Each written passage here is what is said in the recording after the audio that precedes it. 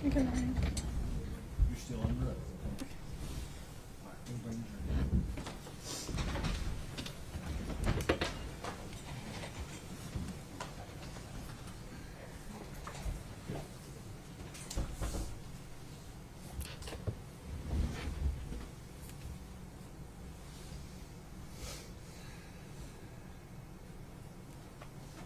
One stand.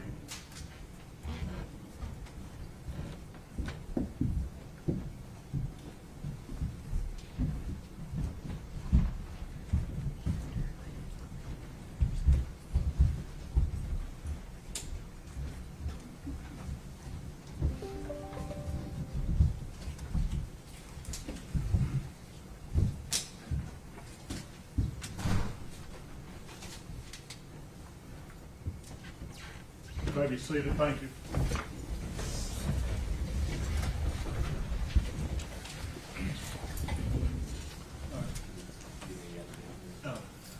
Thank you.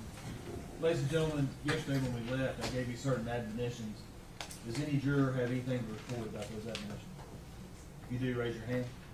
Let the record reflect that none of the jurors have raised their hands.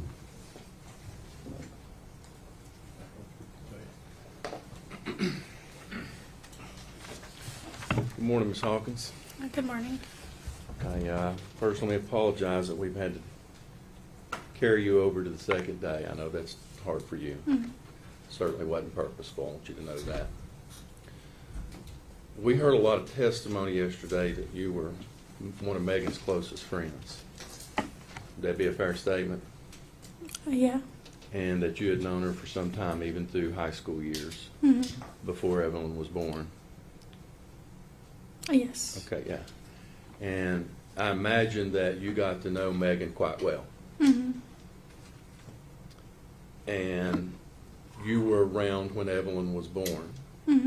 Spent a lot of time with Megan and both Evelyn the first year of Evelyn's life. Would that be a fair statement? Yes. And during any of that time in those 12 months, first 12 months up till Evelyn's first birthday, did you ever see any signs of abuse or neglect on Evelyn? The only thing that I ever really noticed was every now and again I would look back and she wouldn't be buckled up correctly, but we would just buckle her up. I understand. I guess what I'm saying is you never saw any injuries on Evelyn that gave you concern? No. You never saw anything on Evelyn? She appeared to be thriving well. You didn't have any concerns that she wasn't being fed or cared for? No. You didn't have any concerns that she was being physically abused? No. And I imagine, regardless of your relationship with Megan, had you suspected those, it's quite clear yesterday from your testimony you loved Evelyn, you wouldn't have stood for that regardless of your relationship with Megan, would you? No. Okay. And in this time that you were spending with Megan, did you ever hear Megan say or indicate that she didn't love Evelyn? No. Did you ever hear Megan say or indicate that she no longer wanted Evelyn and would maybe consider giving her up for adoption? No. Did you ever hear Megan say that Evelyn was an inconvenience on her life? No.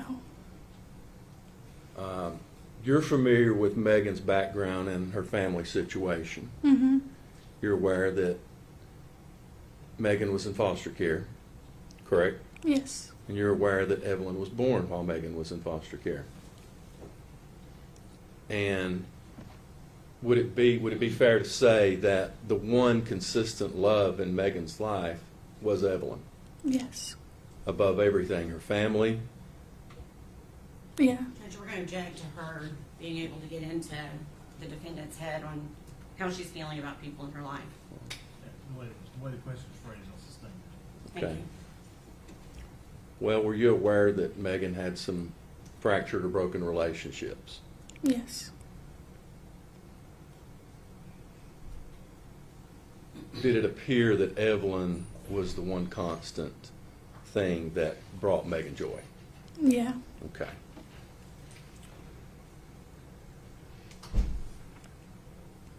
Now, were you aware that, do you know who Tommy Boswell, do you know who Tommy Boswell is? Yes. That's Megan's father. Mhm. You familiar with his girlfriend? Yeah. Do you have personal knowledge that Tommy's girlfriend wanted to spank Evelyn? Objection.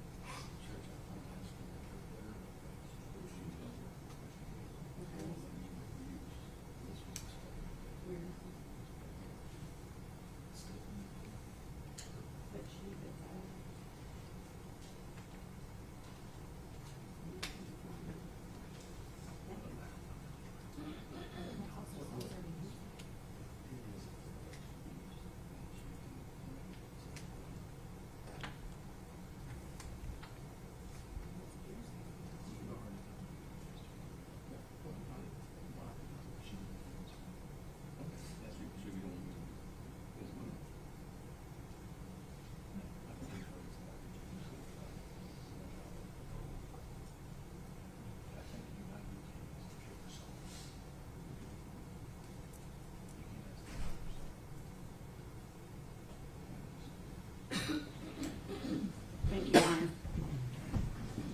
Sustained in part, overruled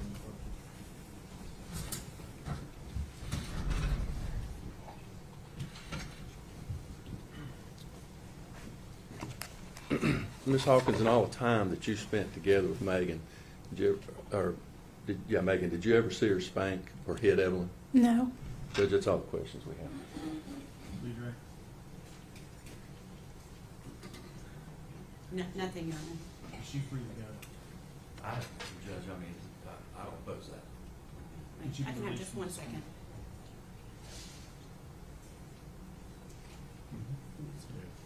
You have one question, Your Honor.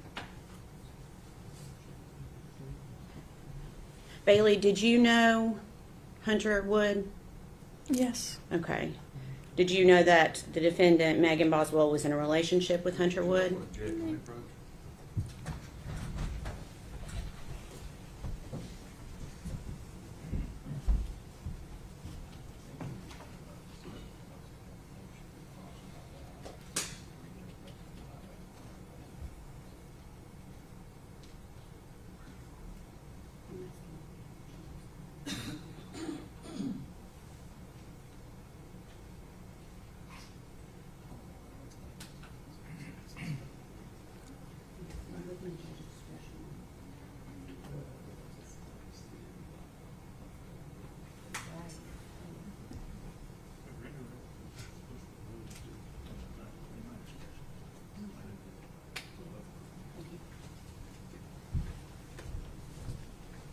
All right, objection overruled. Thank you. And were you aware that they were in a relationship? Yes. Okay. Did you personally ever see Hunter around baby Evelyn? No. Okay. Thank you. Recross.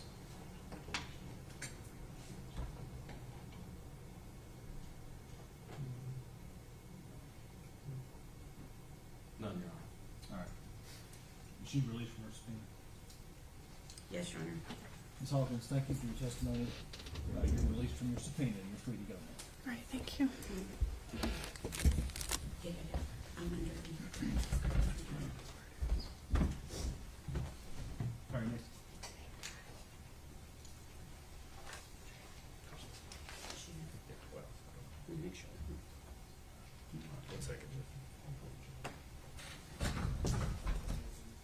The statement called Crystal Crawford.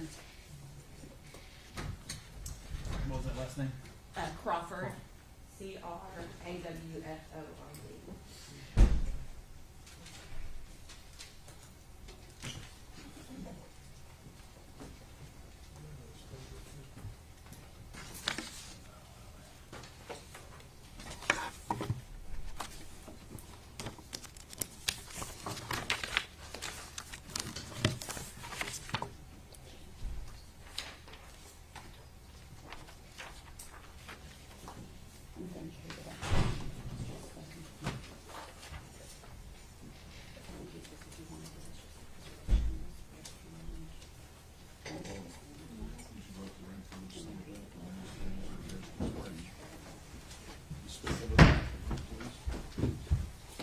Raise your right hand.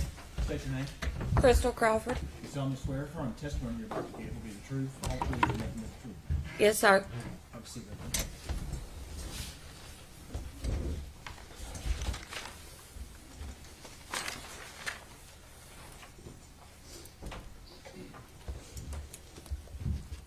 Thank you. Good morning. Good morning, Amber. Tell the jury your name and where you're employed. Crystal Crawford at the Econo Lodge in Kingsport, Tennessee. Okay. Is that located on Airport Parkway in Kingsport? Yes, ma'am. Okay. How long have you been employed there? I have been working there almost 10 years. Okay. What is your title there? Front desk clerk. Okay. Can you give us a brief description of your job duties at the Econo Lodge? Front desk, laundry, some days housekeeping also. Just whatever needs to be done. I do all his management paperwork and all that. Okay. So those duties include things like checking in and checking out guests. Yes, ma'am. Okay.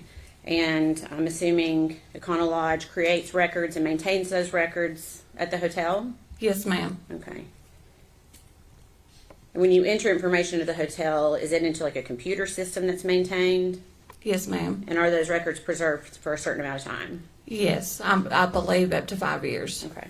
And when you create these records, is it essentially the same procedure each time? Yes. Okay. I'm going to pass you a document. Okay.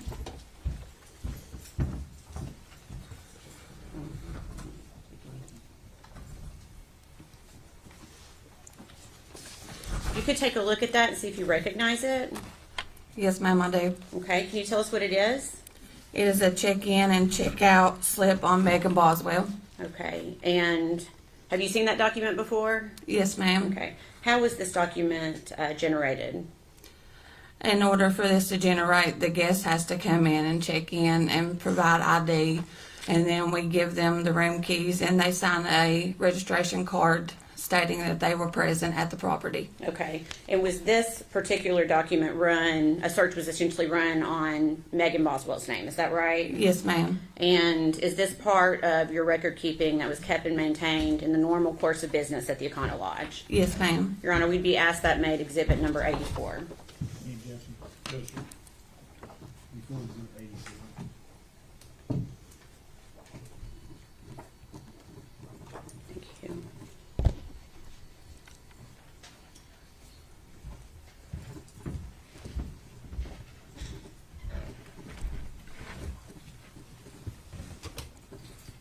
I'm waiting for this screen to, You're fine.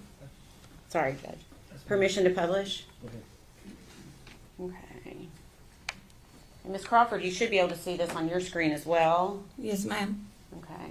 And is this the document you were just referencing that was produced at the Econo Lodge? Yes, ma'am. Okay. And you recognize Megan Boswell's name as having been at the Econo Lodge on 3 dates in 2019 and 1 date in 2020? Yes, ma'am. Okay. Can you tell the jury the dates that Megan Boswell checked in and out of the Econo Lodge in 2019? She checked in on 10/11/2019, checked out on 10/12/2019, checked in on 12/14/2019, checked out on 12/15/2019, checked back in on 12/15/19, checked out on 12/16/2019. Okay. And then she had one more, it looks like on January 6, 2020. Is that right? Yes, ma'am. And if I could please have exhibit number 83 passed to the witness, please. It's that.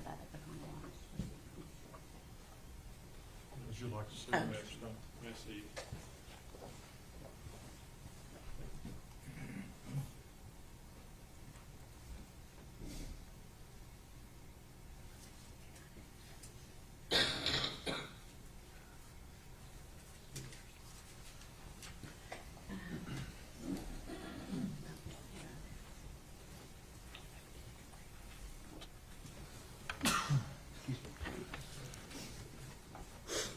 Okay, Ms. Crawford, do you recognize what I've handed you?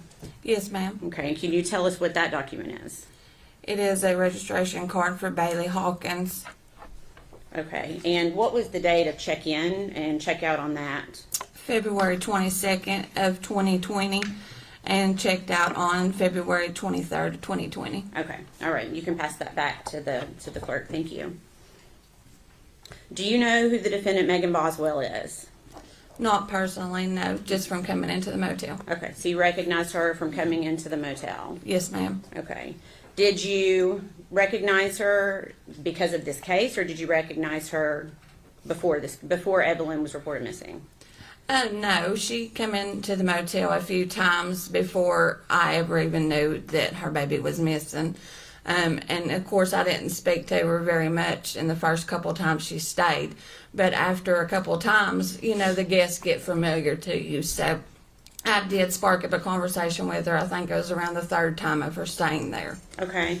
And do you recall her staying at the Econo Lodge during those months that we just went through of December 14th and December 15th, which would have been, I guess, that third day, December 15th Yes, ma'am. of 2019.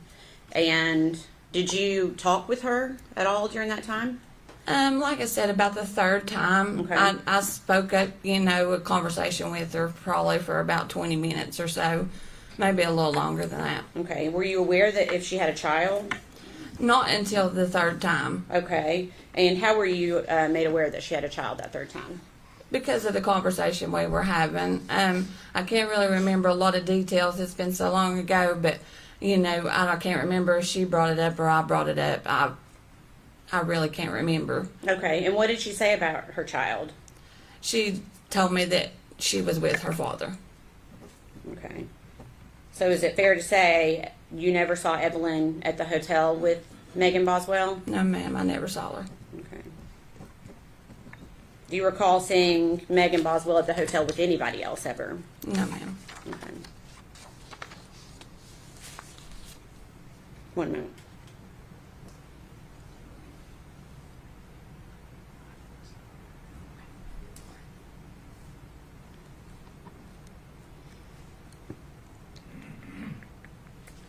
During the times that you saw the defendant, the 2 times in December and the 2 times in January, did she ever appear to be crying? No, not that I can remember. Did she ever give appearance of being scared or worried? No, ma'am, not that I can remember. Did she ever express any concern to you about the safety of her daughter? No, ma'am, not that I can remember. All right. Please answer any questions the defense has for you, okay? Yes, ma'am. No questions, Ms. Witness. All right. Ms. Crawford, thank you for your testimony today. You're released from your subpoena, ma'am. You're free to go. Thank you.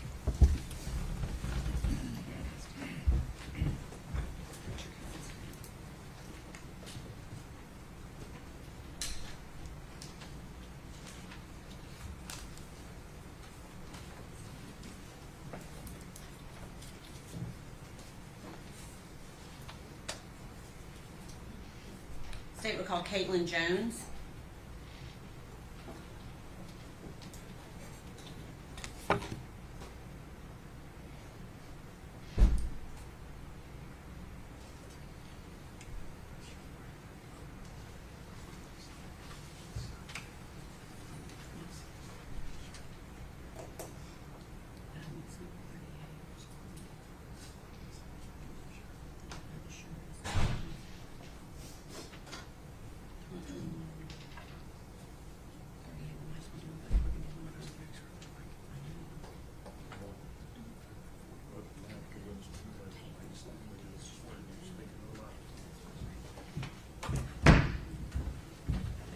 Raise your right hand, ma'am.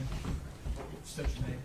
Caitlyn Carter. You solemnly swear affirm testimony back here to be the truth, the whole truth, and nothing but the truth. Yes, sir.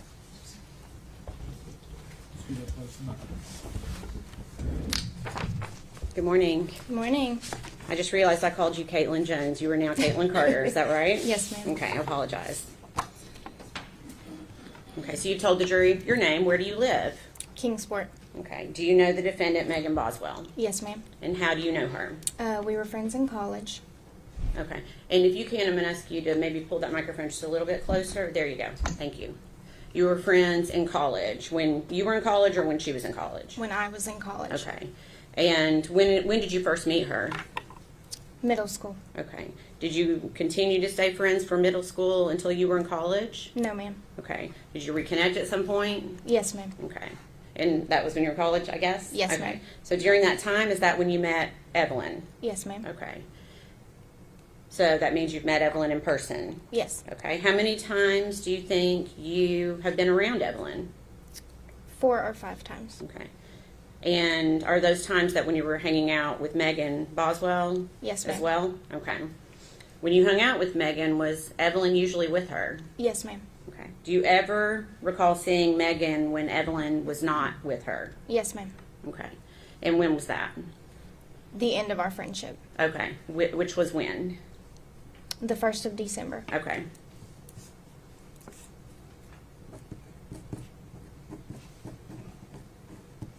So then you're saying you saw Megan without Evelyn the 1st of December? Yes, ma'am. Okay.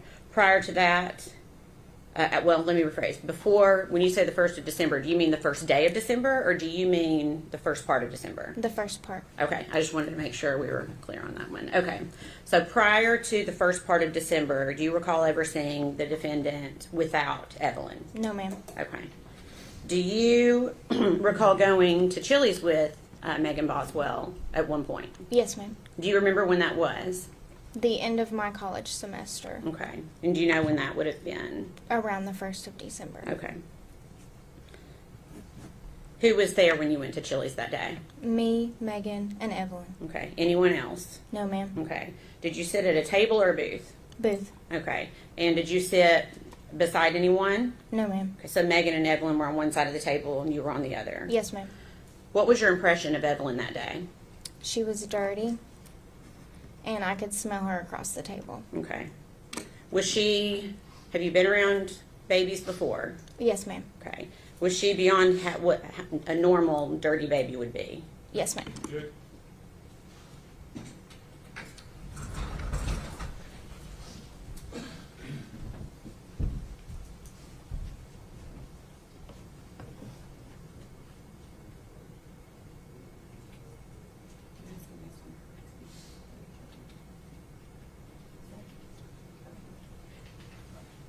Sustained. You said you've been around other babies, is that correct? Yes, ma'am. Based on your personal experience with other babies, did you consider Evelyn dirtier than what your experience was with other children? Based on my personal opinion, yes, ma'am. Okay. And can you tell us how? Can you describe it for us? Her face and hands were dirty, and her clothes were dirty. Okay. Do you recall when Megan started working at the chicken shack? Yes, ma'am. Okay. And do you recall if she was dating anyone when she started working at the chicken shack? Not when she started. Okay. When did she start dating someone shortly after? About a week or 2 after. Okay. And who was that? Hunter Wood. Okay. So around this time, did you notice anything different about the defendant, Megan Boswell? Yes, ma'am. Can you tell me what you noticed? She was spending a lot more time with the gentleman and not Evelyn. Okay. After this time, when she's dating Hunter Wood, did you see Evelyn with Megan Boswell at any time? No, ma'am. Okay. Did you see Hunter with Evelyn at any time? No, ma'am. Okay. Did you have concerns at this point? Yes, ma'am. Okay. Did you talk with other people about it? I don't believe so. Okay. What were your concerns? It was strange that Megan Boswell was not with Evelyn because she was always with Evelyn up until this point. Okay. Did you notice Megan doing things without Evelyn? Yes, ma'am. What types of things? Usually things that you would take your children, such as vacations, going to the aquarium. Okay.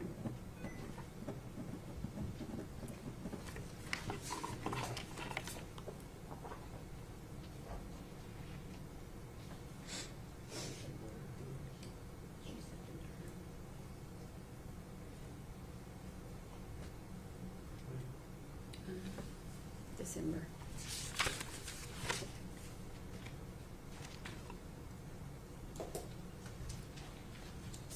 pass you 2 photographs. Thank you. Take a look at those and see if you recognize them. Yes, ma'am, I do. Okay, can you tell me what it is? Megan sent me those when her and Hunter and a few other people went to the aquarium. Okay, and so you got those personally sent to you from Megan? Yes, ma'am. Okay, and what is a photograph of? Megan and Hunter Wood at the aquarium. Okay, Your Honor, we'd ask that to be made exhibit number 85. Any objection? No.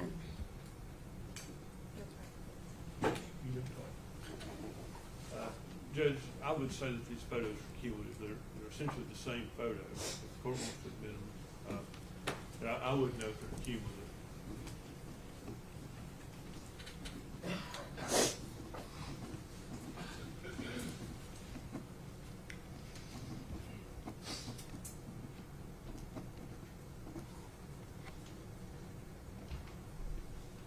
I think if they're going to be introduced separately, I mean, they should be introduced separately. They shouldn't be introduced as a cumulative. Okay. You want to do 85 and 86, Your Honor?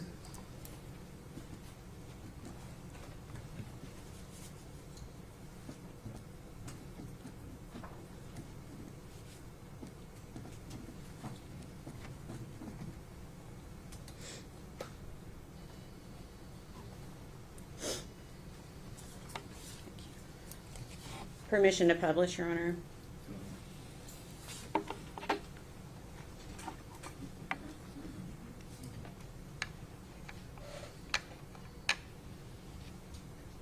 Caitlyn, is this one of the pictures you received from Megan Boswell?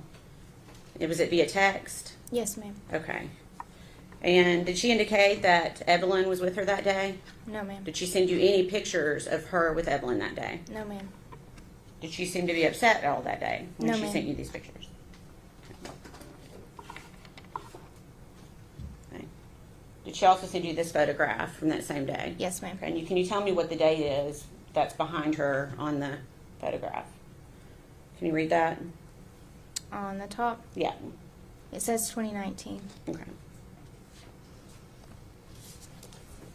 And you may not recall, but if you do you remember when those photographs were sent to you? I do not recall. Okay. Would it have been after early December? Yes, I mean, ma'am. because it would have been, you said, she started dating Hunter 1 to 2 weeks after the beginning of December. Is that right? Yes, ma'am. Okay. So is it fair to say it was at least 1 to 2 weeks after mid-December? Yes. Is that fair? Yes. Okay. So for mid-December is, well, let me say this. Prior to Thanksgiving of 2019, did Megan talk a lot about Evelyn? Yes, ma'am. Okay. Did you see her post a lot about Evelyn? Yes, ma'am. Okay. What about mid-December? Is she still doing that? No, ma'am. Okay.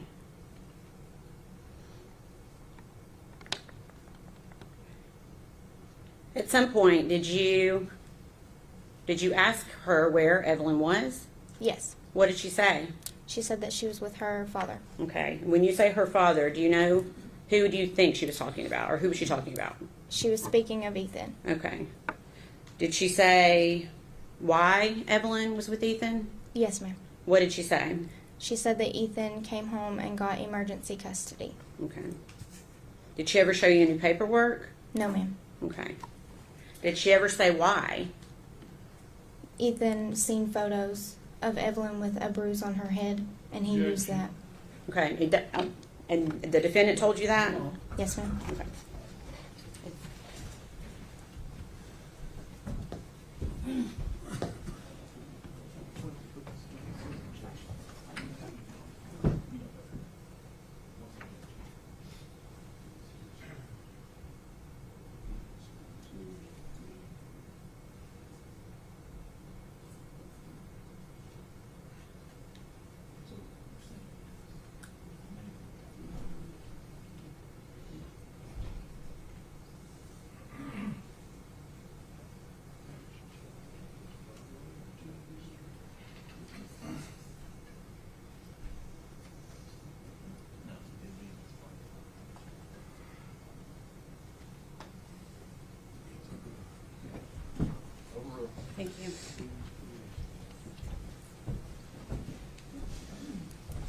Okay. So we're going to go back to that. Did Megan say why Ethan had taken emergency custody of Evelyn? Yes, ma'am. And what did she say? She said that Ethan had saw photos of Evelyn with a bruise on her forehead. Okay. You said she never showed you paperwork of custody. No, ma'am. Okay.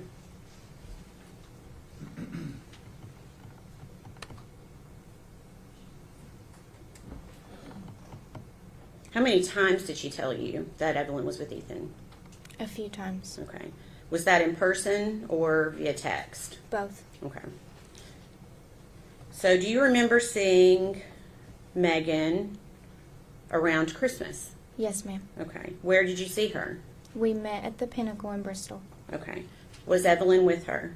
No, ma'am. Did you talk to her about Evelyn? Yes, ma'am. What did she say? She still said that Ethan had her. Okay. And do you remember Megan getting a phone call while you were talking to her that day? Yes, ma'am. Do you know who called her? Yes, ma'am. Okay. Who called her? Her father. Okay. And we're not going to be able to say what he said to her, but what did Megan say to her father over the phone? She told her father that she would be getting Evelyn back around the 1st of February. Okay.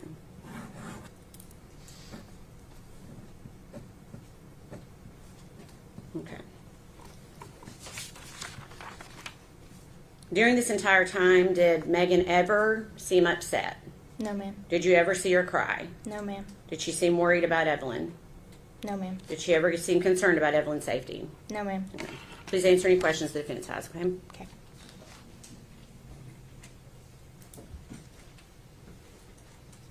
Morning, Miss Jones. My name is Gene Scott. How are you? I'm doing well. It's Miss Carter. Oh, Miss Carter. Yes, sir. I'm sorry, I got it wrong. Did it used to be Miss Jones? Yes, sir. Okay. So how often were you around Megan, let's say in 2019? Would you consider yourselves close friends during that time period? Yes, sir. Okay. How often would you see her? About twice a month. Twice a month. And you described a meal, I think was it Applebee's? Chili's. Chili's. When was that meal? Around the 1st of December. You say around the 1st of December. Can you be more specific? And let me ask you this way. You equated it to your college semester or your earlier testimony. Mm-hmm. Had you finished? Had you taken your exams? Were you waiting to take exams? What part of the end of the college semester were you at? She actually took me out to eat for celebration of finishing my exams. Okay. So the exams were in December. Yes, sir. That's typical, I think, of a college schedule, isn't it? Yes, sir. So this would have been sometime, say, after the 5th or 6th, maybe? I would say so. Okay. Do you know what day of the week it was? I do not. Would have been a weekday.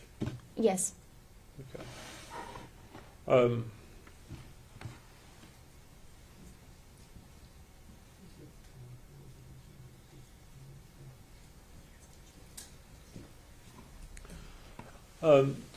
Miss Carter, you described Evelyn as being dirty that day. Yes, sir. Had you ever seen Evelyn dirty before? No, sir. Did you ever see any signs of abuse? No, sir. Did Megan seem like a loving mother to you? Yes, sir. Did she seem devoted to Evelyn? Yes, sir. Did you ever see her neglect her in any way? No, sir.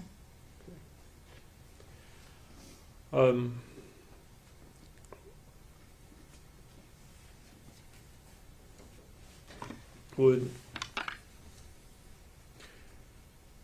be fair to say that at some point your friendship with Megan ended? Yes, sir. When did that occur? Around the 1st of January. And did that have anything to do with Evelyn? No, sir. Why did your friendship end? She lost or misplaced her phone and did not have a way to communicate with me. Okay, so y'all just quit talking? Yes, sir.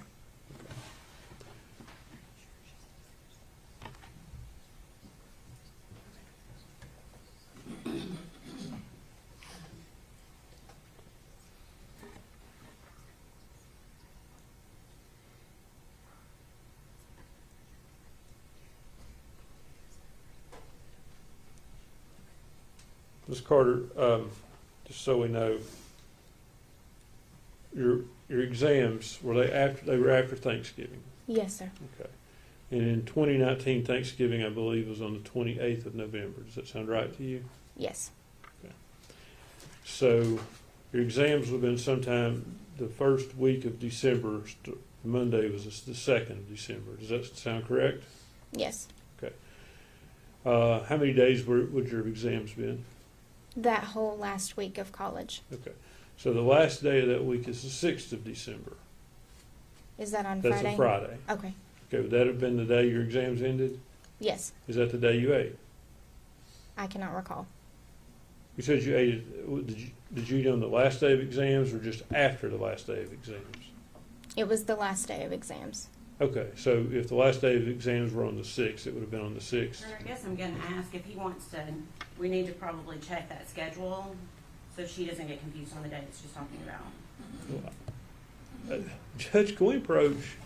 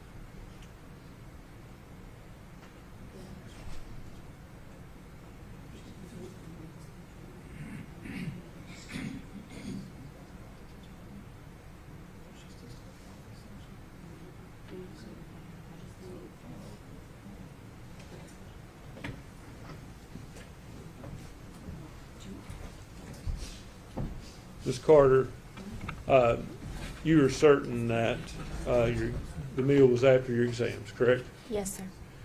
And you're also certain that the exams were after Thanksgiving? Yes, sir. No doubt in your mind? No, sir. You have no memory issue with that? No, sir. You just can't remember what day in December it would have been? Yes. Okay. You would agree with me that your exams were definitely in December? Yes, sir. And do you know for sure they ended on Friday? Yes. Okay.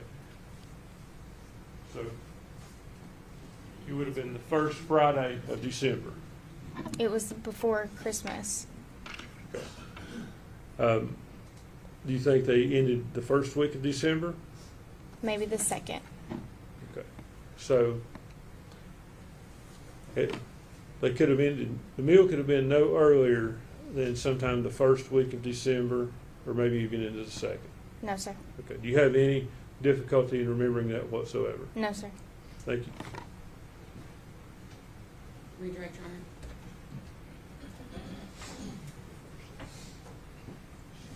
Do you remember giving an interview to law enforcement?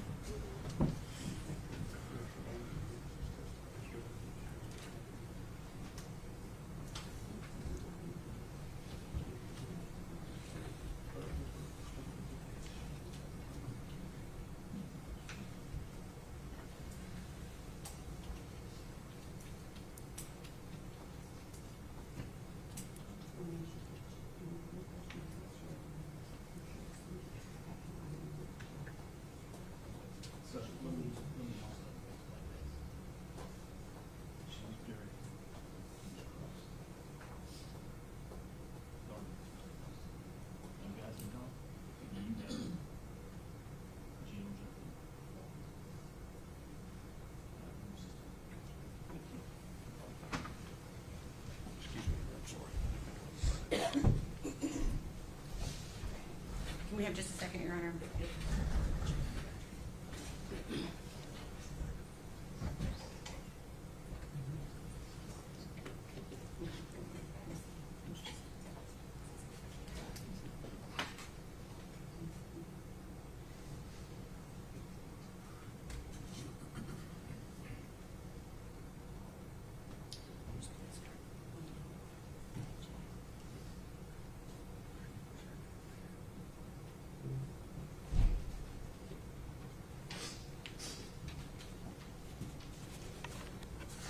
Caitlyn, do you remember the last time that you saw Evelyn? Yes, ma'am. Okay, when was that? It was the day we went to Chili's. Okay. And I know Mr. Scott was throwing a lot of dates out at you. How do you, let me ask it this way. Was that before or after Megan started working at the Chicken Shack? That was after. Okay. How long after? 3 or 4 weeks. Okay.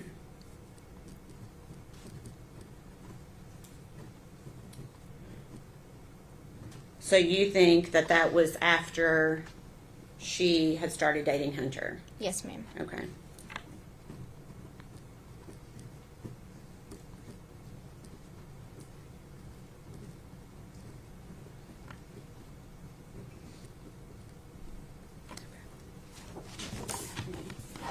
That's all the questions I have.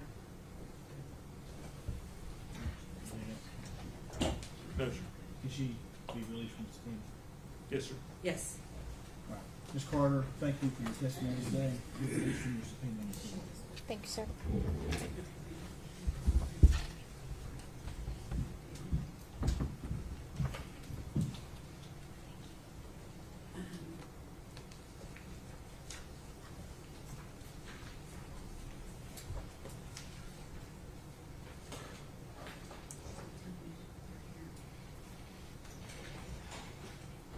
Say it was called Gail Tide.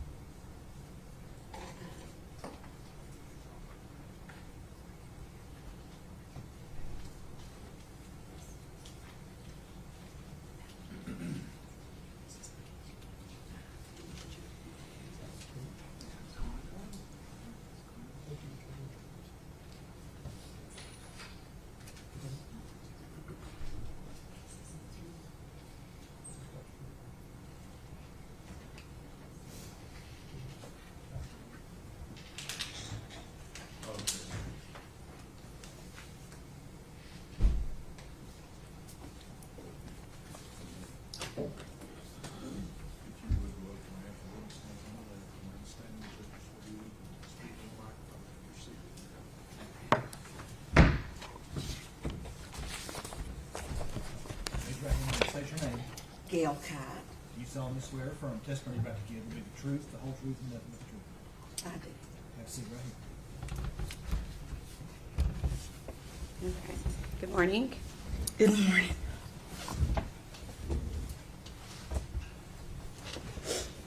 Okay, so we get that you're spelling your name spelling correct. Your last name is spelled Kyte. Is that correct? That's correct. Okay. And where do you live? Roan Mountain. Okay. And do you know Megan Boswell? I do. Okay. How do you know her? I was her foster mother for 4 months. Okay. Do you know what year that was in? 2018 to February of 2019. Okay. Do you know how old Megan was when she came to live with you? 17. Okay. And do you see her in the courtroom today? I do. Can you point her out to us, please? Okay. And I'm going to ask that you describe what she's wearing, please. Looks like a black and white shirt. Okay. We had asked the record to reflect she's identified the defendant. Were you also living in Roan Mountain during 2018? I was. Okay. Was Megan pregnant when she came to live with you? She was Do you may not, but do you recall how far along she was? 7 months. Okay. And do you remember when Evelyn was born? I do. Okay. What month was that? November Of 2018? 2018. Okay. And did Megan and Evelyn continue to live with you during that time? They did. Okay. Did Evelyn appear to be developing normally? She did. Okay. I'm assuming you have children of your own. I do. Any concerns, based on your own personal experience, that you had with Megan caring for Evelyn? No, Okay. Everything seemed to be appropriate? it did. Okay. And did Megan take Evelyn to all of her pediatric appointments? Yes, How did she get there during the time she was living with you? I took her. You took her? Okay. To your memory, did you take her to all of those appointments? While she was living with me. Okay. Yes. Okay. And I think you've already said they lived with you about 4 months, and she moved out in February 2019. Is that right? That's correct. And do you know where they moved? To her father's home. Okay. That'd be Tommy Boswell? Yes, Okay. Did you continue to have contact with her after they moved out? I did. Okay. How did you keep in contact? Most of it was Facebook, texts, calls. Okay. And do you remember Megan bringing Evelyn to visit you in September of 2019? I do. Okay. And would Evelyn, so she wasn't quite 1 year old at that point, is that right? That's correct. Okay. Was Evelyn walking yet? She was toddling. Okay. So still occasionally holding on to things, but letting go occasionally, or did she wasn't letting go yet? She was letting go. She was taking a step or two on her own. Okay. And again, this is right before, 2 months before her first birthday. Did she appear to be developing normally? She did. Did she appear healthy? She did. Okay. After that visit in September, do you remember Megan contacting you regarding babysitting? She did. Okay. And do you remember when that was? What month that was? She reached out to me several times. The first time was in August. She was wanting to go to school. Okay. And then she reached out to me, I want to say again, towards the end of December. Okay. Let's see here. Okay. I'm going to show you a document to see if that helps you with your date a little bit.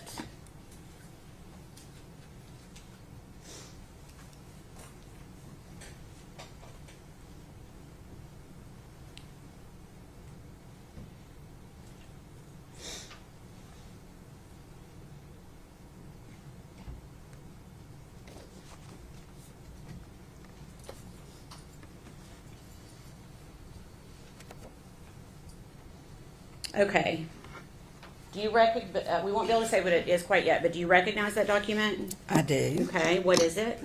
That's text messages between me and Megan. Okay. And what is the date of those messages? December the 3rd of 2019. Okay.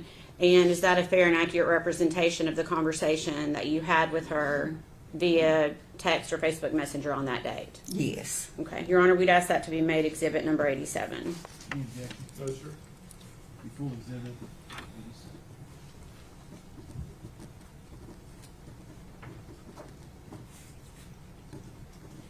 And permission to publish, Your Honor. Okay.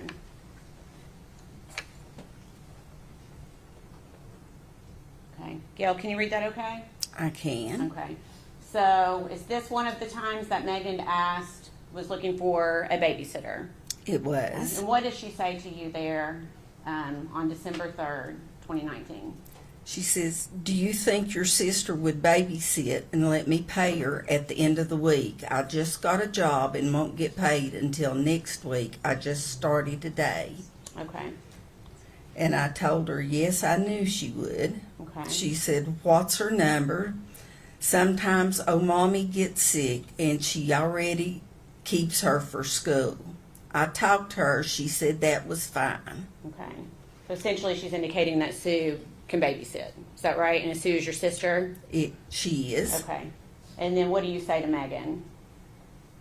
Sue wants you to call her. She wanted to know if you had a pack and play you could bring. Okay, what does Megan say? I'm at work. Yes, I have one. Okay. Does that help refresh your memory a little bit on the date? It does. So it would have been early December, not late December? Correct. Okay.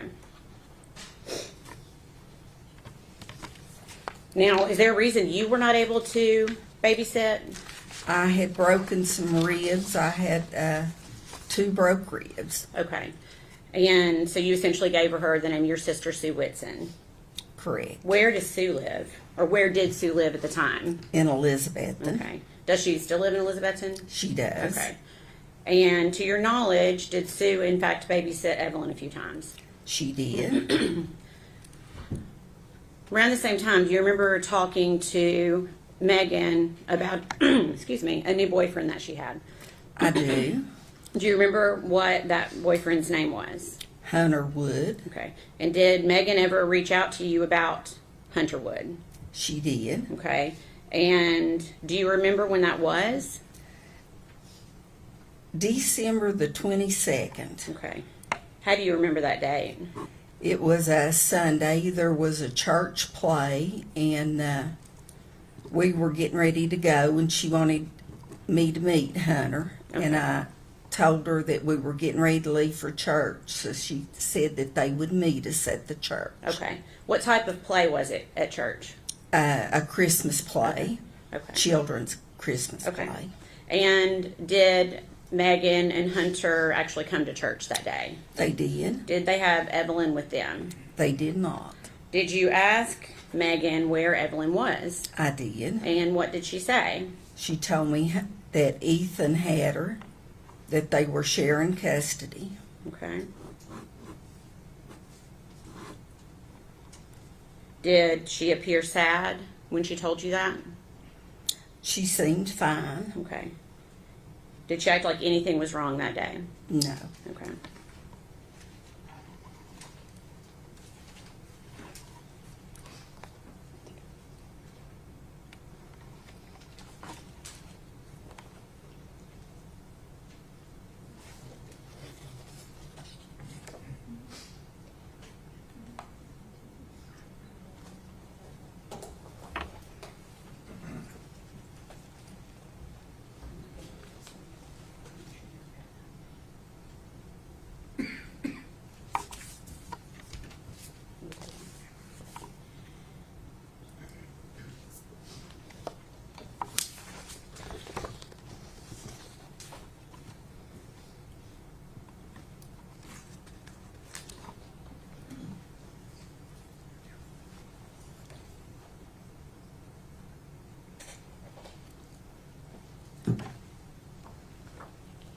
Do you have any objection?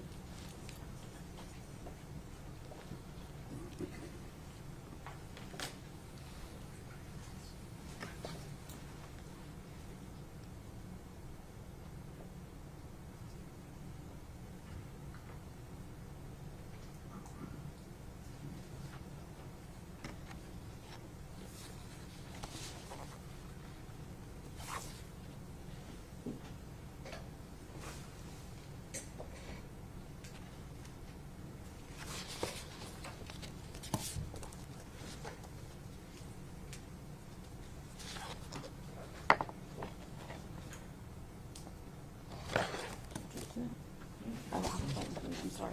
I'm sorry. I thought they were discussing it.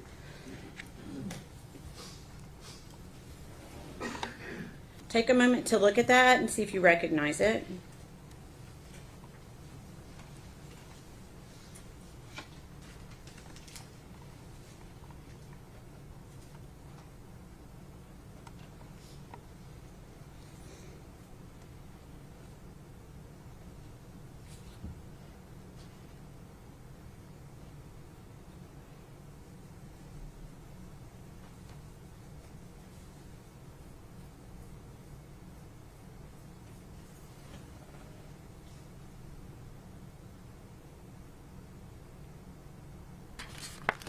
Do you I do. recognize that? Okay.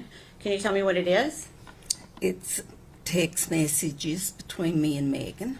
Okay. And what date were those messages sent? January the 13th. Of 2020? Yes, ma'am. Okay. Is that a fair and accurate representation of your conversation with Megan on that date? It is. Now, we'd ask that be made exhibit number 88. Objection? No, sir. Full exhibit 88.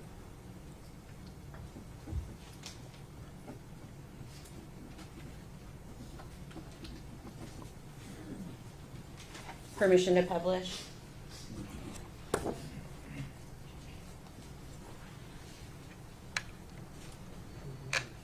Okay. So it looks like you start this conversation by asking how she and Evelyn are doing. And what does Megan say in response? Good. Ethan has half custody now. Okay.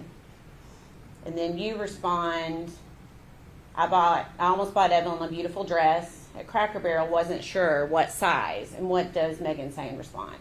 She wears 18 months now. Isn't that crazy? Hunter and I can come when we get off work. Ethan has Evelyn until Friday, though. Okay. And continuing the conversation, I told her wait until Thursday. We're having a DCS home inspection tomorrow, and I'm cleaning and getting ready. It makes me nervous. Okay. LOL. okay. And what does Megan say in response?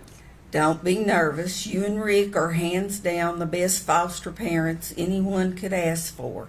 In a lot of ways, you are my family more than my actual family. Okay, and what do you say? Thank you. We love you and that baby. Is Ethan out of the Army?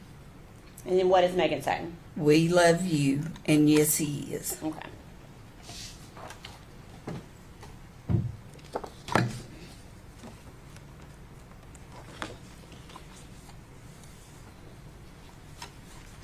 Okay.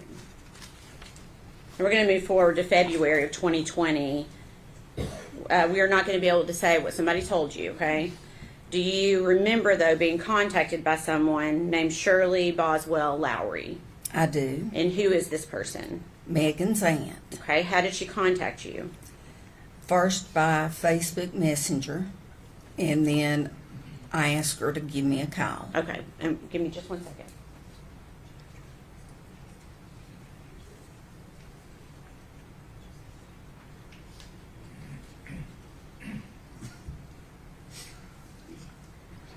Okay. Had you ever been contacted by her before? No. Okay. Okay. So, again, we're not going to be able to talk about what she told you, but what did you tell her about what Megan had told you? I told her that I didn't know where Evelyn was. I also told her that the last time I'd spoken with Megan that she had told me Ethan had half custody of Evelyn. Okay. And did you have Evelyn? I did I know not. that may be a crazy question, but you did not. No. Okay. What did you do? Based on that conversation, what did you do? I tried calling Megan. Okay. And did you call her phone? I did. Okay. And I got a hold of Tommy. Tommy, Megan's dad, had Okay. her phone. Okay. And what did you tell Tommy? I was looking for Megan, and then he discussed the same thing Shirley Okay, yeah, had we- discussed. And we won't be able to get into what he said. We can only essentially get into something that maybe Megan told you or something that you say yourself. I know it's a little confusing. Okay, so essentially you call Megan's phone, but Tommy answers. Correct. Okay. And you were essentially trying to get in touch with Megan. You didn't get in touch with her that way, so what did you do next? I texted her by Facebook. Okay. And did she respond to you? She did. She Okay. said she didn't have a phone. She couldn't talk. That it had to be by text message. Okay. And was that Facebook Messenger? It was. Okay. Did you contact anyone else that day? I did. Who did you contact? Constance Cole from DCS. Okay. And who is Constance? How do you, is that through the That- foster care stuff? It was. Okay. And were you able to get in touch with Constance? I could not. It was after hours, so I left her a message on her phone. Okay. And what message did you leave? I told her that Evelyn was missing. Okay.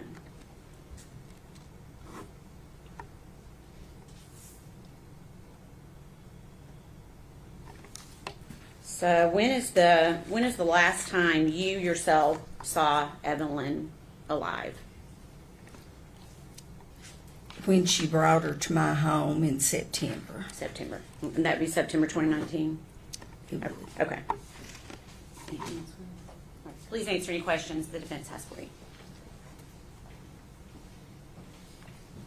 Good morning, Ms. Scott. My name's Gene Scott. How are you?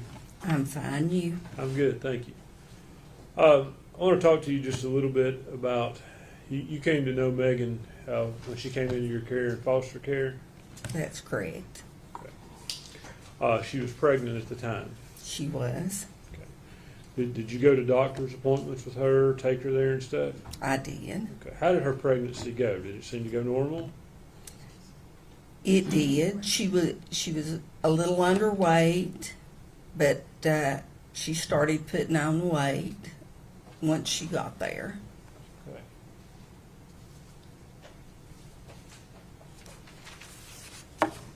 You said Megan was underweight when she came to live with you? She was 7 months pregnant, and you couldn't even tell she was pregnant. Goodness. Were you present for any medical procedures she received while she was pregnant? No, most I would take her, but I would stay out in the lobby. Do you know if she had any medical issues while she was pregnant? No, You don't know, or I don't know. okay. Had you been told she had intrauterine growth restriction? If we're object to hearsay. Probably is. So you didn't witness any procedures? No, I feel like you're wanting to say more. well, I do know that she. Okay, don't. If unless it's something you know of your own knowledge, you can't talk about it. I appreciate that.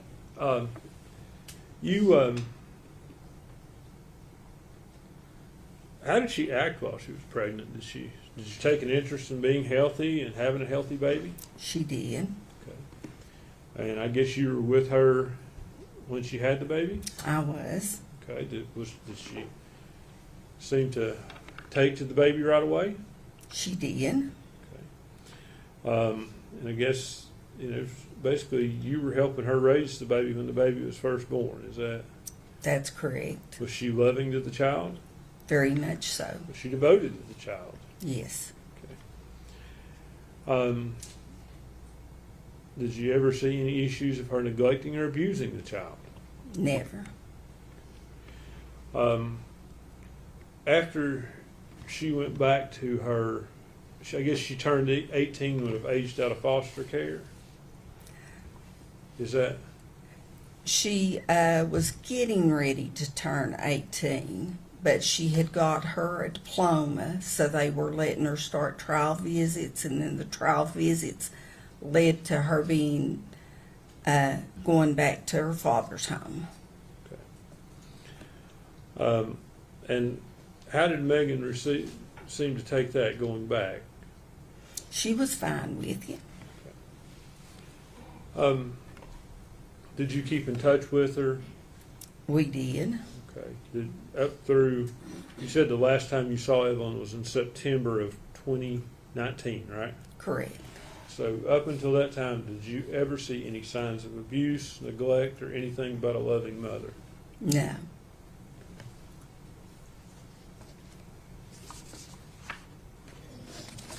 That's all the questions I have. Thank you, Ms. Scott. Nothing from the state. It should be released. From the state, yes. Yes, sir. Ms. Kite, thank you for your testimony today. You're released from your subpoena mandate for today. Good.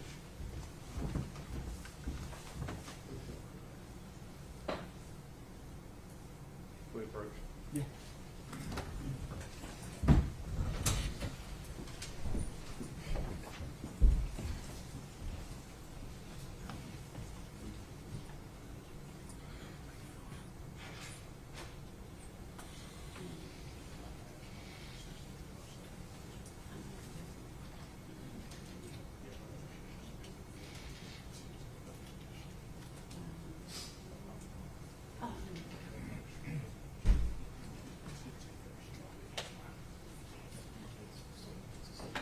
Okay, I just want to make sure you mark out. That's the first time they come up.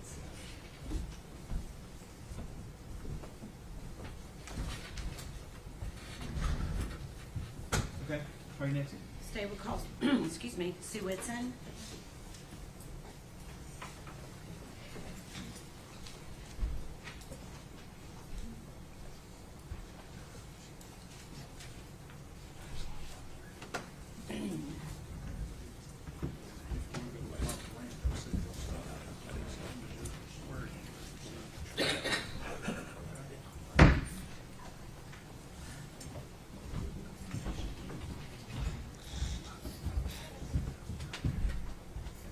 Raise your right hand and state your name for me. Sue Whitson.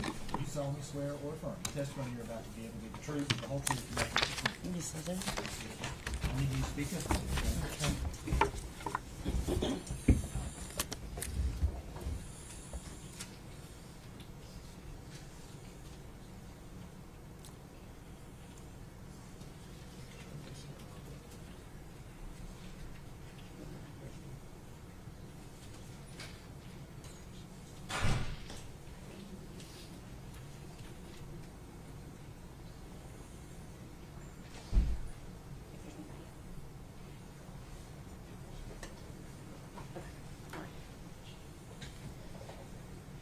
Good morning.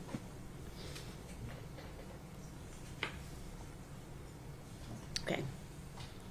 Your name is Sue Whitson, Yes. and is your last name spelled Whitson? Yes. Okay. Where do you live, Sue? In Elizabeth. Okay. And do you know Gail Kite? Yes, I do. Who is Gail Kite to you? She's my sister. Okay. And to your knowledge, has your sister taken in foster children through the years? Yes. Okay. And was Megan Boswell one of the foster children that came and lived with your sister for a while? Yes. And were you aware that Megan Boswell had given birth to a child named Evelyn? Yes. Okay. And were you aware that at some point Megan and Evelyn moved out of Gail's house and got their own place? Yes. Okay. And were you contacted by Megan to babysit Evelyn? Yes, I was. Okay. Do you remember how you were contacted by her? Text message. Okay. And did you actually babysit Evelyn Yes. for her? Yes, I did. Do you remember how many times? I think maybe 3 or 4. Okay. When you babysat, was it in your home or Megan's home? My home. Okay. So she would bring Evelyn to you in Elizabethton? Yes. Okay.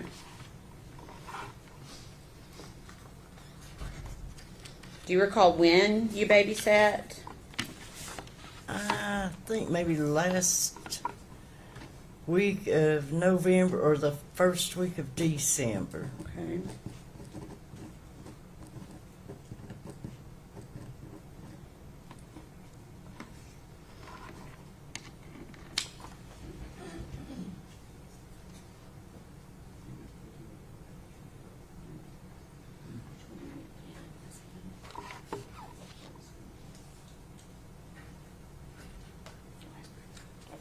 I'm going to pass you a document. See if you can identify it.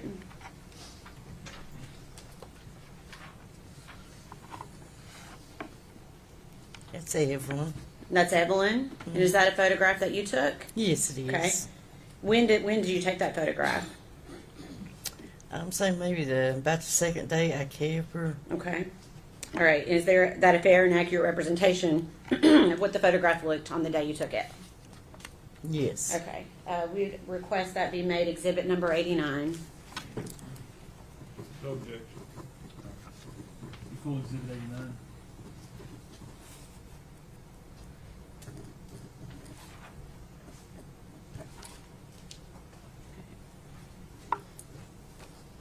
And permission to publish, Your Honor. Go ahead.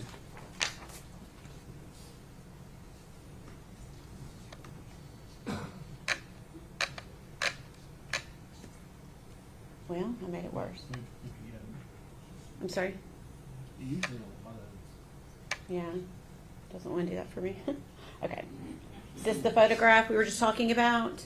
Yes. Okay, so that photograph would have been taken, you said you babysat her last of November to early December. Yes. So this would have been taken around that time. Yes. Is that right? Okay. And does Evelyn to you appear healthy here? Pardon? Was she healthy? Oh, yes. Okay. And was she walking? Yes. Okay.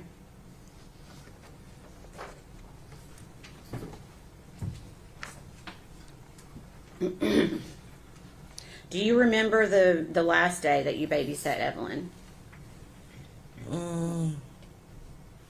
Pretty much. Okay. Do you remember what time Megan picked Evelyn up that day? It was late that night, say maybe 10:30. Okay. And you may not recall, but do you recall the date? I'm not sure. Okay. Did Megan indicate that she needed you to babysit again after that day? No, she said that she wouldn't need me no more. Okay. And did she tell you that when she picked Evelyn up, or did she tell you that later? She told me later. Okay. So when she picked her up, did you think you were going to be babysitting again? Yes. Okay. When did you learn you wouldn't be? Maybe a couple days later, she got to where she wasn't bringing her. She just wasn't bringing her? No. Okay.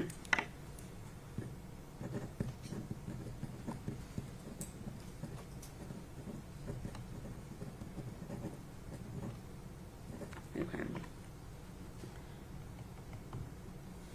During the days that you watched Evelyn, did you have any concerns? Yes. Okay. What concerns did you have?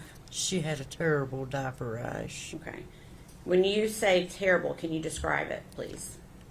It was just really like sore looking, had marks through it, maybe scratches. It was just really bad looking. Okay. Have you kept other children Evelyn's age before? Oh, yes. Okay. So you feel like you've got pretty good experience Yes. with babies and toddlers? Yes. Okay.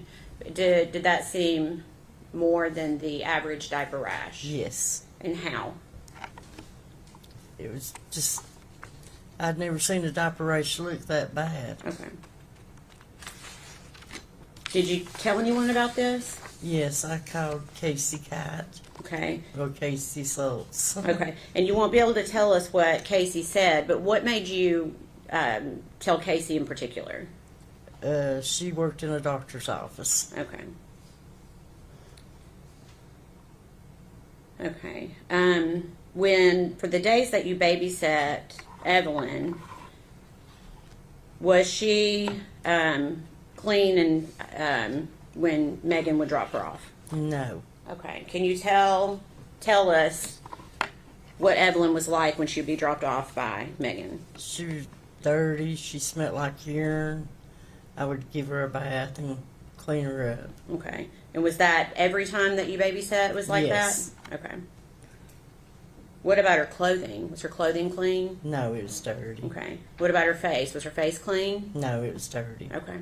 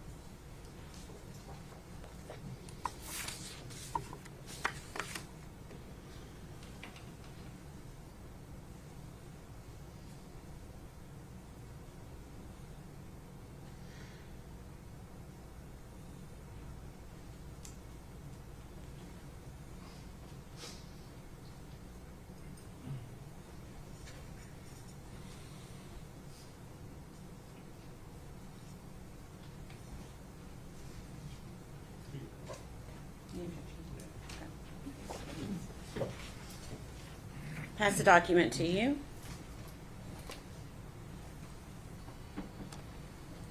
Take a moment to look at it, see if you recognize it. Yes. Okay, what is it? Text between me and Megan. Okay, what's the date of that? December the 21st. Of 2019? Yes. Okay. Is that a fair and accurate representation of the conversation between you and Megan on that date? Yes. We'd ask that be made exhibit number 90. Any objection? No, sir. Full exhibit 90.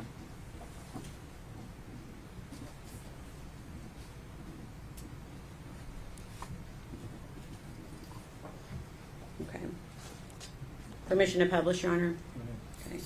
Before I put this up, do you remember discussing with Megan about payment Yes. for babysitting? Had Megan paid you prior to this date? No. Okay. Why not? Did she say why she wasn't paying you? She was supposed to be in a custody battle with, I guess, the baby's daddy. Okay. Did she eventually pay you? Yes, she And did. how did she pay you? She put it in the mailbox and sped out. Okay. You said sped out? Yeah, Okay. sped in her tires. Oh, okay. Okay. All right. I'm going to show you this conversation.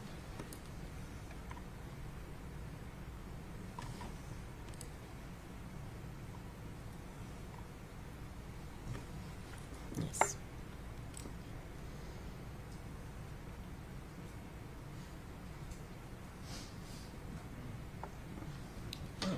It's okay.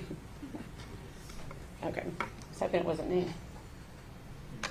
That's okay. Okay. Can you see that okay? Get a little bit bigger. Let's see here. There we go. Okay. So we've got the date of December 21st, 2019, and you're saying to her, I don't know why you don't want to pay me. I could sure use the money. I'm broke out of gas. Please pay me. I hope I didn't do something to make you mad. And what does Megan say to you? She said, I'm sorry.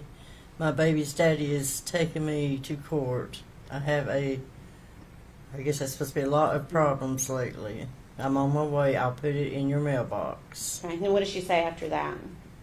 Sorry, I've been crying, or I would have stopped and talked. I'm sorry. It took me so long.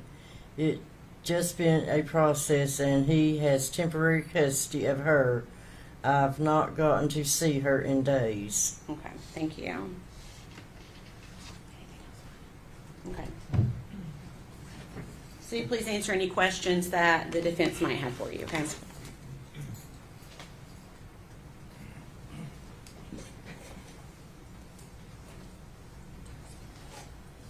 Good morning. My name's Gene Scott. How are you? How well did you know Megan? Not well at all. Okay. Did you ever interact with her when she was at your sister's home and was part of No. foster care? No. So how many times did you meet her? Maybe 3. Okay. And the picture you took, you said was the last time you kept Evelyn. Yes. When was that? In, I realize you may not have the exact date, but you know in the month? December, I think. Okay. Fair to say it was after Thanksgiving? Yes. Okay. Do you remember the day of the week it was? I'm not sure. Now, there was some talk, testimony you said Megan later after that had told you that she wouldn't need you anymore. Is that right? Yes. Do you know, was that a week, 2 weeks, 3 weeks? I'm saying maybe 2 weeks. Was it up around the time she paid you? Yes. She ultimately paid you, I think, for that babysitting in December. Yes. Was it around the 22nd maybe? Does that ring a bell? I'm thinking it was maybe the last week. Up close to Christmas? I mean, first week of December. That's when you said that, okay. Oh, that's what I was supposed to. Yeah, I'm not quite sure. Not trying to confuse you, but your testimony was that you last watched her sometime in December. Yes. Okay. And then we've seen your text messages here. I think they were. Can I withdraw the last exhibit, please?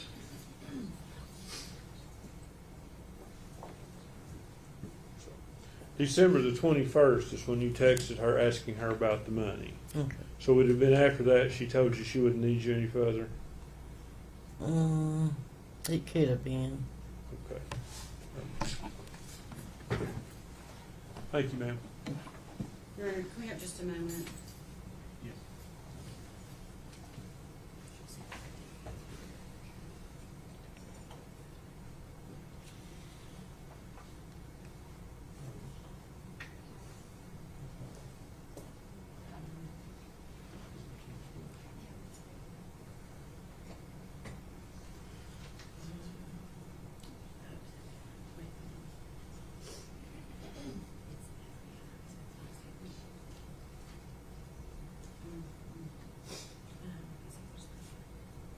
We don't have any other questions, Your Honor. May she be released. Yes, sir. Ms. Whitson, thank you for your testimony. Your release from your subpoena, ma'am, you're free.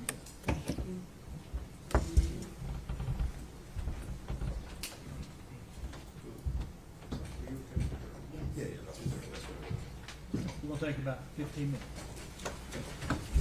One stand, please.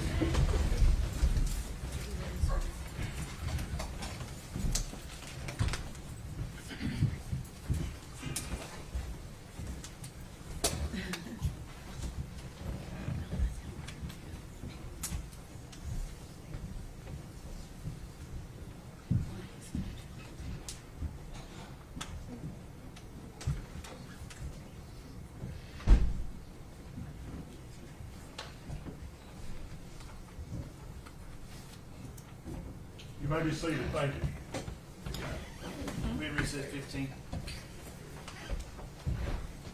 Court stands in recess.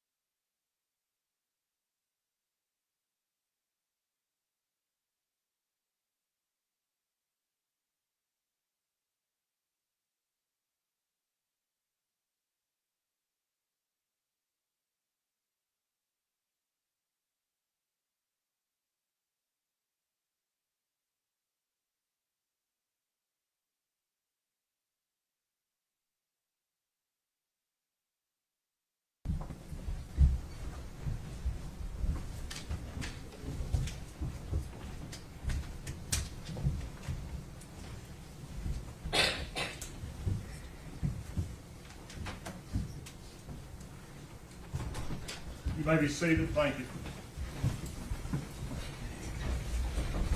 Right next one. This day we'll call Erica Stacy.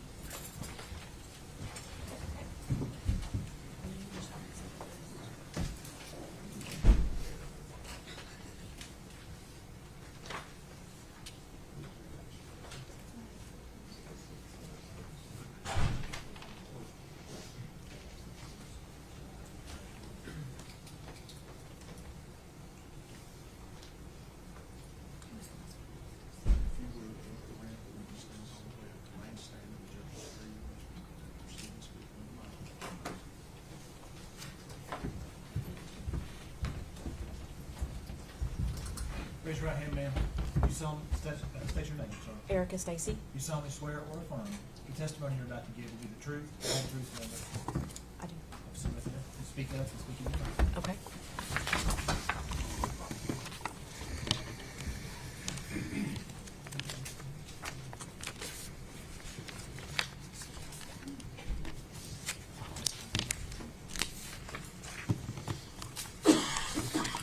You ready? Okay, good morning. Good morning. Check it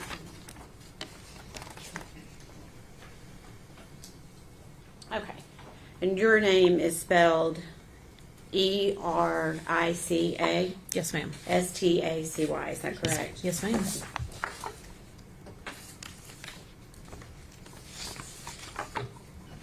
Miss Stacy, where do you live? Kingsport, Tennessee. Okay. And do you know the defendant, Megan Boswell? I do. How do you know her? She dated my son, Caleb. Okay. And do you remember when they dated? It was spring of 2019. Okay.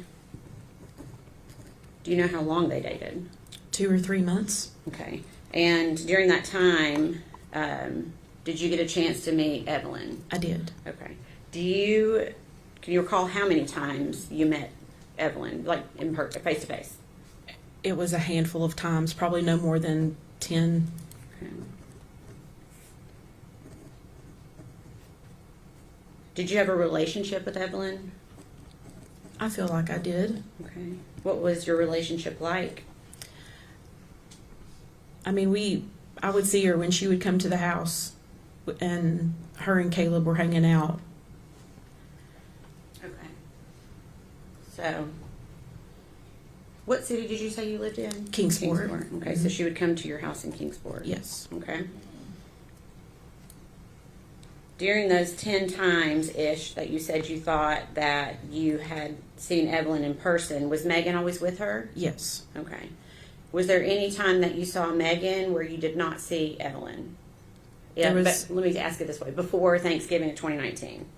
No. Okay. No, they were pretty much connected at the hip. Okay. So every time you saw Megan, you saw Evelyn? Yes. Okay. To your knowledge, personally, did Megan ever allow anyone to babysit Evelyn? Just family. Okay. Did you ever babysit Evelyn? No. Okay. Did you ever offer to babysit? Yes. Okay.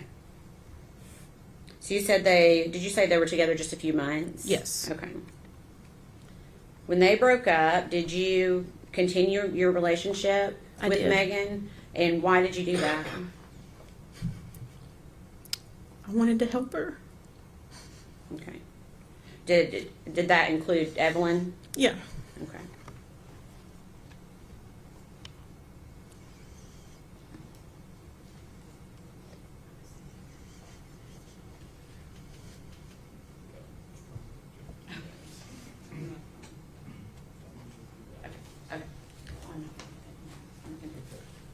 Okay.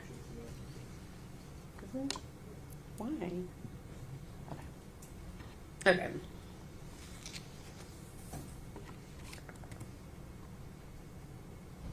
Okay, do you remember Megan bringing Evelyn to your house in September of 2019? Yes. And do you remember why they came by that day? I was putting decals on Maggie's car. Okay. And just so the jury understands, you occasionally make things on like a machine? Yes, on a Cricut. Okay. So you'd made like vinyl stickers? It was like a Chevy decal. We were covering her Chevy emblems. Okay. And was Evelyn with her that day? Yes, that was the deal that I wouldn't charge her for the decals if she brought Evie with her. Okay, and so you just said Evie. Is that what you would call That's what we called Evelyn? her, yeah. Okay. And did you ever see Evelyn again after that date? Not that I remember. Okay. September 29th. Do you remember seeing Megan again in November of 2019? Yes. And do you remember why you saw her then? I made Evelyn birthday shirts Okay. and a gift for her Okay. birthday. Okay. And was that something you also did on your Cricut machine? Yes. Okay. Were you aware of when Evelyn's birthday was? It was November 21st, I believe. Okay. So this would have been for her first birthday? Yeah. Okay. And did you meet up with Megan to get those things to her? I think she come by the house to pick them up. Okay. Did she have Evelyn with her that day? No. Okay.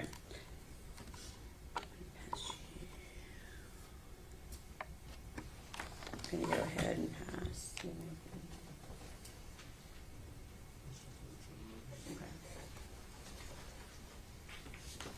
Can we approach?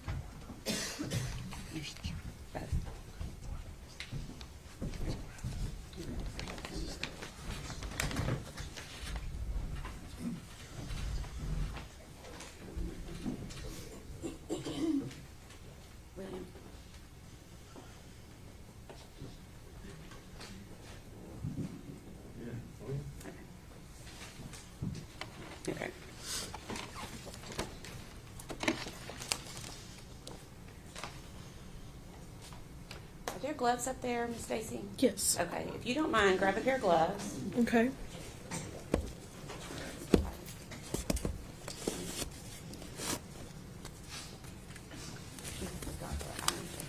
Okay.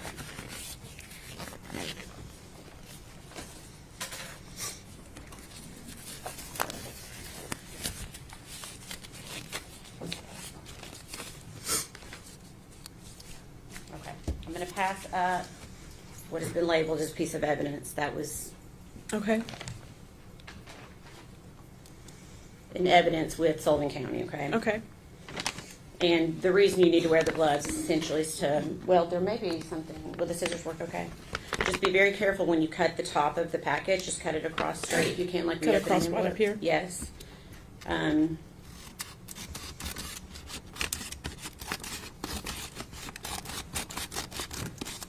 Okay. Take And it then, out? yes, if you can go ahead and just take out what's in the envelope, and don't show it to the jury yet, but see if you can identify that. Yeah. Okay. Can you tell me what it is? It's the shirt that I made for Evelyn for her birthday. Okay.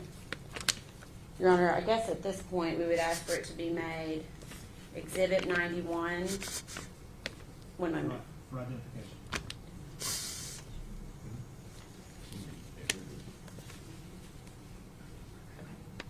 For identification only.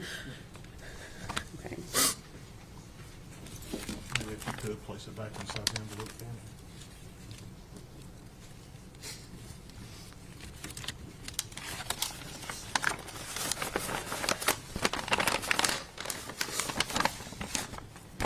Thank you.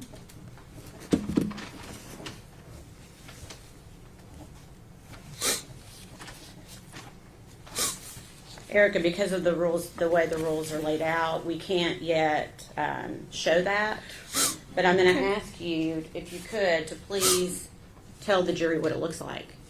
It was a blue long sleeve shirt that had the yellow baby shark on it. That was her favorite one. Okay. And did you put anything personalized on it for? It just talked about it being her first year, her 1 year birthday. Okay. Okay. And you personalized that for? I Like did. You had put that I on did. to the. Okay. Yeah. Okay. All right. I'm going to pass you again. We're going to do the same thing. This is the last one. Okay. Okay.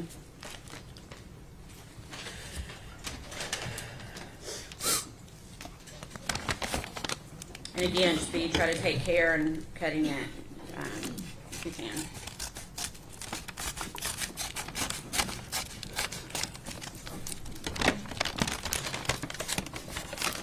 Pull it all the way out. Yes, if you can identify it without pulling it all the way out, that's fine. I want to see if you recognize it. Yeah. Okay, you do? I know. Okay. Can you tell us what it is? It's a baby shark blanket that I had put Evelyn's name on in pink glitter. Okay. And is that also what you had given to Megan her birthday. for Evelyn to wear for her first birthday, or to have for her first birthday? Yeah. Okay. And what color did you say what the color of the blanket was? Blue. It's got the baby shark characters on it. Okay. Your Honor, at this time, we'd ask that to be offered as Exhibit 92 for identification only.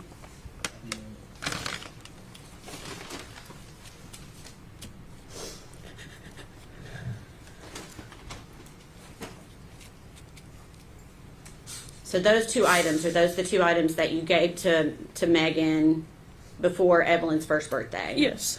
And what was the purpose of those items? This shirt was to be worn for her birthday party that I was told was being planned. Okay. And then the blanket was the gift. The blanket was the gift. Okay, gotcha.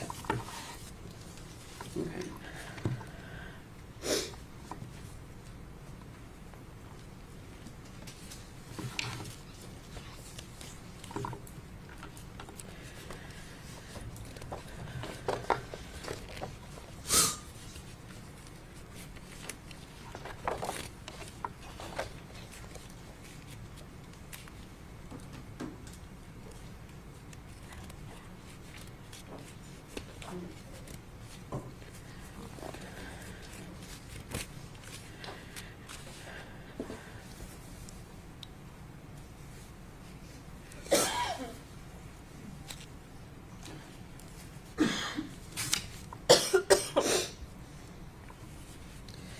During this time that you were around Megan, did she ever say anything about Evelyn that surprised you? She would always say that Evelyn was mean as crap. Okay. And is that the word she used, crap? No, she would say mean as shit. Okay. Did she say that more than once? Yes. Okay. And that would have been around the time that Evelyn was a year old? Yes. Okay. Why did that surprise you? I was raised, you just don't say that about a child. Was Evelyn a mean baby? Not that I ever saw. Okay. What type of baby was Evelyn? Very happy, very smiley. Okay.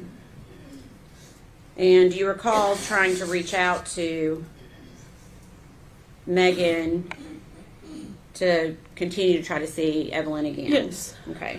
And would Megan respond to you? She did for a little bit, and then there was a time that she didn't respond. Okay.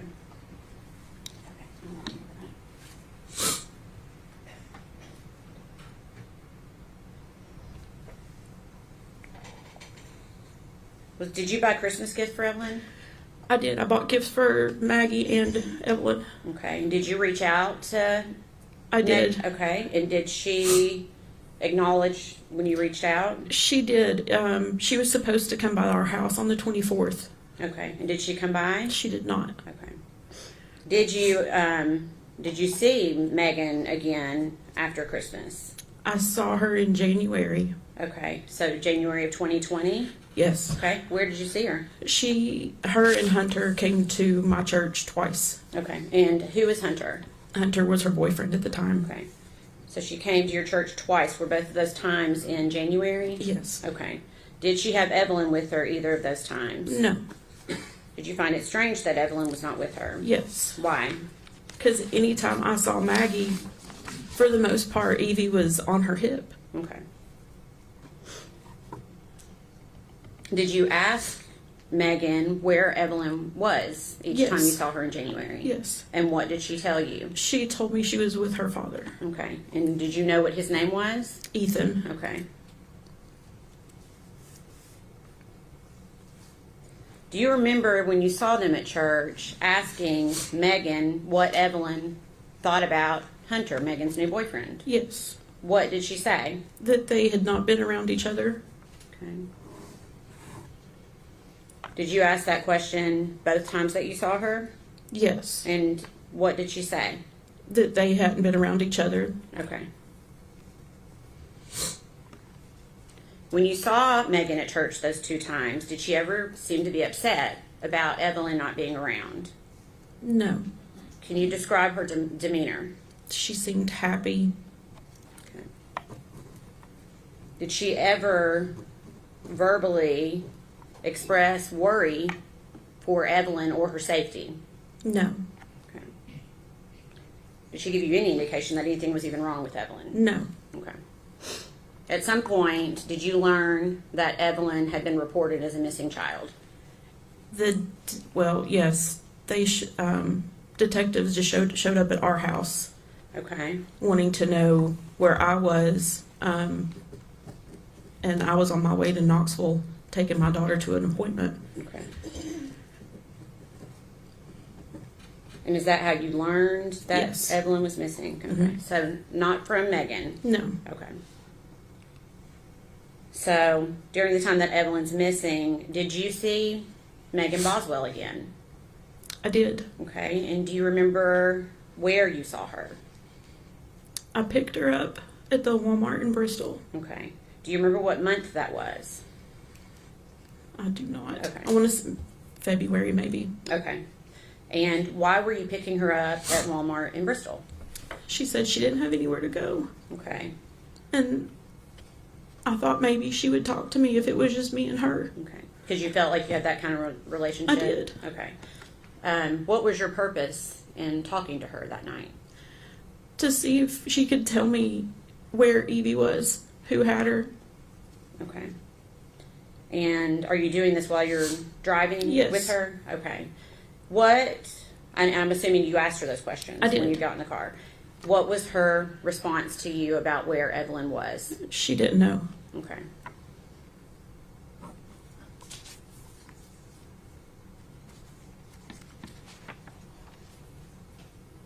Did she ever tell you,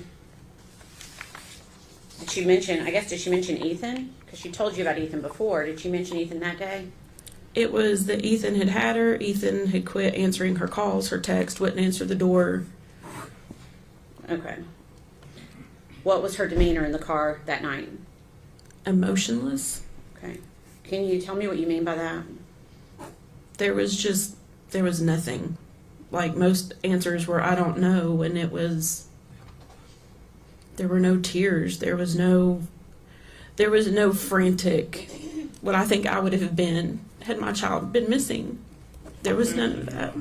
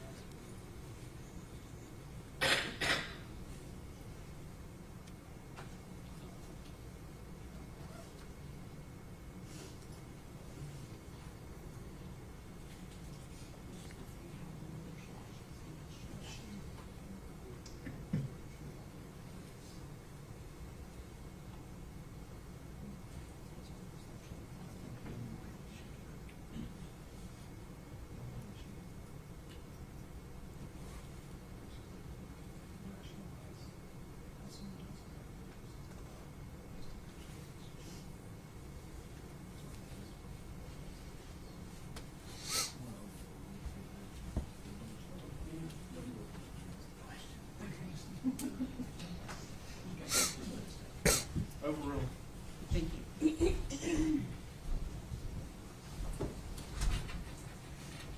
Okay. Just to clarify, and this is after Evelyn had already been reported missing, is that Yes. right? Okay. Yes.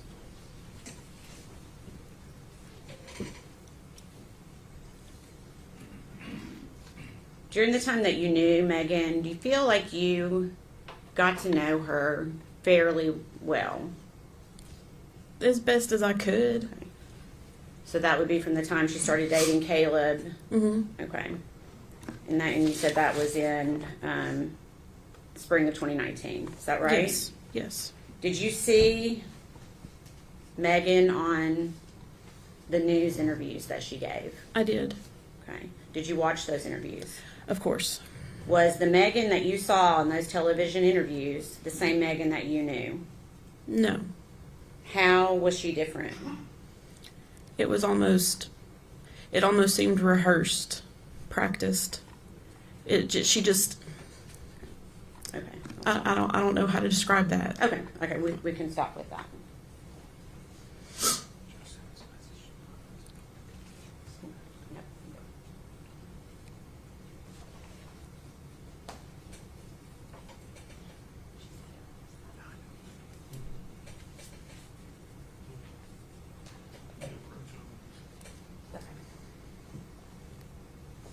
No need to approach, Your Honor.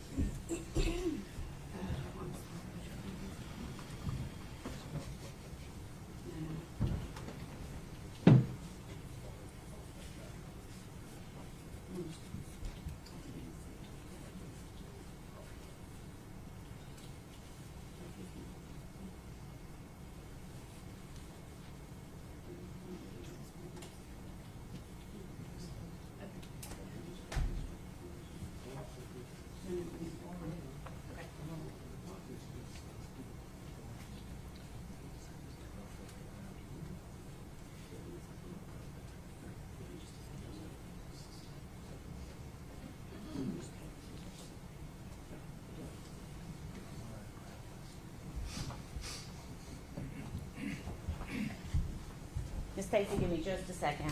Okay.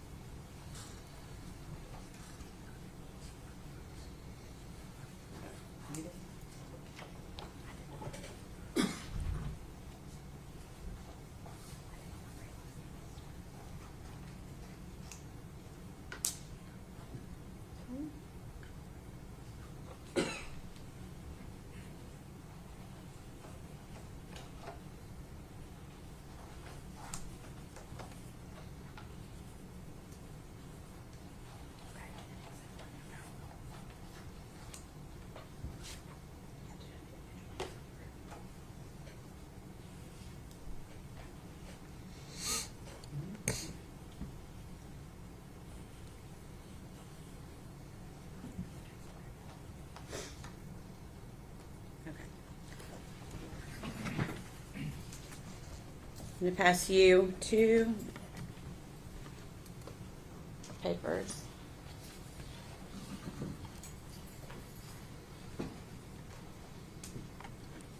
And ask if you recognize them.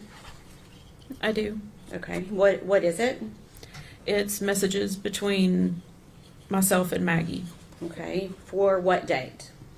January 8th, 2020. Okay. Is that a fair and accurate representation of your conversation with her on that date? Yes. Okay. Your Honor, we'd ask that be made exhibit number 93. Any objection?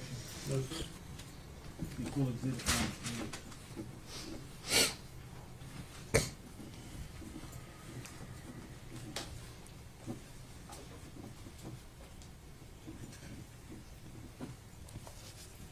Thank you. Okay. Permission to publish?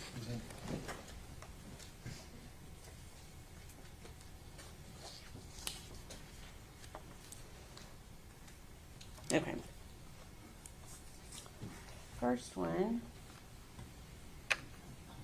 You stated, I've been worried to death about you. Are you okay? Why did you send that message?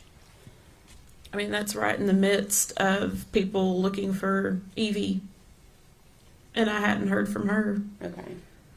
So Evelyn had not been reported missing yet at that point. So Then that was if I've not heard from her, because we talked quite a bit. okay. And then you asked her, did you and Evelyn have a good Christmas? And what did she say in response to you? She says we did. Did me read all of that? Actually, that's not verbatim. One moment, Your Honor. This is not.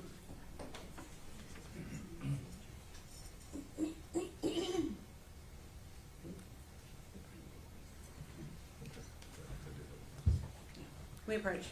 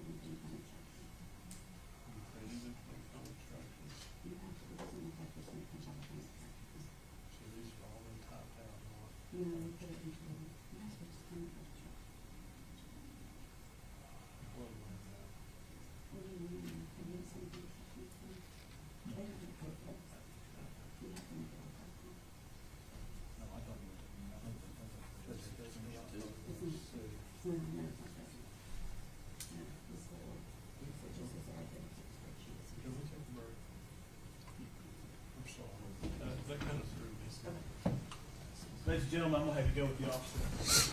Everyone stand, please.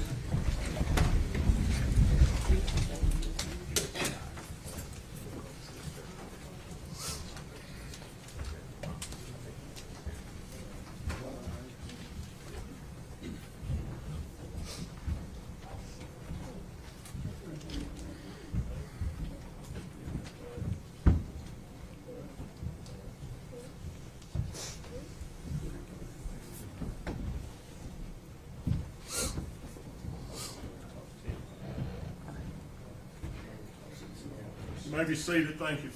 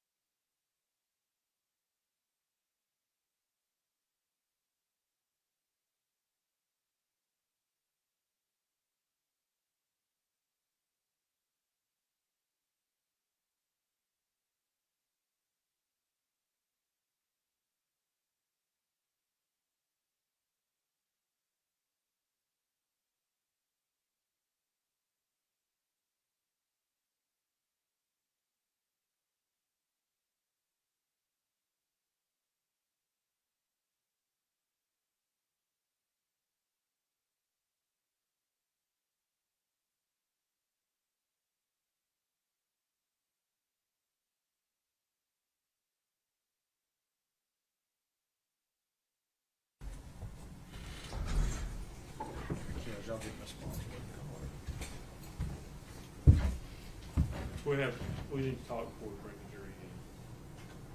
I may take a client then. Oh, okay. The jury's outside.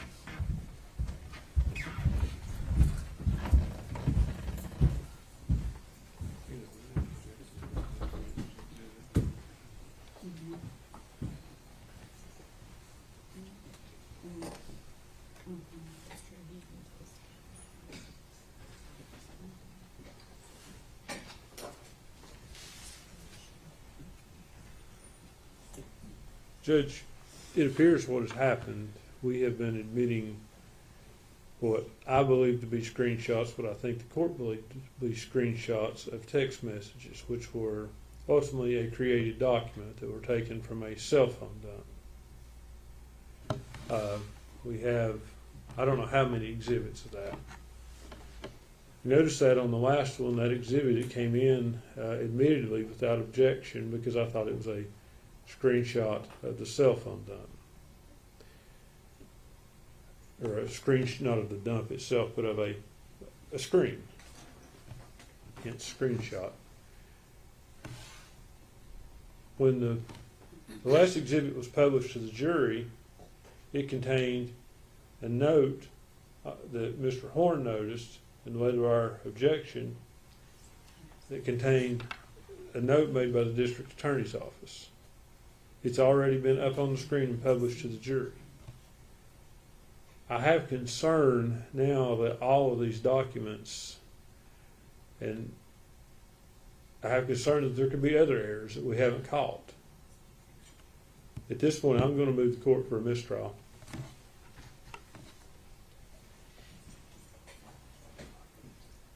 Judge, a couple things in response. Some of those are, I know the Instagram messages actually are screenshots of what was on the phone, so those are not. The other ones are taken from the either Facebook proceeds or text conversations that were dumped from the phones. They're identical. The only thing we've done is put them in a format that makes them look like what you would see if you were looking at Facebook Messenger or at a cell phone. That's the only thing. The one that was most recently up in front of the screen is admittedly not verbatim what was in the text, and that's what was caught. It's just human error in reviewing all this. But everything else is identical. They've all been read. Most of them have been read in court, and those messages and Facebook communications have. Mr. Scott's had those for several years now and reviewed them. And if he disputes the veracity of them, he can sit there and go back through and check them word for word. But they're identical. There's nothing substantively that's been placed before the jury that's either inaccurate or misleading. The only thing that's not correct is that last one that was up on the screen. Otherwise, it's just it's not a substance thing. It's just the fact of what they, the only thing we've changed is how they look on the screen. The profile pictures, I told Mr. Scott, they're taken from Facebook Messenger. There's nothing, we haven't created any content as far as that's concerned. So there's nothing that's been put before the jury that's in any way misleading or inaccurate. So the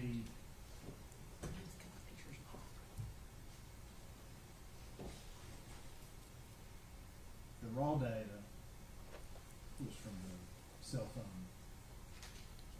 Correct, from the forensic extraction, yes. Correct. And those were placed in, basically you made a demonstrative Correct. evidence.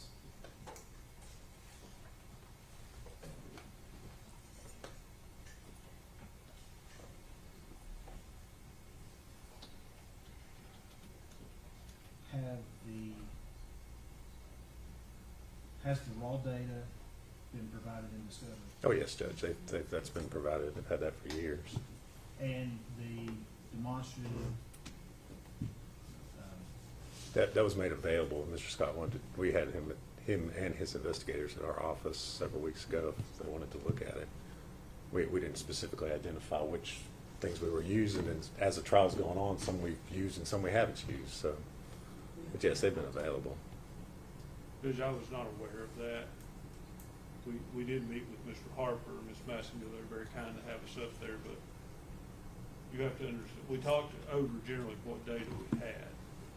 I don't remember talking over this demonstrative data. We do have the cell phone extraction. And as these are coming in, the way they look to me, I'm not raising a big stink at it at the time because it looks like screenshots. Picture's worth 1,000 words. Until we see this last one come in. But as far as someone sending me the demonstrative data and saying, we're going to use this or we have this, no. That's my understanding. Now, in everyone's defense, these files are huge. I can't tell you that I can say chapter and verse, which is in every folder, and I doubt they can either. But at the same time, I find myself now in a position where we're in the middle of the trial. It would be near impossible to go back and compare all of these documents.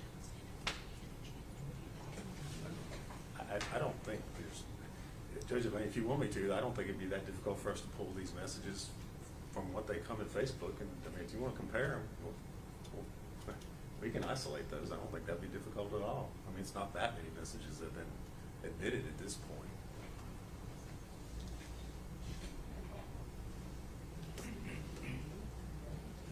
well,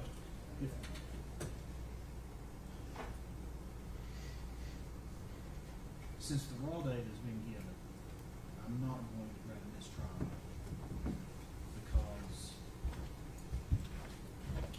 of the discovery. Now, I think if the extractions hadn't been provided, I would have to.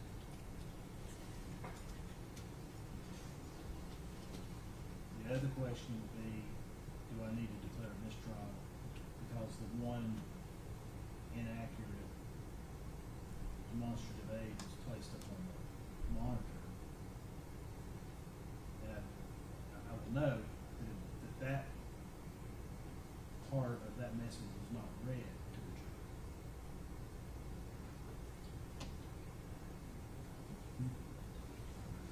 It was not read to the jury. And I know that General Massengill is the one that first brought it to our attention that there was a problem.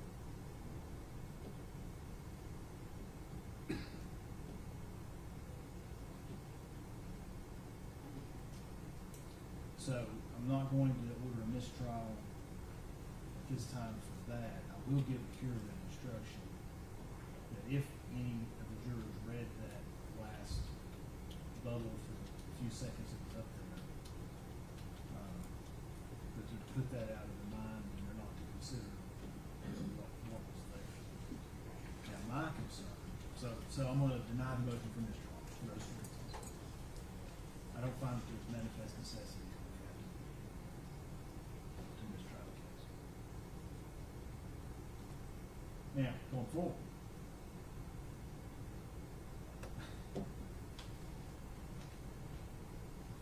Well, I guess going forward, I'll just take any objections as they come.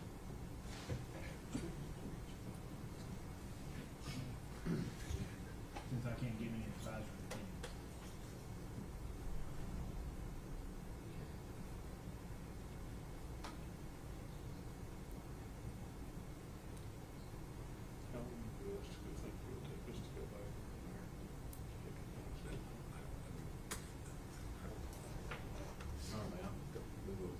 Thanks, Brian.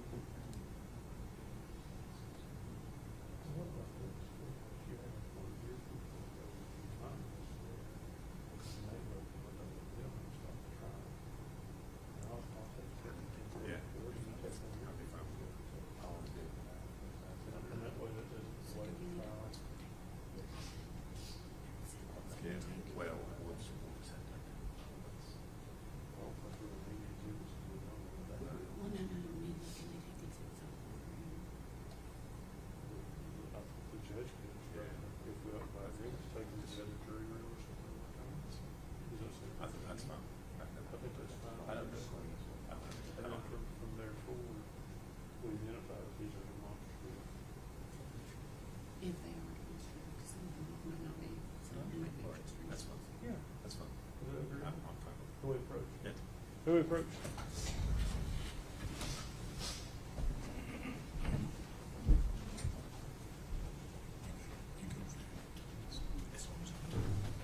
Yeah,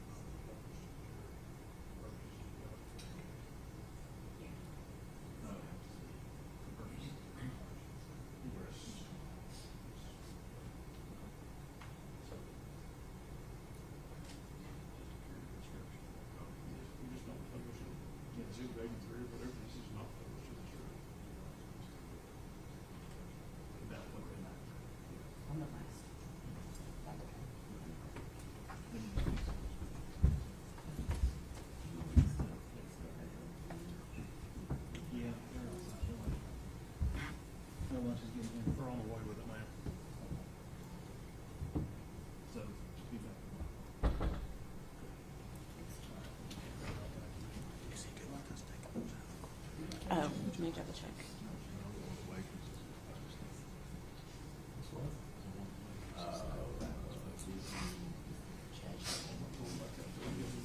well, but you can probably clarify that.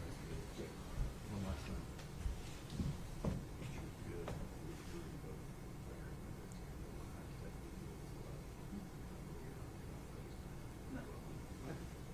Well, and one of, yeah. Yeah.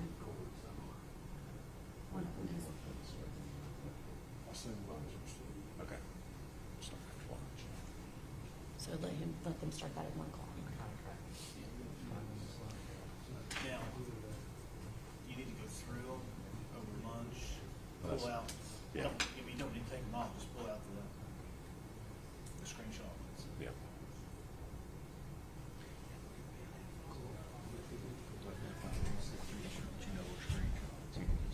No, most of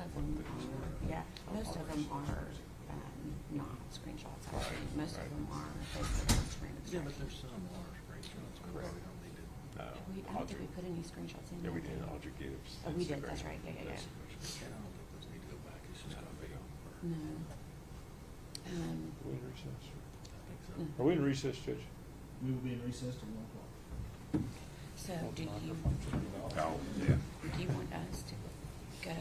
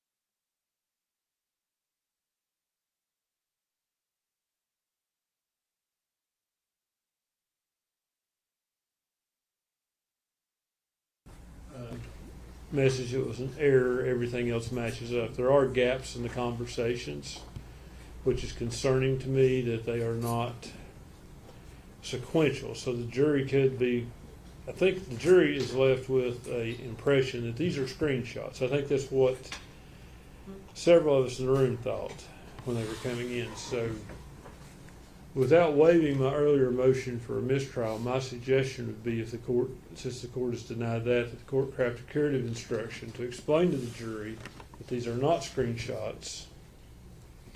These are text messages selected by the state, which are a portion of the text messages contained on a telephone download.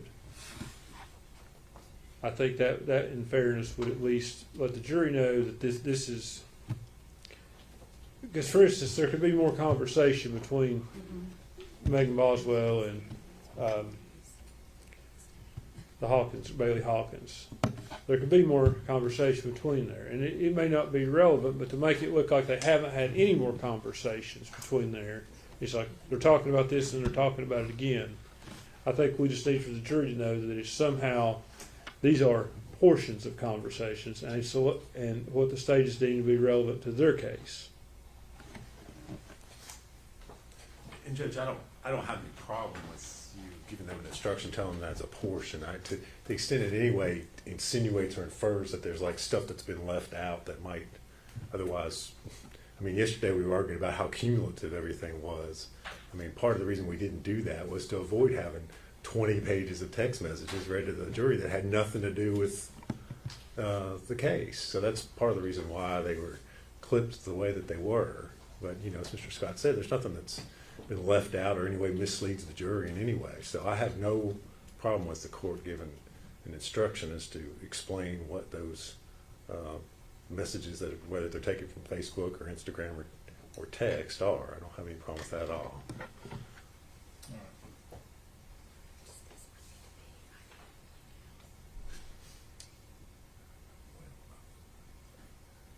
I'll do that when we bring the jury back in. Your Honor, so far as Exhibit 93 goes, would that be for the exhibit in dispute?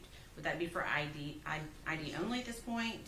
For this, at this, well, I know.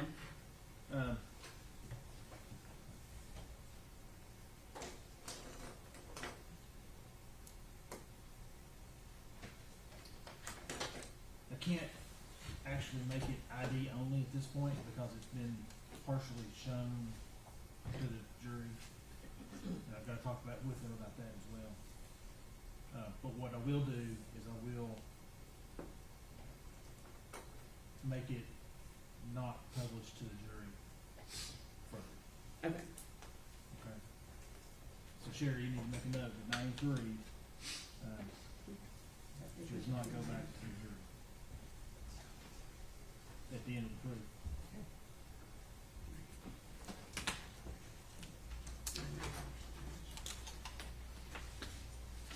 Checking to make sure the equipment is ready.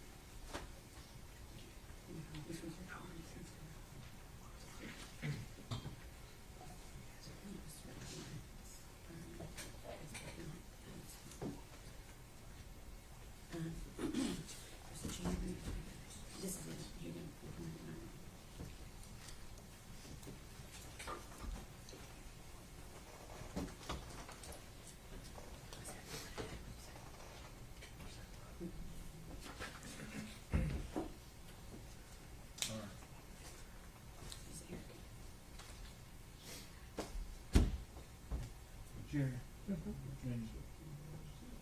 I don't remember where it was done. Was the motion for mistrial, did we make that sidebar, or did you make that? It was made from the lectern. It's in the record. It's in, I just want to make sure. Okay. State ready to proceed? We are, Your Honor. Yes, sir. and I believe you were still on your directive, Ms. Stacy. Miss Erica Stacy. Stacy. Yep. We'll go ahead and have her. If the jury's ready, we'll bring them in.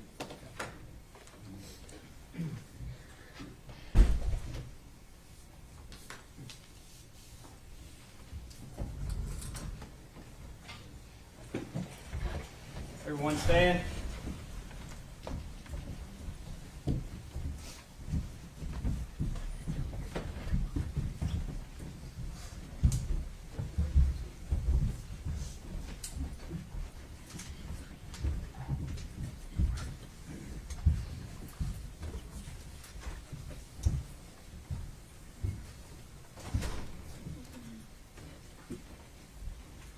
Be seated. Ladies and gentlemen, I apologize for the delay. We had an issue that we had to get sorted. The last exhibit that was flashed up on the screen, the very bottom blue box contains some information in there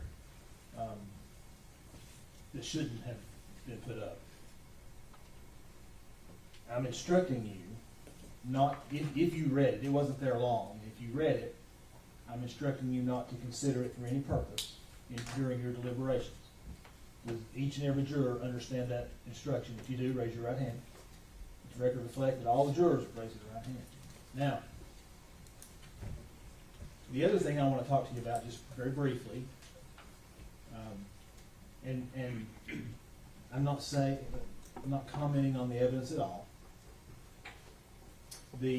Some of these exhibits appear to be screenshots of conversations, either text, Facebook, Instagram, whatever other social media platform that they're on. It is. And they're not actual screenshots. They are snippets of conversations taken from a phone extraction that was done. Okay? And I just want you to understand that.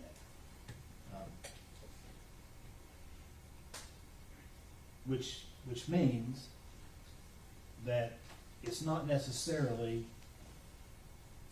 a sequential stream of conversations back and forth. Does everybody understand that? No? All right. I think that's it. I believe Miss Stacy was on the witness stand. You'll come up, Miss Stacy?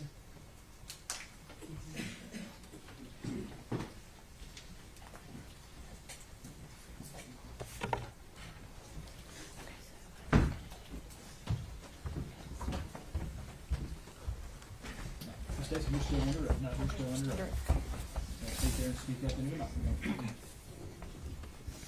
All right, go ahead, Jim. Okay, thank you. Give Mr. Scott just a second to look at them.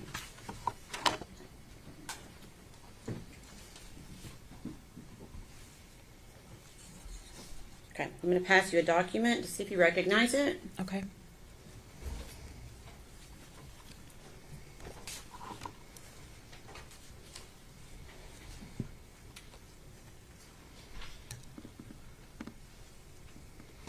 Yes. Okay, and can you tell me what it is? Messages between Maggie and myself. Okay, and when you say Maggie, are you talking about Megan Boswell? Megan, yes. Okay. Sorry. And what is the date of those messages? January the 8th, 2020. Okay, and is that a fair and accurate representation of your conversation with her on that date? Yes. We'd ask that be made exhibit number 94, please. Mr. Scott. No objection.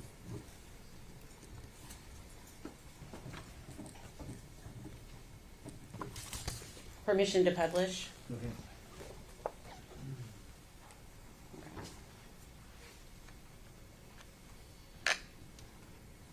Okay, see if I can make that a little bit bigger.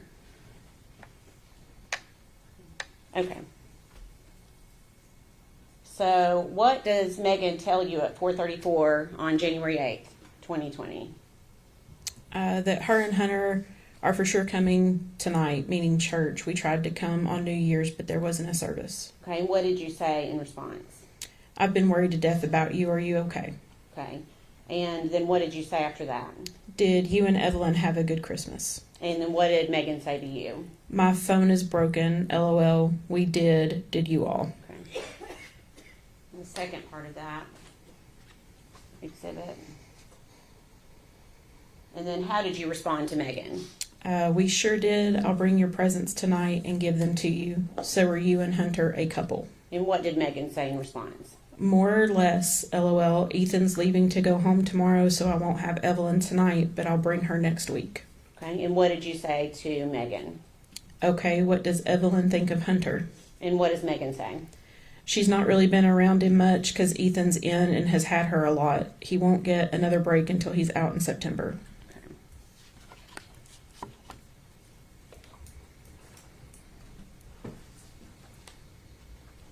And then maybe this one different. I'm going to pass another document to you. Okay.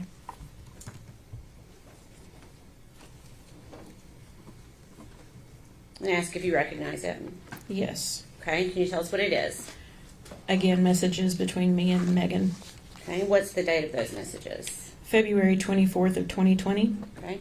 Is that a fair and accurate representation of the conversation on that date? Yes. Okay. We ask that be made exhibit number 95.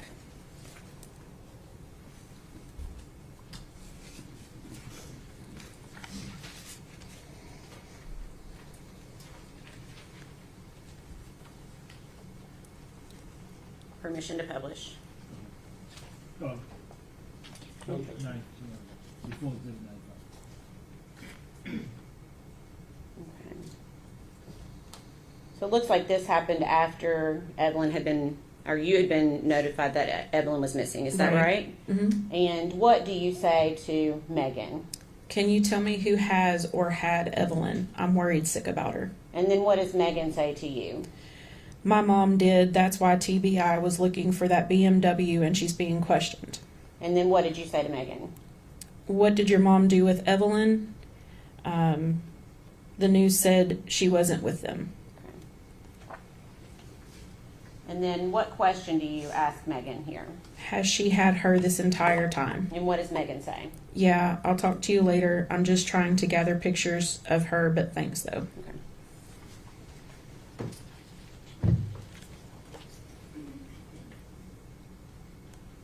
Is that the first time she told you something different than Ethan Yes. having Evelyn? Okay. Please answer any questions the defense has for you. Okay.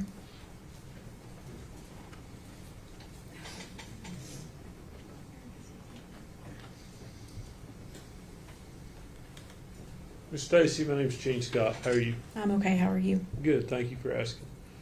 It's my understanding you knew Megan through her dating your son, Caleb. Yes, sir. When did they date? It was spring of 2019. Okay, so how old was Evelyn the first time you met her? Oh, goodness. I honestly do not remember. It was early spring, Okay, so sometime around March. Is that a fair estimate? March or April. Yeah. Okay, so she'd have been somewhere 4 to 5 months old. Yeah, I was going to say 5 or 6, maybe. I don't know. Because she was born in November, so if it Right. were 6, that would put the relationship into May. Was it that Okay. late? I want to say they started dating somewhere around April. Okay. So, how often would you see Evelyn with Megan? Anytime I saw Megan, Evelyn was with her. Okay. And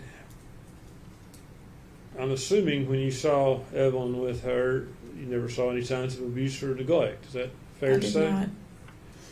not. Were you able to ascertain the relationship between the two of them? Did Megan come across you as a loving mother? It seemed perfectly normal. Most babies that age tend to cling to mom, and Evelyn did that. Okay. What was Megan's personality like back then? She was usually kind of quiet till she got to know us a little bit better, and then she would come in and she would just have normal conversations with us. Okay. At that point, she wasn't unfriendly. No. You described her earlier as being unemotional. The one time that we were in the car together, yes. That was different than her normal personality. Yes.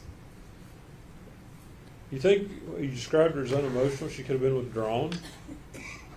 Would that be a fair assessment too? None. Numb Just, would be a good description. okay.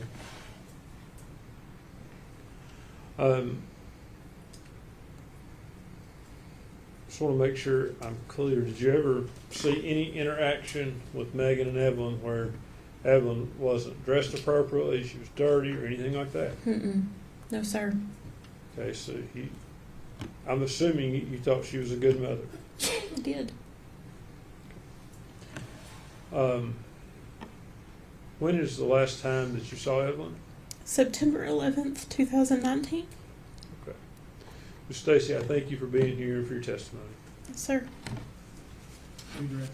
No, Your Honor. May she be excused. Yes, yes, sir. Yes, sir. Ms. Stacy, thank you for your testimony you. today. You're released from your subpoena. There you go. Thank you. Call you next. State would call Randy Wood.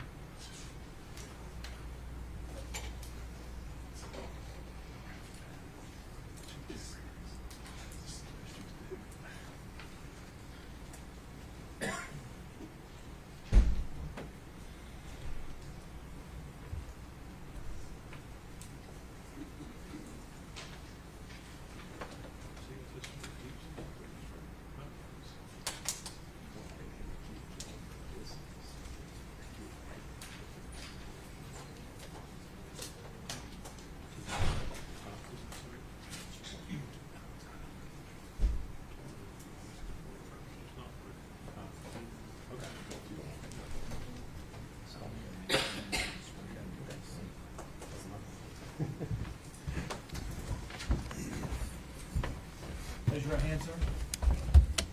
State your name, please. Randy Wood? You solemnly swear or affirm the testimony you're about to give will be the truth, the whole truth, and nothing but the truth. Yes. See.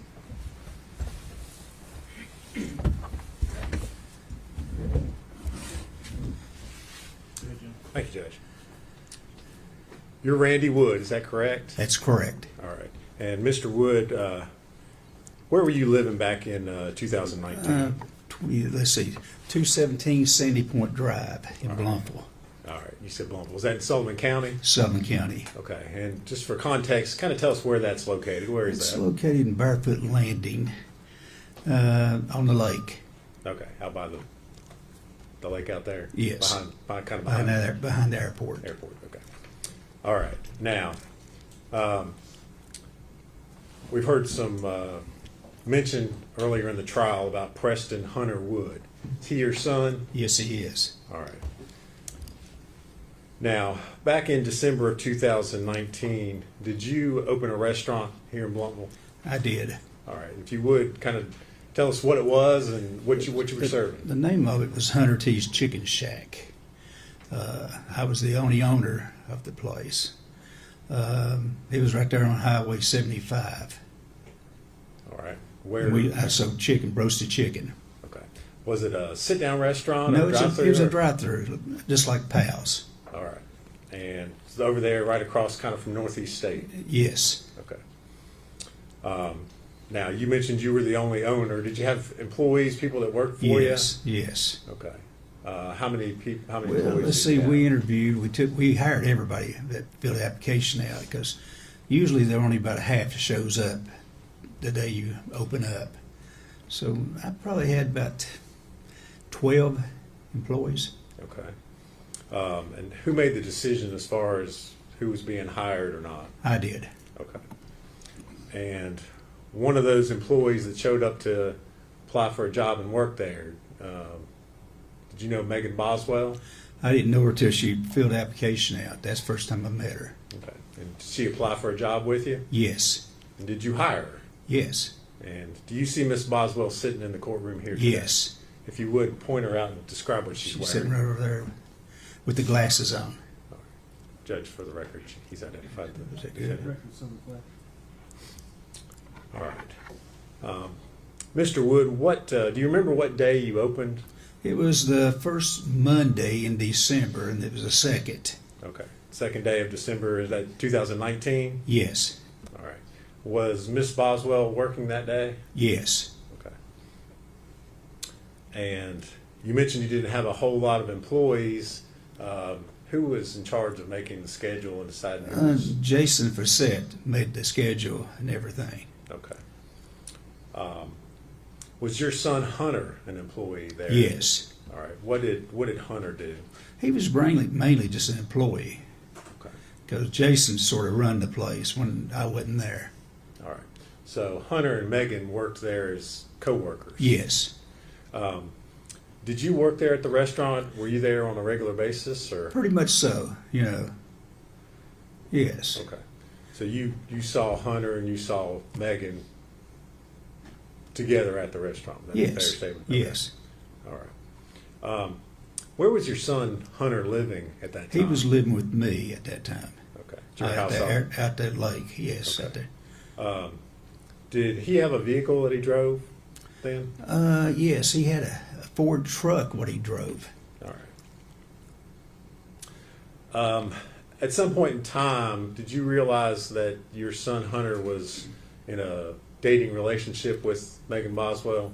Well, you know, it is a weird situation, to be honest with you, because she got her car repoed one day at the chicken shack, and I made Hunter take her to the doctor that day, and you know, because she didn't have a ride. Okay. All right. So that's how they started running around together, because she didn't have a car. Okay. So at some point in time, you realize they're dating. Well, they was together a lot. Okay. Yes. Okay. You can say dating if you want to, or All together right. a lot. Yes. Okay. And at some point in time, did she come to live at your house? Well, she didn't have anywhere to go when they repoed the car. And apparently her father, what she said, kicked her out. So I let her come stay she stayed about 3 nights there. That's all she stayed. Okay. Were you aware that she had a small child? Yes. Okay. Did you ever see Evelyn? No, never saw the baby. Okay. She never brought Evelyn to work there with her at the chicken shack? When I hired her, because one of the questions is, do you have any kids? Because we work around schedules. Because you got a child, you can't work a lot of hours. So I asked her, she said, yes, I have a baby girl. I said, well, do we need to work around your schedule? She said, no, the baby daddy had the child. She said, I can work as many hours you want. Okay. And I said, okay. Did she work a lot of hours? She did work a lot of hours. Now, you said she had stayed at your house. Did you ever bring Evelyn over? The baby never was in my house. Okay. Did she ever bring any high chairs or playpens? Or No, nothing. Diapers, baby bottles? Nothing. Okay. Did you ever see your son Hunter around? Evelyn? No. Okay. How often did you see Hunter at that time? Every day. Okay.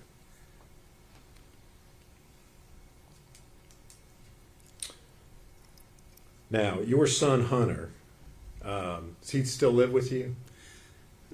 No, he started living with his mother, but he's at the hospital at the moment. Okay. He's at a hospital. Where is he in a hospital? Marion, Virginia. All right. Is that a mental hospital? Yes. How long has he been there? 2 months. Okay. What have you been up there to see him at that facility? Yes. What is his mental status this time?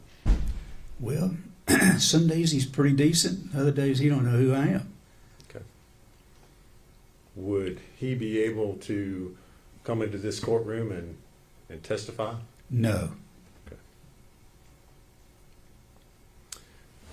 You mentioned that he'd been there for about 2 months. Yes. Had he had mental health problems prior to that?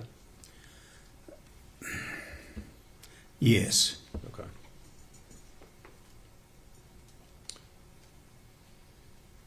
When did he start having mental health problems? Well, when he got accused of being a baby killer. Objection.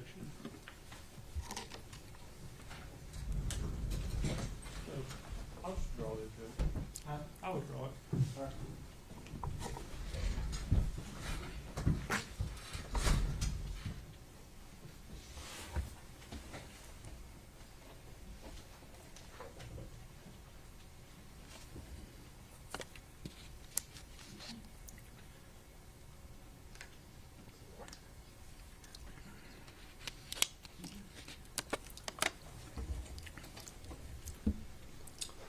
Thank you, Mr. Wood. If you would answer any questions Mr. Scott has for you.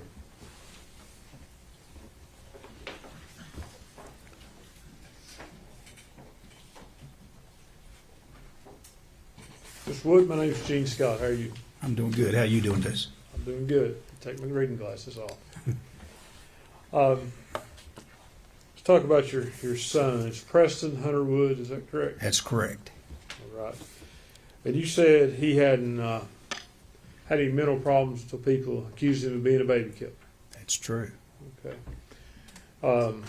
Since then, he has had quite a few mental problems. Is that True. okay? He has been diagnosed as being schizophrenic, suffered hallucinations. That's probably true. Yes.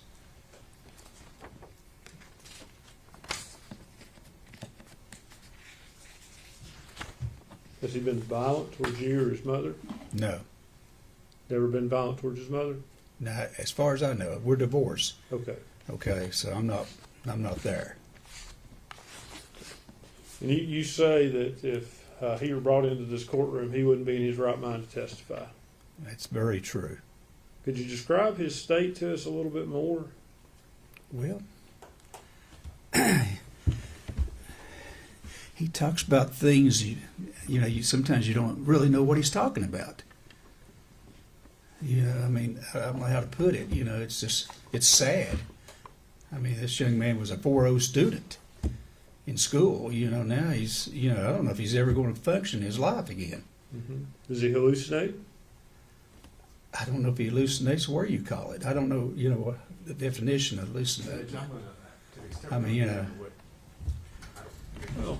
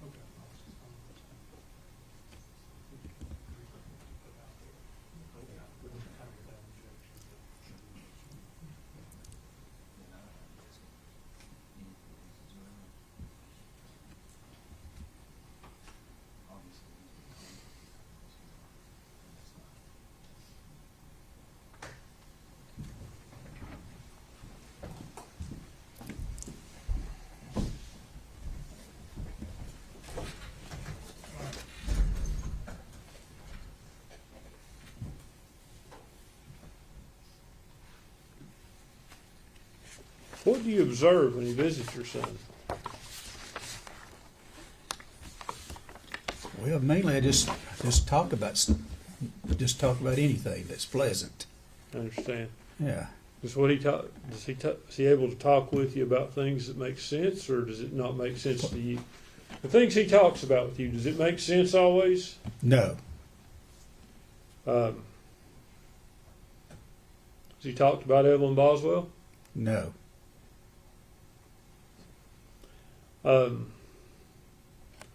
Are you aware that he has in the past been diagnosed with violent threats, hallucinations?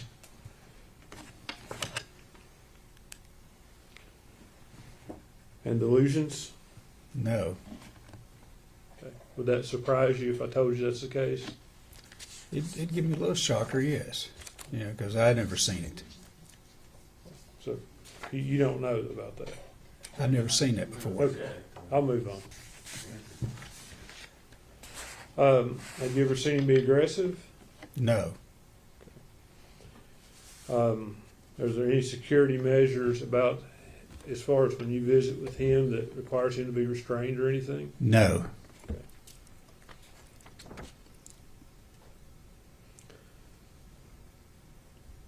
When you talk to him, does he talk about things that are not real, things that are not there? Well, he talks about the future sometimes, like maybe taking a cruise or things of that nature. Just good stuff. Never bad stuff. We don't talk about bad stuff, no. Okay.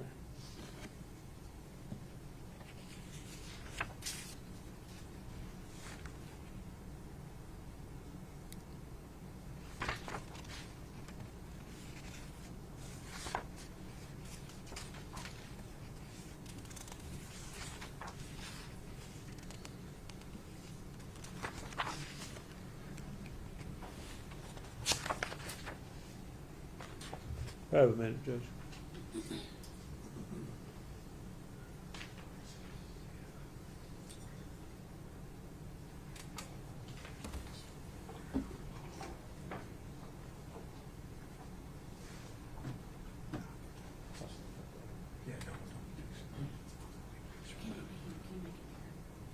I wish it was smaller.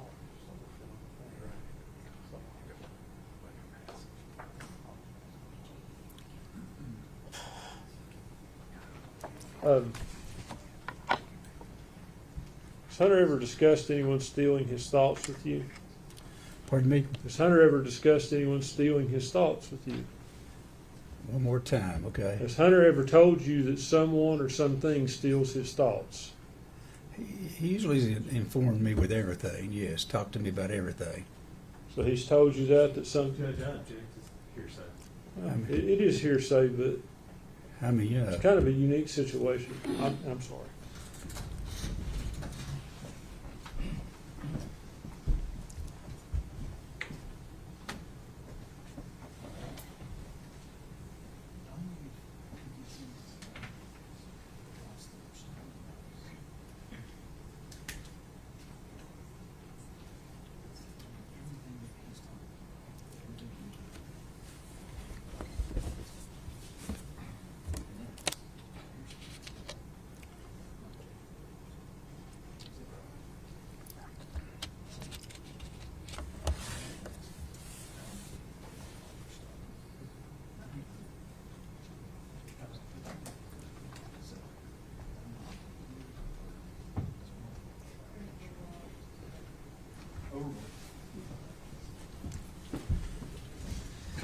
Mr. Wood, can you hear me okay? sometimes I can hear you, but at the very beginning you go real low and then you get higher. Sorry about that. That's okay. Let me ask you this. Has Hunter ever talked to you about someone or something stealing his thoughts?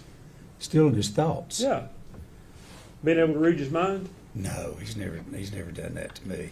Are you aware of him ever talking to you about aluminum foil preventing that? He's said some stuff off the wall stuff, you know. I will say that. So that wouldn't surprise you? It probably wouldn't surprise me, no.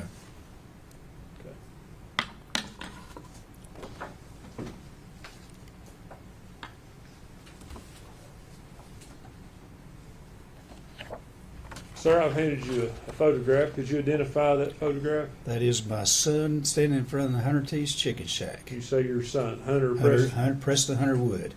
Preston Hunter. Yes. Judge, we would offer that as the next exhibit, and I don't think it will fit on the projector to publish to the jury. I'll just ask that it, okay, we'll give it a try. Sorry. It would be, generally objection. No objection, Judge. Full exhibit 9-6.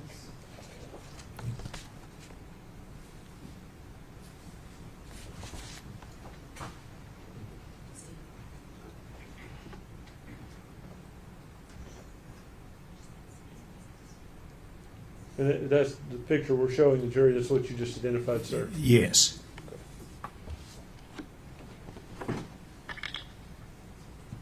I have just one moment, Judge.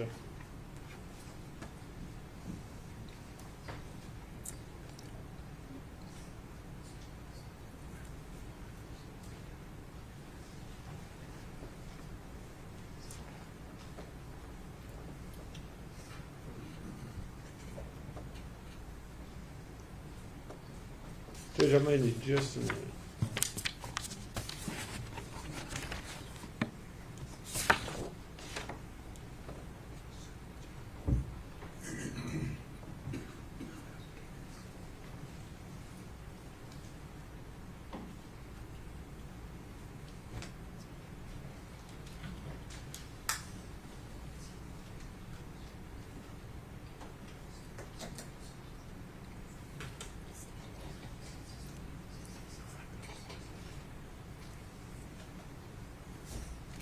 Sir, answer this only if you're aware. Are you Okay. aware of anything in his medical history about his thoughts about people or things stealing his thoughts?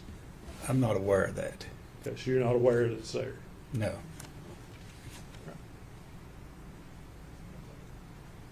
Because that's all the questions I have. Mr. Wood, thank you for being here. You direct? No, May you be excused. yes. Mr. Wood, thank you for your testimony. Thank you. You're released from your subpoena, sir. You're free to go. Okay, thank you.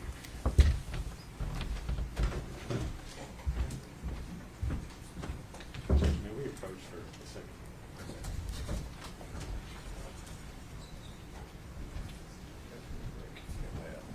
I think so, actually.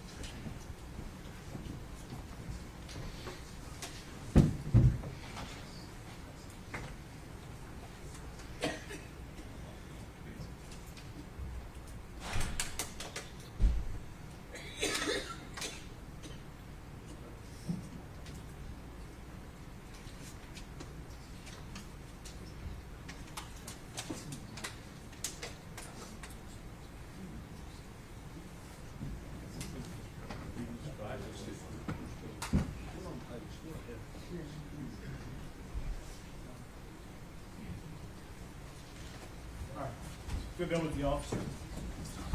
Everyone, please stand.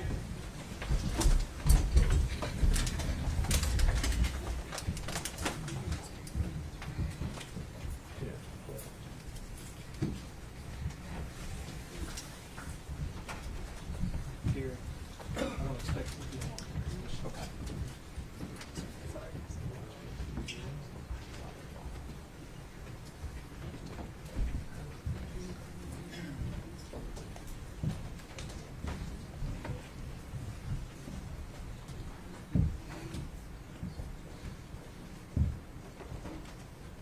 Be seated.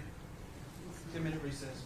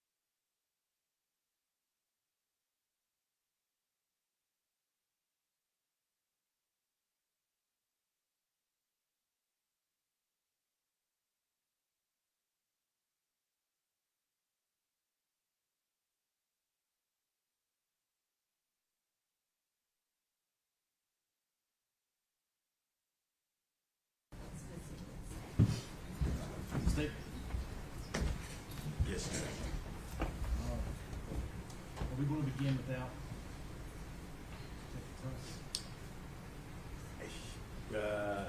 That's fine. Yes, I think we can. He's assisting us so we can get started. That's what I thought. Yeah. All right. The jury's ready. We're gonna bring them up. You wanna go ahead and have your next witness?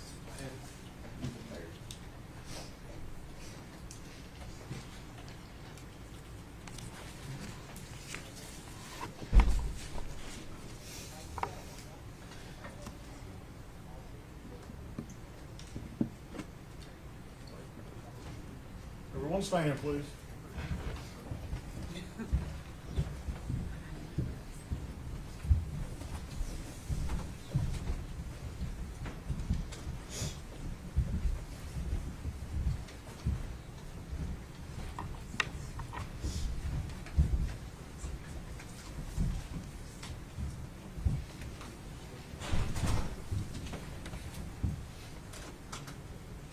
You may be seated. Thank you.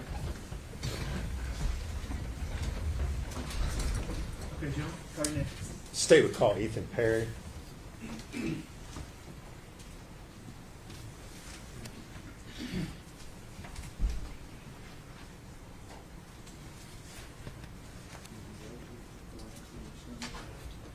Stand to be sworn. And speak in the mic. Raise your right hand, sir. State your name. Ethan Perry. You solemnly swear affirm the testimony you're about to give be the truth, the whole truth, and nothing but the truth. Yes, sir. Have a seat, please.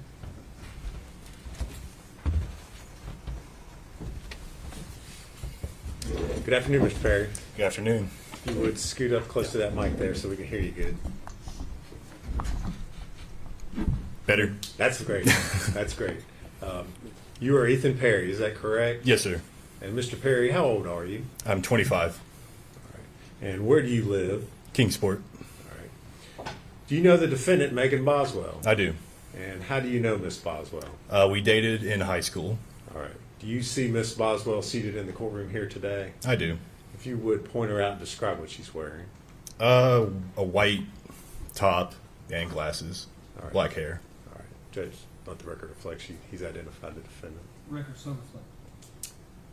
All right. So you indicated you all dated while you were in high school. Is that correct? Yes, sir. And when would that have been? I was about 15, and she was about 13, so I'd say about 2014, 2015. And where were you all in high school? Sullivan Central High School. That here in Bluntville? Yes, sir. Okay. How long did you all have a dating relationship? I'd say at least until I got out of high school, whenever I joined the Army. Okay. Now, when you were in high school, where did you live? In Bloodville. Okay. And who did you live with? With my grandfather and my step-grandmother. And who were they? Carl and Sherry Perry. All right. Did you also, as you were growing up, for a period of time, live with Paul Miller? Yes, sir. And who is Mr. Miller to you? He is my step-grandfather. All right. And when did you live with him? Since birth until about 2010. Okay. And how old were you at that time? About 10 or 11. Okay. All right. And so at that point in time, did you go to live with Carl and Sherry? Yes, sir. Okay. Now, you mentioned you had a dating relationship with Miss Boswell until you graduated from high school. When was it that you graduated? 2017. Okay. And would that have been, what month did you graduate? May, and I believe it was May 21st. Okay. So end of May? Yeah. All right. What did you do after you graduated from high school? Joined the Army. Okay. And how soon after you graduated from high school did you join the Army? 10 days, on May 31st. Did you go straight into basic training at that time, or? Not straight in. There were some hiccups along the way. I had some medical issues, but it was relatively quick. Yes. All right. Where were you stationed?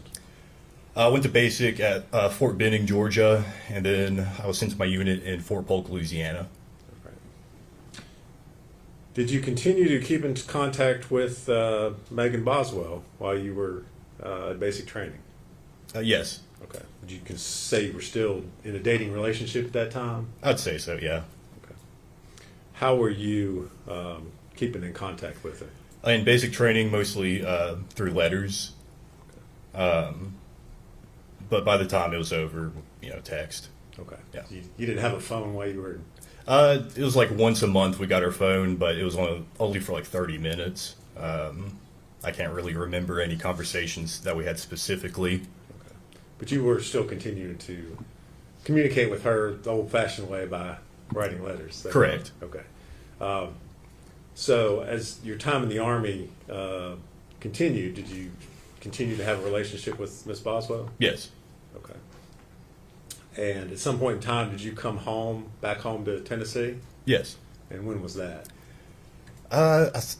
Probably the first time would have been in probably the winter of 2017. Okay. For Christmas. Okay, that's what I was going to ask. Yeah. All right. So you had leave. You came home at Christmas time. Is that right? Correct. All right. Where did you stay when you came back? With Carl and Sherry Perry. All right. Did you have contact with Miss Boswell while you were here? Can't remember for sure, but I'm sure. Yeah. Okay. Y'all were still in a relationship. Is that a fair statement? Sure. Okay. Well, if it's not, tell me. I mean, I wouldn't call it a healthy relationship, Okay. but a relationship, yeah. All right. You saw her while you were here in Tennessee? Yeah. Okay. Now, at some time in 2018, did you learn that she was pregnant? Yes. And when was that? I would have probably around March or April. Okay. Did the two of you have any discussion about who the father of the child was? Yes. Okay. And what was that discussion? Well, it was more of whenever she announced that she was pregnant, it seemed pretty delayed, It seemed like she would have known sooner, while, the time that I was in. But, yeah. Okay. Well, let me ask it this way. Was there discussion made about the fact that you were the father of the child? There was, yeah. Okay. And did you assume that you were the father of the child? Initially, yeah, I just rolled with it, but the blinders were taken off pretty quickly after that. Okay. Yeah. You had some doubts? Yes. Okay. Now, in November 2018, she had her child, Evelyn, correct? Correct. Okay. Where were you stationed at the time that Evelyn was born? Fort Polk, Louisiana. Okay. Were you still in contact with Megan during this whole time? Yeah. Okay. Now, at some point in time, did you leave your assignment there at Fort Polk? When? What year? What time? After, this would have been November 2018. Not in November, no. Okay. Sometime later on? For Christmas in like December, yes. Okay. Where were you assigned at that point? Where'd you go? Fort Polk still. Okay. So you came back home? Yes. Okay. Did you see Megan and Evelyn at that time, or? I did not. Okay. Was there a reason why you didn't see her then? Mostly just over the legitimacy and, still trying to figure that out. It was just really embarrassing, I guess, to All right. argue over it. Not having a good relationship at that time? That too, yeah. Okay. So you leave after Christmas, you go back to the Army? Correct. Okay. Still in Louisiana? Yes. Okay. At some point in time during 2019, were you reassigned, or was your unit sent somewhere else? We were sent to El Paso, Texas to assist Border Patrol doing surveillance on the border. Okay. We would work from El Paso to the Santa Monica station in New Mexico. All right. Do you remember when in 2019 that would have been?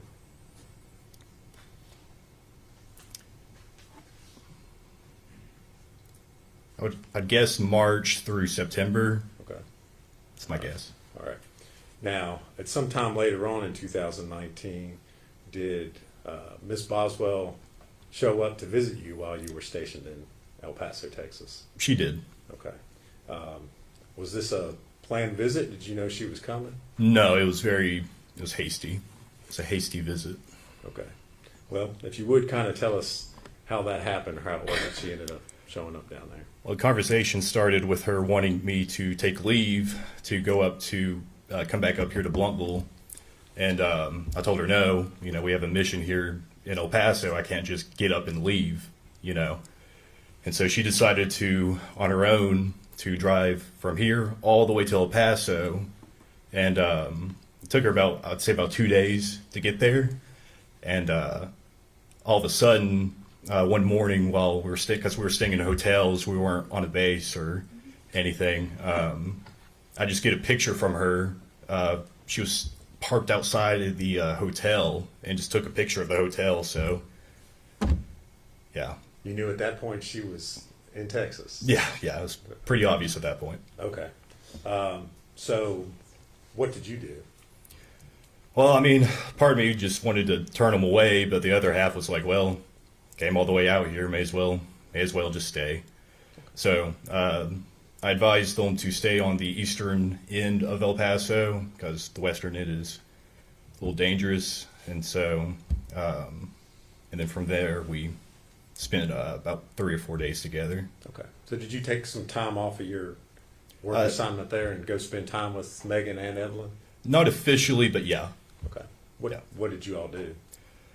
I think the first day we just hanged out in the hotel room, just meeting Evelyn, you know, playing patty cake, you know, stuff like that, you know, watching her walk around. And it was mostly that. We went to the El Paso Zoo. That was like, I think, the second to last day. And then on the last day, we mostly just hanged out in the hotel. The last thing we did was we went to an IHOP. All right. And that was the last time I physically saw Evelyn. Okay. And this is the first time that you've met Evelyn. Yes. Is that correct? That's correct, yeah. Okay. She's not quite a year old at this point in time? I'm not sure. Okay. Was she walking or toddling or anything? She was, toddling, just, stumbling over herself. And Okay. Yeah. All right. So at the end of the 3 days, you go back to doing your Army thing. Is that right? Okay. Where did Megan go? I believe she came back here to Bluntville. All right. Did you, after she left, did you continue to communicate with her? Yeah. All right. How were you all communicating during this time? Primarily through Facebook Messenger. All right. What sorts of things were you all talking about, or would you talk about? Mostly just arguing. Okay. All right. Yeah. Would she tell you things about Evelyn? Yeah. Did she ever ask you for money or assistance to help out in taking care of Evelyn? She did on at least one occasion. Okay. Did you ever send any money or assistance or anything? I sent a little bit. It wasn't much. I would say no more than $100. Okay. Now, at this point in time, you're still assuming that you're the father of Evelyn Boswell. Is that correct? At this point, I mean, I'm still just rolling with it. No, I don't. At that point, no, I didn't assume. Okay. I had my doubts, definitely, at that point. All right. But you're still, I guess, interested or invested in what's going on with Evelyn. Yes. Is that a Yeah. fair statement? Okay. Now, at some point in time at the end of 2019, did you come back to Tennessee? Yes. And when was that? For Christmas. Okay. Do you remember what date specifically you might have come back? Usually leave was about 2 weeks, and I think I was here until about New Year's or on New Year's. So I'd say, I don't know, 15th to the 30th. Okay. And where did you stay when you came back to Tennessee? At Carl and Sherry Perry's. All right. Did you see Evelyn while you were here? No. Did you ask to see Evelyn while you were here? Yes. And what were you told? I was told that she had the flu because we were planning to go over to Paul Miller's for Christmas, and it made sense because that's whenever COVID started making its rounds around the country, and so it seemed like a good excuse. Made sense. Okay. And did you in fact go over to Paul Miller's? Yes. And did you go by yourself, or did you go with Megan, or how did that happen? I went with Megan. We met up at the Northeast State Community College parking lot.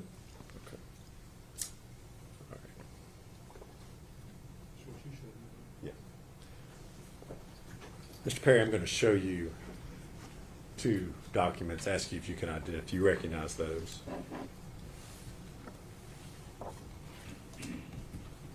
Yeah.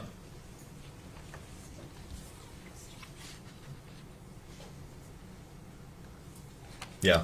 And what are they? You want me to read it? No. I just want you to tell me what they are, just generally. It was trying to coordinate to get to Paul's. Okay. Are those the text messages that you had with Miss Boswell on December the 23rd, 2019? Yeah. Okay. And is that a true and accurate representation of the conversation that you had with her? Yes. All right. Judge, I'd move to make that exhibit 97. Objection. No objection. Be full exhibit 97.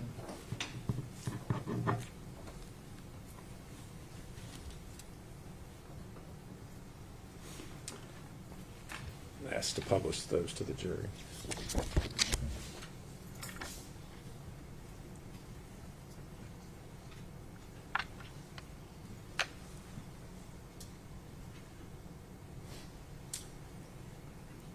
All right, Mr. Perry, so you are having a conversation with Ms. Boswell. You say your phone's messed up, I'm at Verizon. You tell her, yes, I'm still going to Paul's. What's her response to that? Evelyn is sick, so I'm not bringing her around everyone. If you want to see her tomorrow, just you can. But she has the flu, and I don't think, being around a ton of people is such a good idea.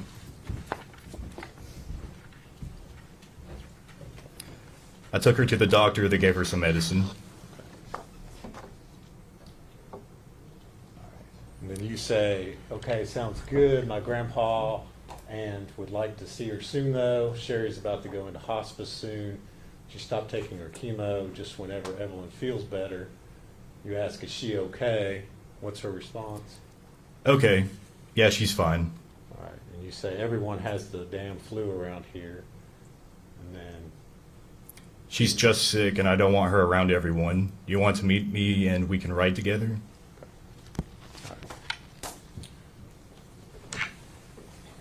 and did you all, in fact, meet up and go over to Paul Miller's? Yes. All right. And did Megan have Evelyn with her? No. Did you all talk about, while you were at Paul Miller's, Evelyn at all? About Evelyn? Yeah. Yeah. Okay. Did you, and what did you all do while you were at Paul Miller's? Just mostly just sat around. I believe we ate dinner, opened some presents, and it was relatively quick. I'd say we were there for no longer than 2 or 3 hours. Okay. All right. After you left the Millers, where did you go? I went to take Megan back to her car at the Northeast State Community College parking lot. Okay. Did you all have further conversations while you were here on leave? I believe so, yeah. Okay. And again, were you trying to see Evelyn while you were here? Yes. Okay. Were you, in fact, ever to see Evelyn? Able to see Evelyn? No. Okay.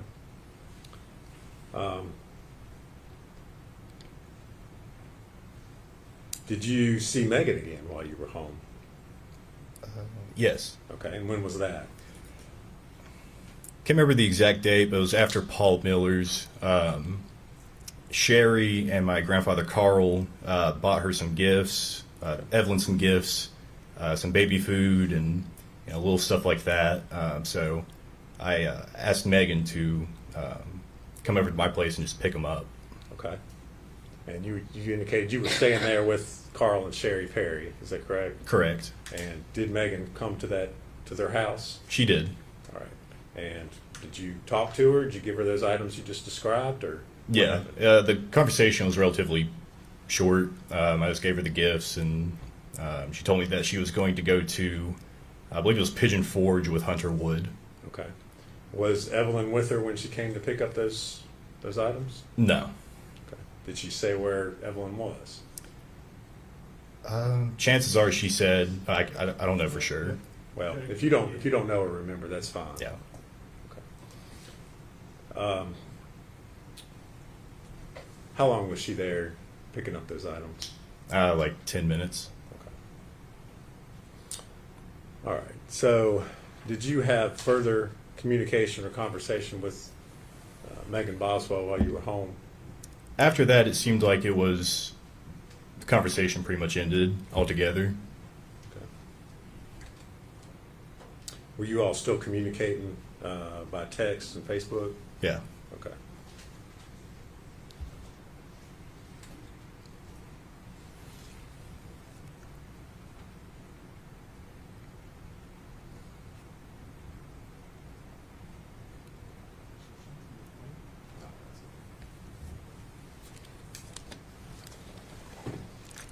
Mr. Perry, I'm going to hand you another document, ask you if you recognize that.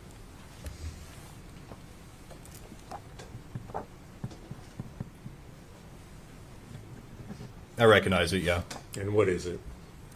It's Megan stating to me that her father just kicked her out of the house again, and that she won't have Evelyn back until she gets a place to stay.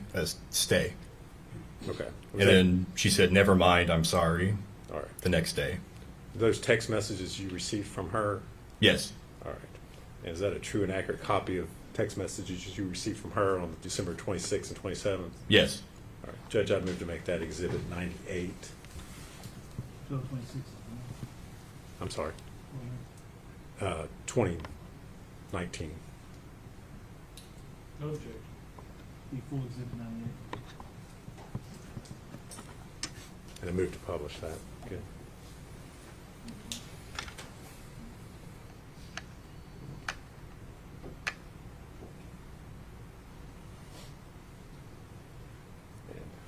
Mr. Perry, she sent those messages to you. You did not respond to them. Would that be correct? Correct. Okay.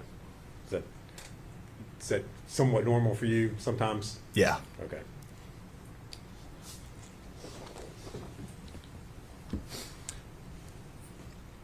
Now, you said you were on leave from the Army over Christmas there in 2019. First part of January, did you return to your duties with the U.S. Army? Correct. And where were you all stationed at that time? Fort Polk, Louisiana. All right. Did you continue to communicate and receive communications from Miss Boswell after you returned to Fort Polk? It was pretty rare, but yes. Okay. And specifically, do you remember getting a message from Miss Rachel Owens? Yes. And without telling us what she said, did you, as a result of what you were told, communicate with Miss Boswell? Yes. Okay.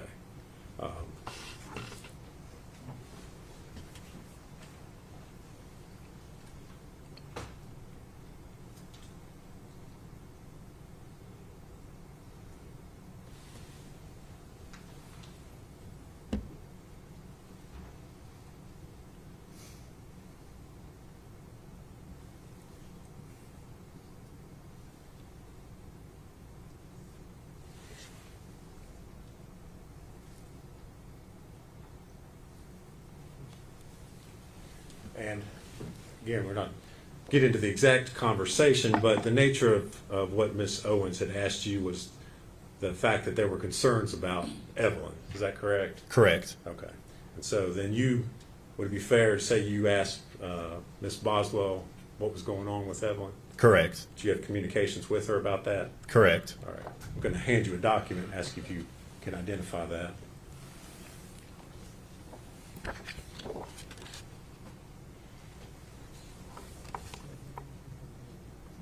Yeah, I recognize it. And what is it, sir? It's her stating that just to Well, ignore. hold on. Oh, Don't read it sorry, yet. No, sorry. you're fine.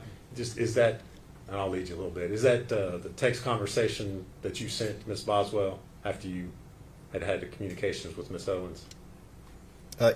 Yes, this is her response. Okay. Yes. And is that a true and accurate depiction of the messages that you sent her? Correct.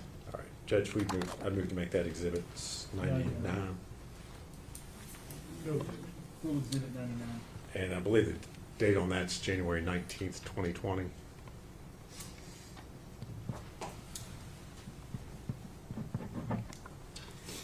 I move to publish that at this time, Judge.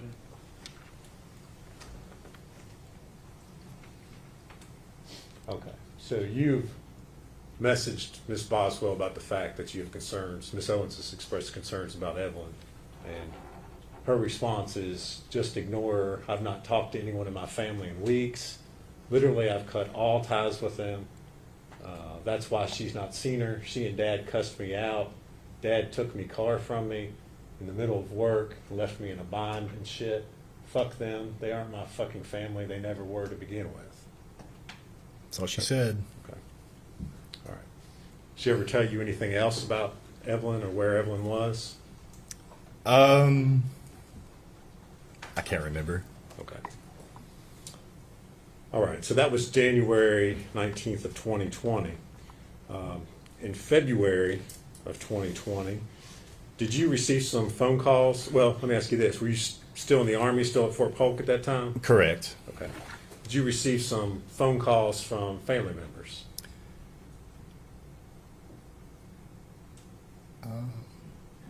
I can't remember. Okay. Did you receive some phone calls by the Department of Children's Services here in Tennessee? Yes.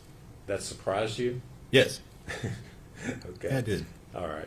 And without saying what they said, why were they contacting you? For the whereabouts of Evelyn. All right. Did that surprise you? Yes. And why was that? Because, well, I didn't have Evelyn, and that's what they were asking. If I had her, or if I seen her, or the last place that, where do I think where she would be, stuff like that. All right. Were you then contacted by investigators with the U.S. Army? Yes, I was contacted by the Central Investigation Division, Okay. CID. And kind of tell us what happened with all that. Well, initially, I got my officer of my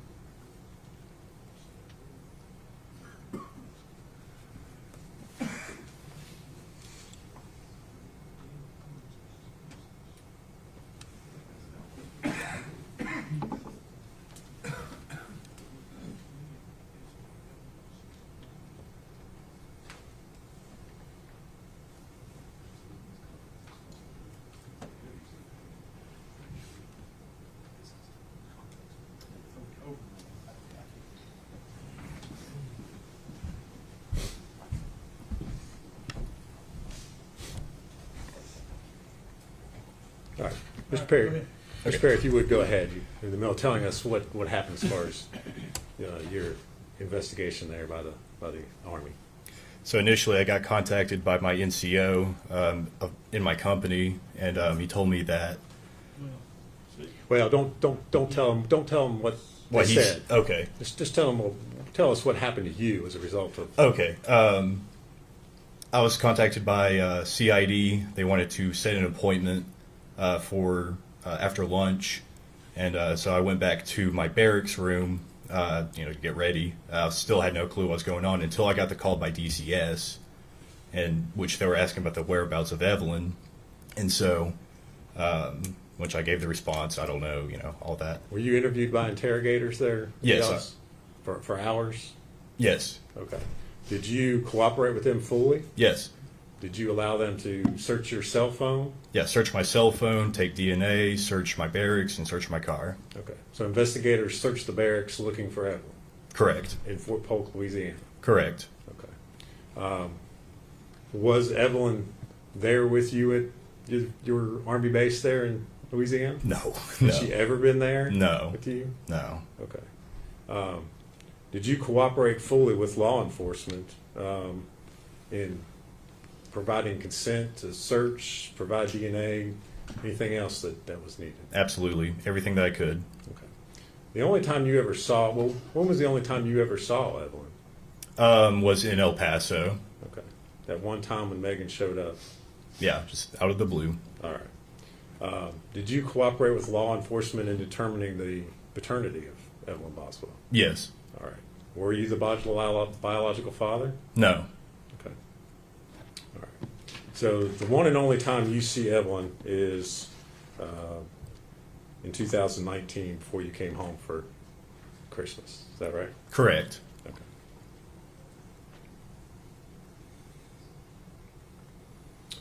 Thank you very much, Mr. Perry. If you would answer any questions Mr. Scott has for you. Mr. Perry, my name is Gene Scott. How are you today? Doing good. How are you doing? Good, thank you. I have just a few questions for you. How many times did you actually see Evelyn?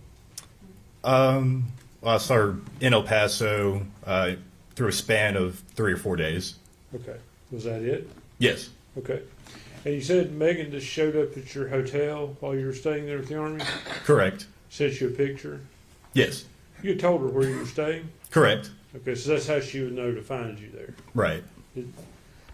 And what did you all do over those 3 days you spent there? Majority of the time was spent in the motel or hotel, whichever it was. And then we went out to eat. I think we just went out to pick up food. We went to the zoo, and we went to IHOP. Did Evelyn appear healthy to you? Yeah. No signs of abuse or neglect?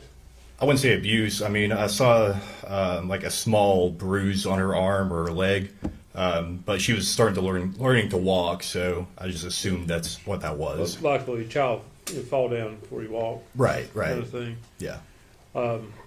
Megan engaged with her? I mean, did she talk to her, appear to love her to you? Repeat that. Did she appear to love the child, Evelyn? If you know. I don't know. Okay. Was she normal? She clean when she brought her there? Yes. Yeah. Okay. No issues with that? No. No neglect issues that you saw? No. Okay. That's all the questions I have for you. Thank you. You Greg? No, Your Honor. See, where you go. Yes, sir. Yes, sir. Mr. Perry, thank you for your testimony today. You're released from your subpoena, sir. You're free to go. Thank you, sir.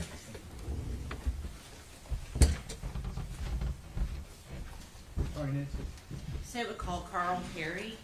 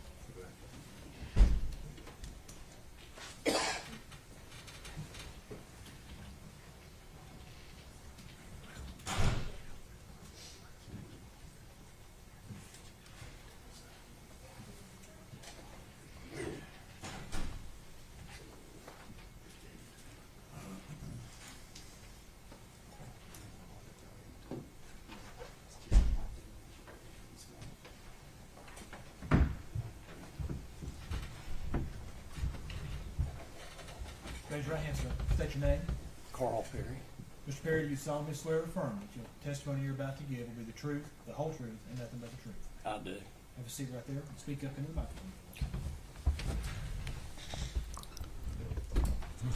Good afternoon. Your name is Carl Perry, is that correct? Correct. What city do you live in? Elizabethton. Okay. And do you know Ethan Perry? Yes, that's Who? Okay, go ahead. My Who is he to you? grandson. He is your grandson. Okay. And at some point, did Ethan live with you in your home? Yes. Okay. And was that also in Elizabethton? No, at that time, it was at 280 Lester Road, Blumpville. Okay. Okay. And how old was Ethan when he lived there with you? Let's see, he came to us in about the 8th or 9th grade, and he lived there until,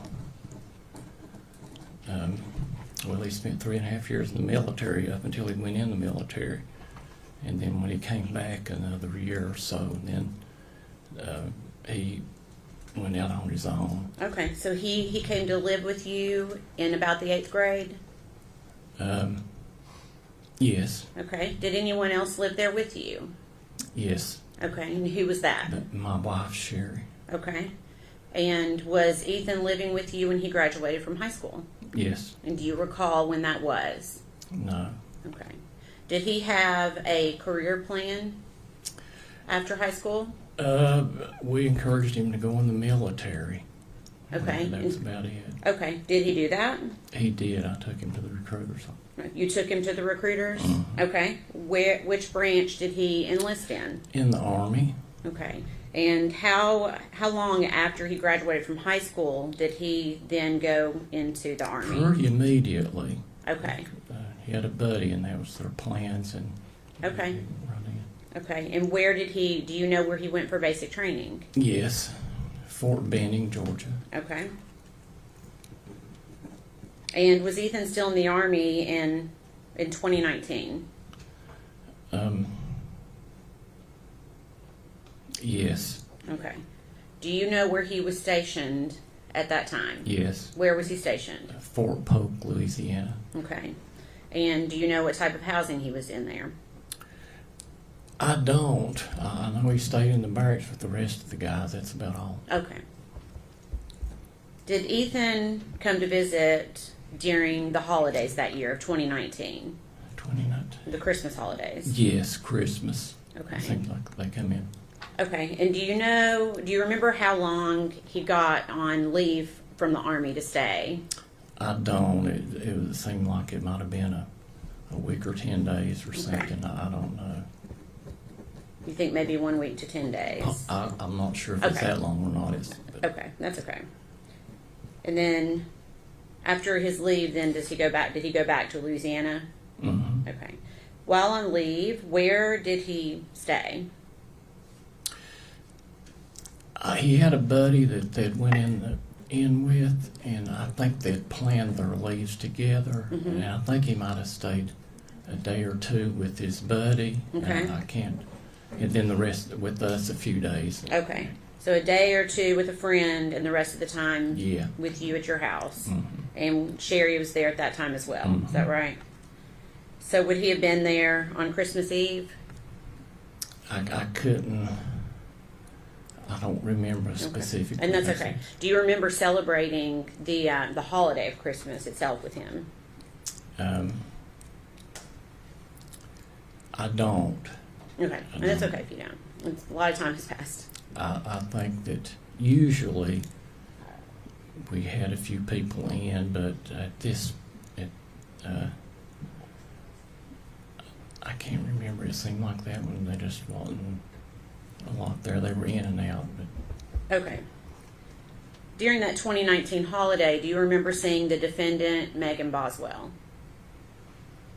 no, Okay. Did Megan Boswell come to your house during that Christmas holiday? no, Okay. Do you know who Evelyn Boswell is? yes. Okay. Can you tell me who she is with regards to Ethan? During that time, I think that there was a conflict. They weren't sure, but I know that the only time Megan Boswell was out on our property was in high school, Okay. way before that. But I know that Ethan had spoken to my wife Sherry about Megan Boswell Okay. and Evelyn. Okay, let me stop you there for just a second. Okay, we can't talk about what somebody else has said, okay? But essentially, to help you out, it was alleged that maybe Evelyn was Ethan's child. Is that right? Right. Okay. and I remember telling him to get a DNA. Okay.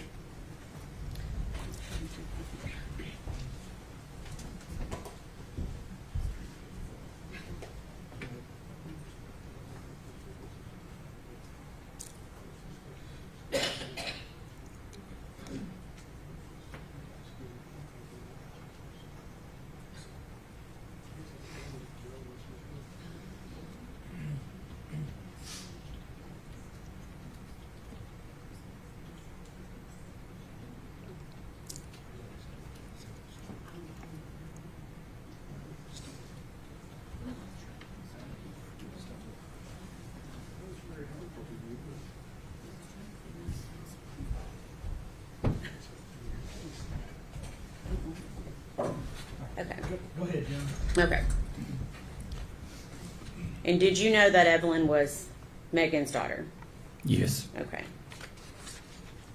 Did Evelyn ever visit your house? No. Did Evelyn ever visit your house in the holidays of 2019? Never. I was going to say we never.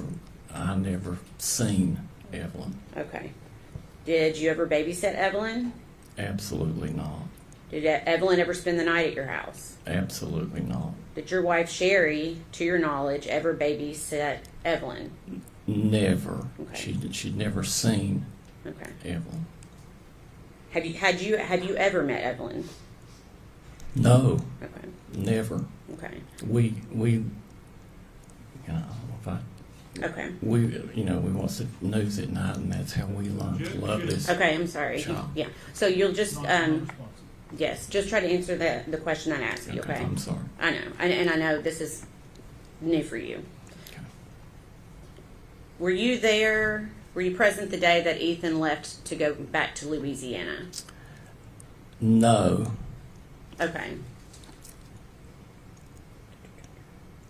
And do you remember when you first learned that Evelyn Boswell had been reported as a missing child? Yes. And how did you find this out? By watching the news. Okay. Did anybody ever come to your home? Yes. Okay. Who came to your home? After this allegation was made. Well, no. Who came when you learned Evelyn was missing? Did anybody come to your No. home? Okay. No one ever came to ask you any questions about No, Evelyn? not until this allegation was made. Okay. What happened then? Who came to your home? Just reporters from all over Okay. were coming. Okay.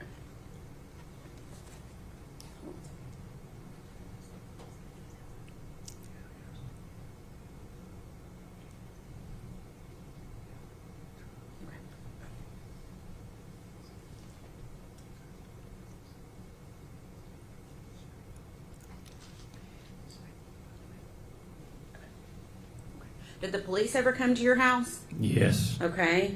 And that's what I'm asking you about. Okay. When did the police come to your house? I really don't.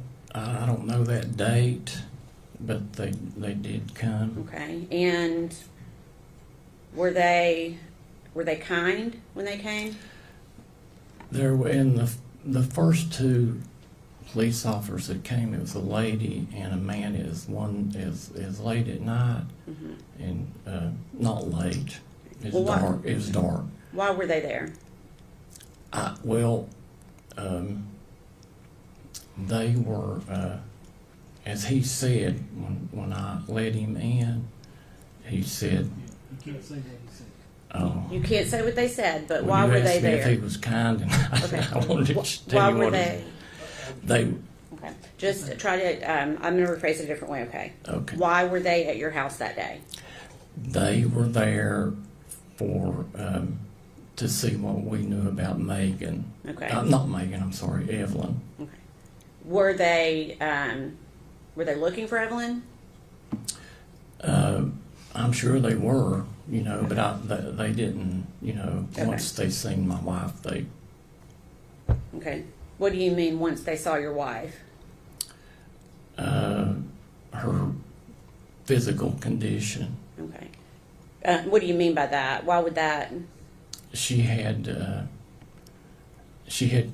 cancer with metastasis to her left arm. Okay. her left scapula, both Okay. lungs, brain, and voice box. Okay. And what did that have to do with the police coming? I think when they glanced at her, they knew that That Evelyn was she not at your house? wasn't no babysitter. Okay.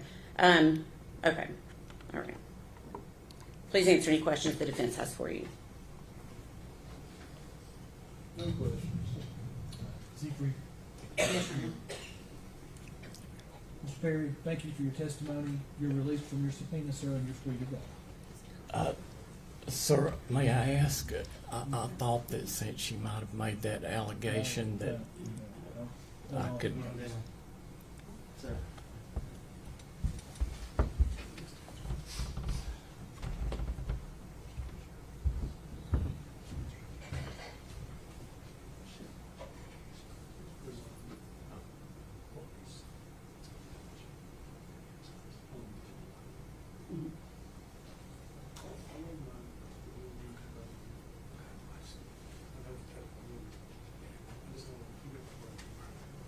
Sorry, next. We approached the judge. Sorry.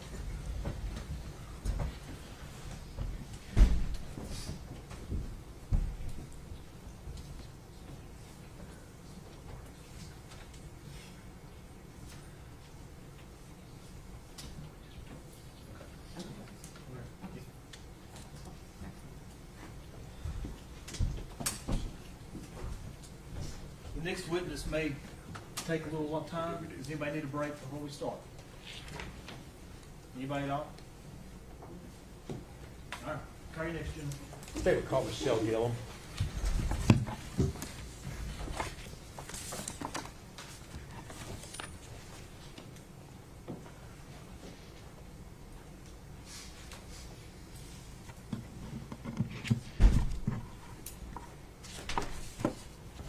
While they're getting her, I see y'all up here.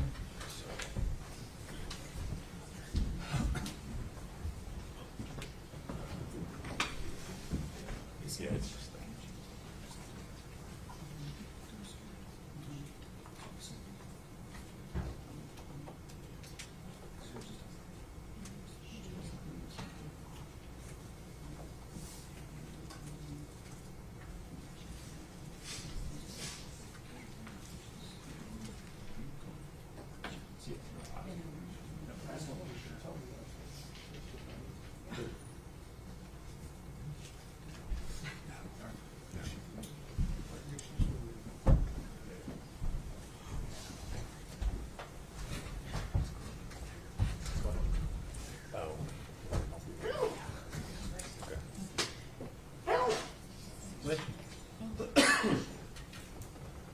Judge, are we still connected to the? Should be. Well, I don't want it to be. Is I guess what I'm. So we're gonna try to cue it on ours without showing. Not now. Okay, thank you.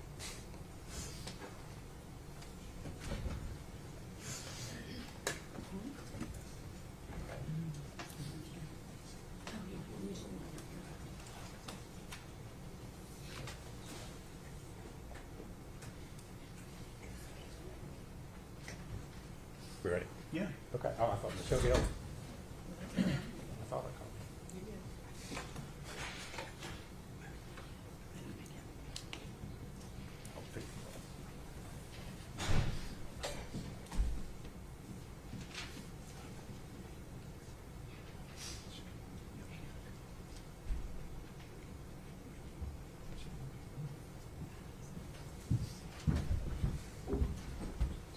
Raise your hand. State your name. Michelle Gillum. You solemnly swear or affirm the testimony you're about to give will be the truth, the whole truth, and nothing but the truth. I do.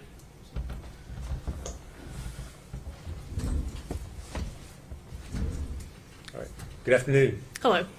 If you would state your name for the record, please. Michelle Gillum, And where are you employed? the Sullivan County Sheriff's Office. All right. And what is your current assignment there at the sheriff's office? I am a lieutenant over internal affairs. All right. Lieutenant Gillum, back in February of 2020, what was your assignment at the sheriff's office? I was a detective in our criminal investigations division. All right. And within the criminal investigations division, did you have a particular set of crimes that you worked or investigated? I did. During my 7 years in the detective division, I worked the child abuse and child sex abuse crimes. All right. And so on February the 18th of 2020, a report came into the sheriff's office regarding a missing child by the name of Evelyn Boswell. Were you aware of that call? I was. All right. And were you in the office at the time that call came in? Yes. Okay. If you would kind of tell us what you did as an investigator on that particular day. On that day, another detective met response when the call come in, which means that they just went out to the residence to check on the child, to check her well-being, see if she needed any attention, anything like that. And then I met response actually in the office with Megan Boswell. Okay. And the detective that met response, would that have been Tracy Harraz? It was. Okay. And do you all work with the Department of Children's Services when these referrals first come in? Yeah, so when a DCS referral first comes in, the Department of Children's Service investigator is the one who initially gets it and then sends it to law enforcement. And we team up with them and we meet response together, which in that case was Jimmy Lewis and Tracy Harraz. They went to the residence of Megan Boswell to check on Evelyn. Okay. At some point in time, did Detective Harraz and Jimmy Lewis arrive at the sheriff's office? They did. After they went to Megan's residence, they came back to the sheriff's office with Megan for her to be interviewed, and then that's when I met up with her. Okay. Now, were you involved? Did you interview Megan initially? No. The initial interview was conducted by Jimmy Lewis and Tracy Harraz for a brief time before I got to the sheriff's office. All right. Then I took over. Okay. Did you discuss with them what was going on in the case? Did you before you went in to talk with Megan? Did you all share information? Me and Megan, or me and you and Detective Harraz? We did briefly, and pretty much all that conversation looked like was that Evelyn is missing. Okay. So I guess when you went in to talk to Megan for the first time, what was your approach to interviewing her? What were you trying to? I didn't have much information, so I just started from the very beginning, as I would with any case, with the basic info of names, addresses, and things like that. All right. And this interview, where was it conducted? In our sheriff's office, the interview room. All right. And is your interview room, is that equipped with audio, video recording devices? It is. And was your interview, in fact, recorded over there? It is. Okay. Did you, as the interview went on, did you have doubts or question what Megan was telling you about Evelyn? Yes. During the interview, just some of the things she was saying, it just wasn't adding up or making sense. Okay. What was your concern, or what was your, I guess, the point of your investigation initially? What were you all trying to do? To figure out where Evelyn is. Okay. All right. This interview that you had of Miss Boswell, did you have an opportunity to review that interview and watch the recording before coming into court here today? All right. And the recording that you watched, was that a true and accurate copy of your interview that you had with the defendant? It is. All right. Judge, I would move to introduce that. I believe we are Exhibit 100.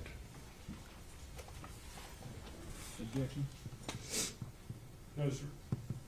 Be full Exhibit 100.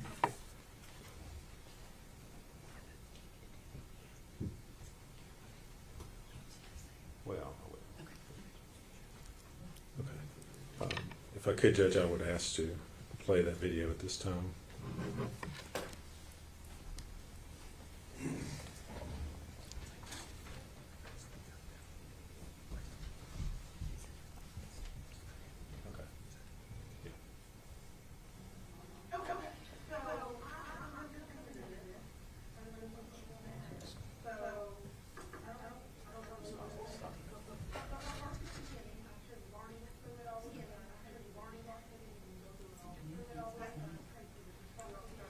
Hold on a second. Hold on. Pause it.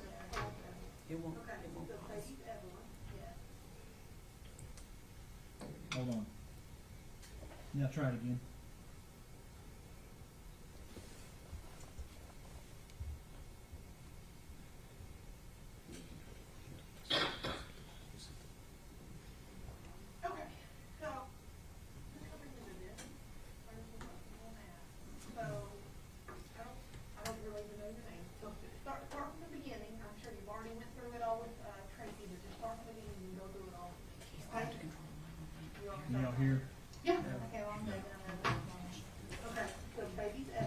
deposit, so we can figure out the money. It'll be 15 months, about 3 days.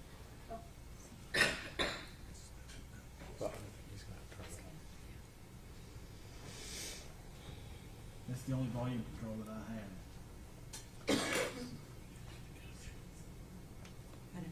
It'll go on their screen.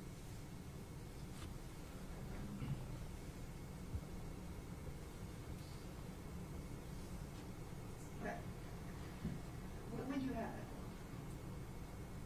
Well, I had her, and then her dad came home from the army. No. When did you give birth? Can you all hear me now? Oh, okay. 11/21. Anybody can't hear? And did she come Barely home hear. again? Barely. Yes, I was in foster care. So I had to sign, what do you call it? I don't know if you know. It was like I was placing.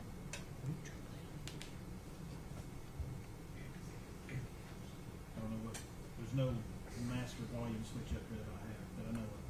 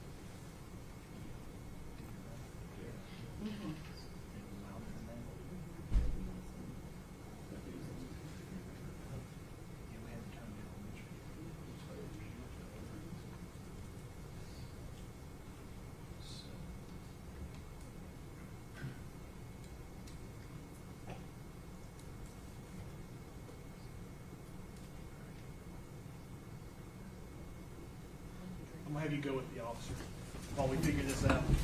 Everyone stand.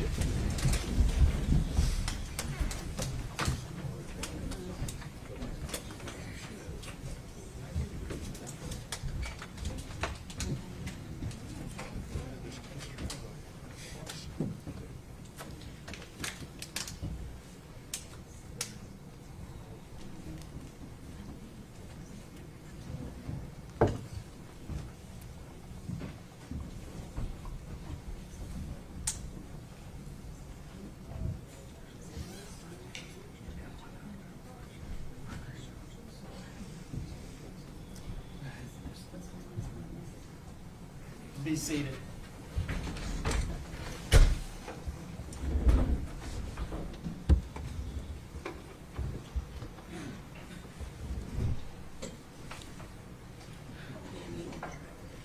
All right, we're in recess.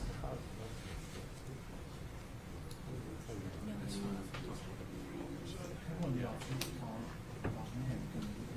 call Bobby. We are in recess. We're in recess. We'll get the clerk in here, see if he can see what I'm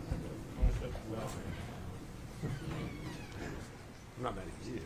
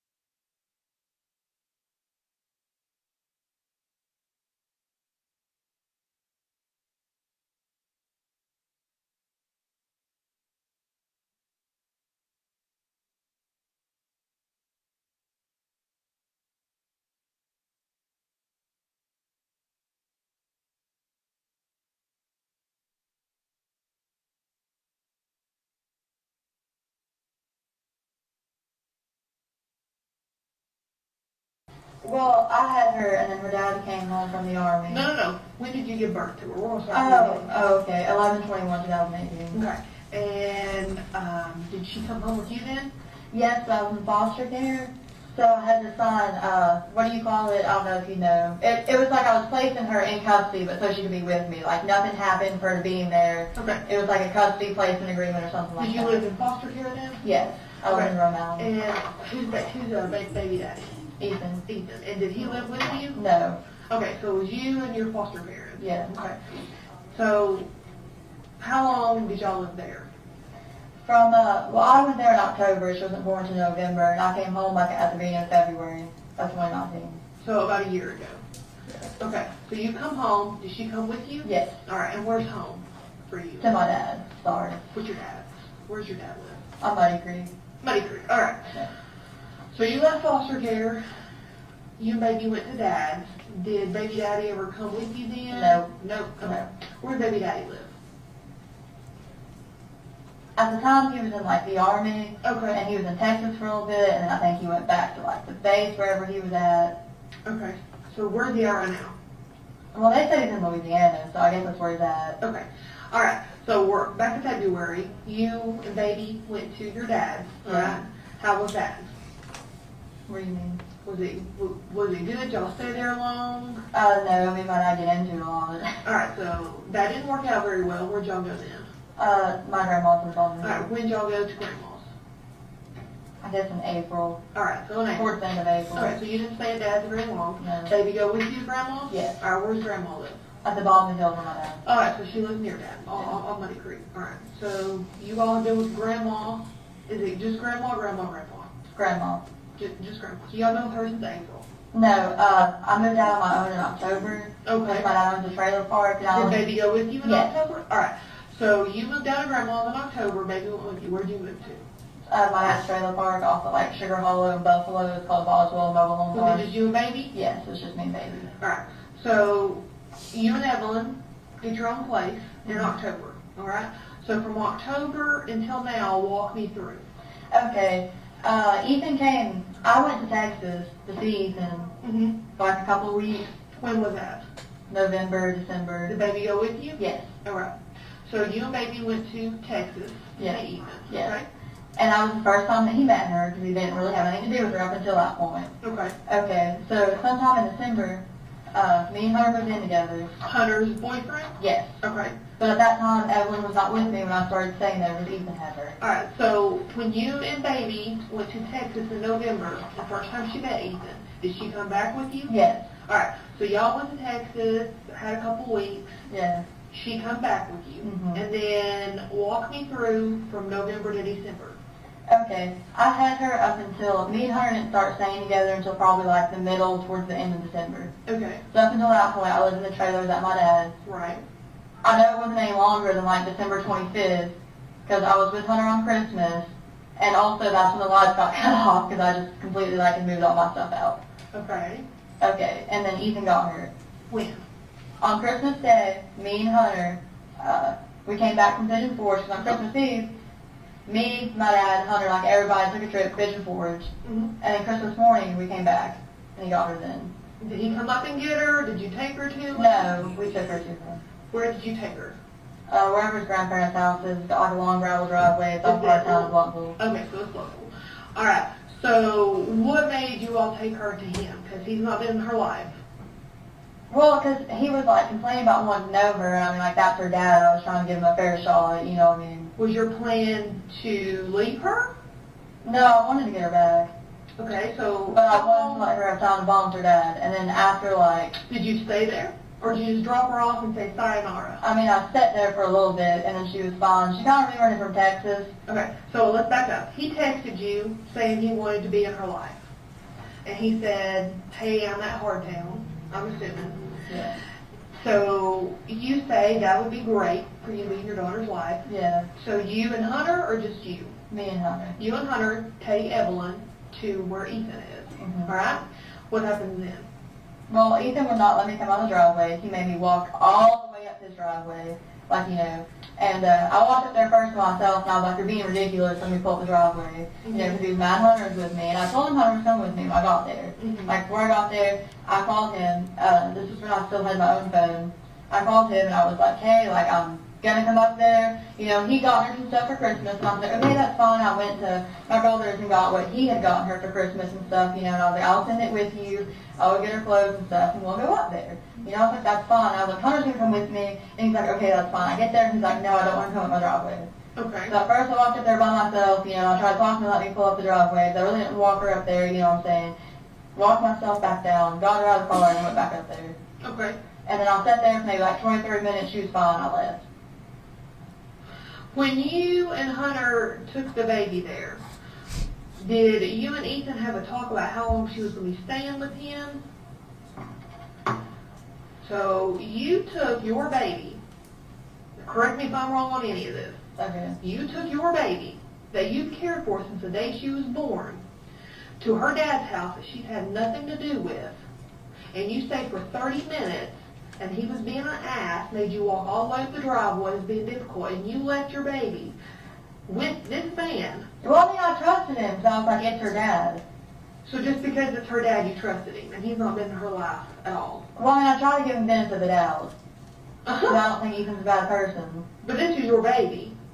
Right. You see where that's I'm her coming dad. from? I see that, but like, you also have to understand that was like her dad. Okay, so I'll give you the benefit of the doubt. I'm sorry, I'm not trying to argue with you. I know No. sometimes like I am, but like, This story, I feel like you're being honest, but there's a big chunk that you're not telling us. And I'm just going to call it like it is, okay? Something within this story has happened. There's a huge chunk that you're just not telling us. I think you took her to him, probably around that time. But there's something missing, and we've got to find that missing piece, okay? And just looking at you, I can tell something ain't making sense. Can you gather that? Okay. She gathers it too.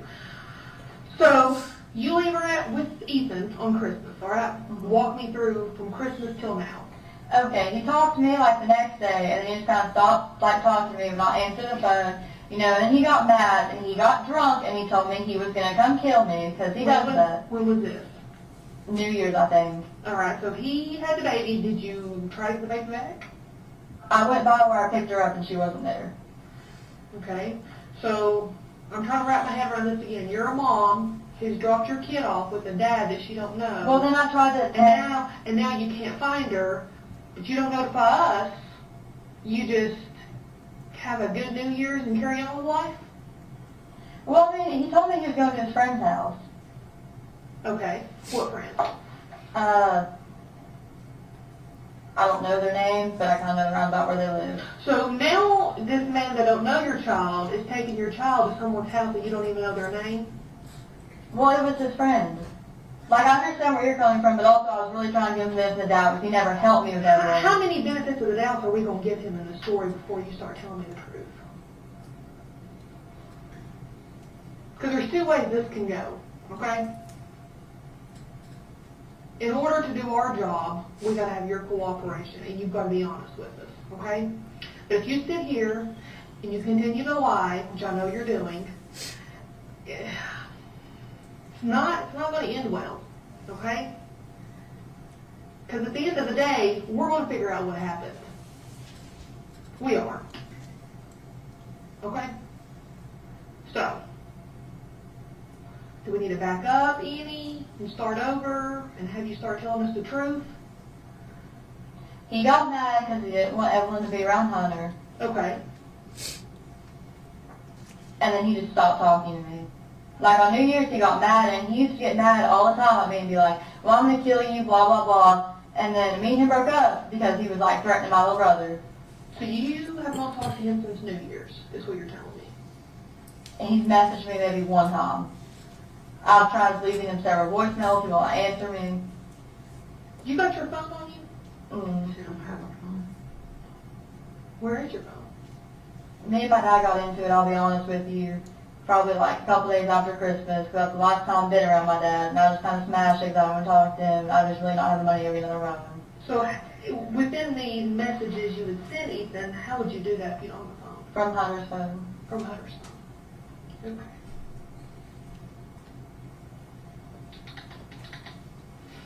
I tried to call him several times. He has not returned my calls. So when were you going to notify us about your baby? If he didn't meet me tomorrow. Oh, tomorrow. Why tomorrow? Because you waited months and you not cared in months. So why tomorrow would you notify us? I was going to try to meet him tomorrow to get her. Have you talked about that? He told me he'd give her back to me in about 2 months.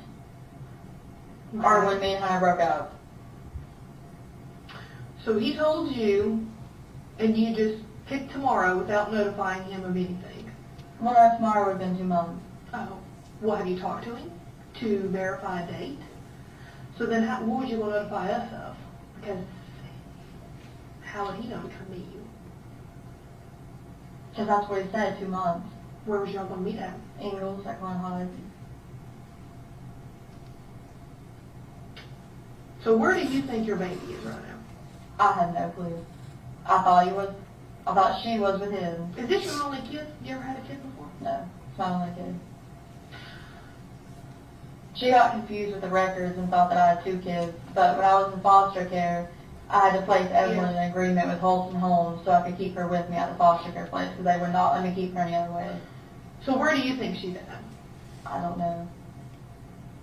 You seem totally unfazed by this. That tells me that you know where your baby's at. No, I don't. Megan, I've been doing this a long time.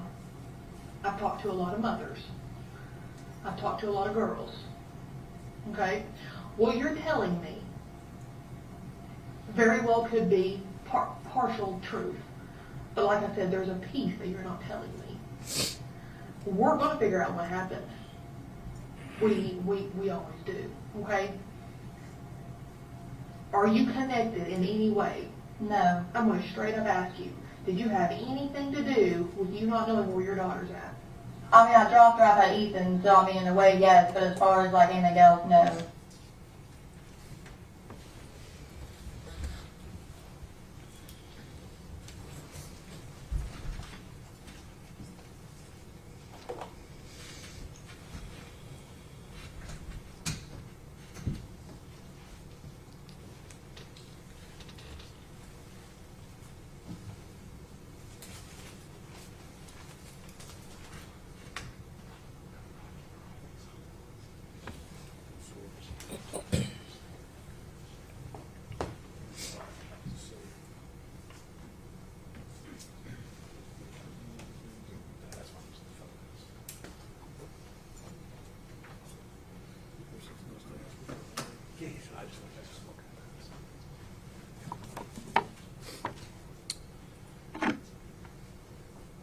You're ready to continue, Judge. Lieutenant Gillum, in addition to interviewing the defendant on February 18th, 2020, did you continue to work on the investigation into the missing child? Yes. Okay. And on March the 6th of 2020, were you present when investigators learned that there was evidence that had been located at the residence of Tommy Boswell? Yes, I was on scene. Okay. And so did you go to his residence? I did. Okay. Where was that located? Off Muddy Creek. Okay. And what was it that you did once you arrived there at Tommy's property? We received consent from Tommy to search a storage shed and connecting dollhouse type structure. Okay. And were there other officers that assisted you in searching that property? Yes, there was 3 others. Okay. And did you in fact search that shed area? We did. All right. And what types of things did you find that were of evidentiary value there? Within the storage shed type structure, it was just various baby items, some medicines, clothing, bottles, just car seats. I mean, anything you could imagine that you would need to care for a child was inside that storage shed. Okay. How did it look or appear? I mean, how were they placed in there, or how were they in there? No, it was very disorganized, just not in any sort of organizational structure. It was just kind of thrown in there. Things were upside down, boxes turned over, clothes just appeared to be thrown in there. No sort of structure at all inside. All right. And did you photograph what the condition of the shed, that outbuilding, before you searched it? Yes. Okay. And did you all remove anything or any items from that shed? I believe most of the baby items got removed that night, yes. Okay. And did you take photos, or someone there take photos of the evidence and the items that you removed from the shed? Yes. All right.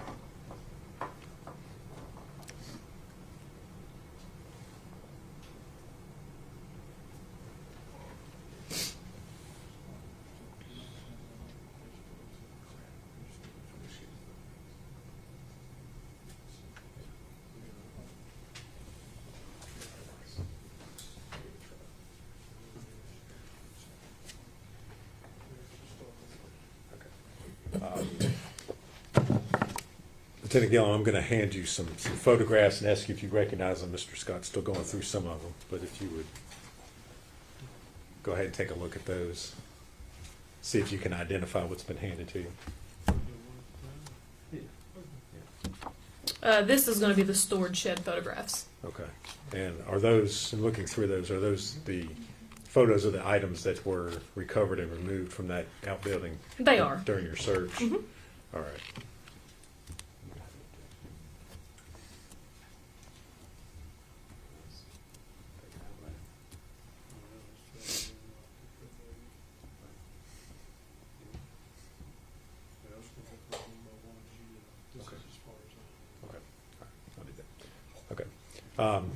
If you would, that's okay.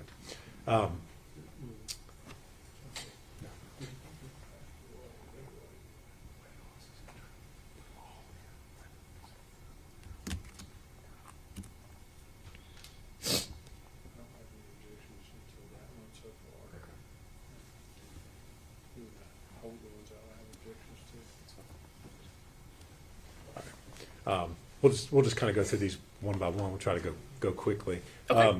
The first photograph that's there on the top, what is it a photograph of? This is the outside of the storage shed, just with the door open, showing the contents inside and how they looked before anything was touched. Okay. And is that accurately depict the shed, that outbuilding there, before you all removed any of the items? It does. Judge, we move to make that Exhibit 101.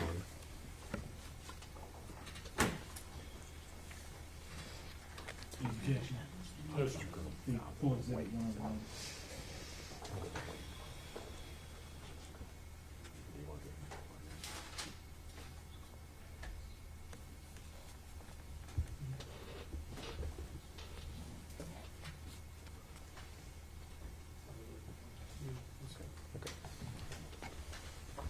All right. And the next photograph, what is that a photograph of? This is inside the shed. Again, just showing the various items. There's a swing type thing and looks like a bag of clothes and some more baby items. All right. And again, is that a true and accurate photograph of the? It is. Exhibit?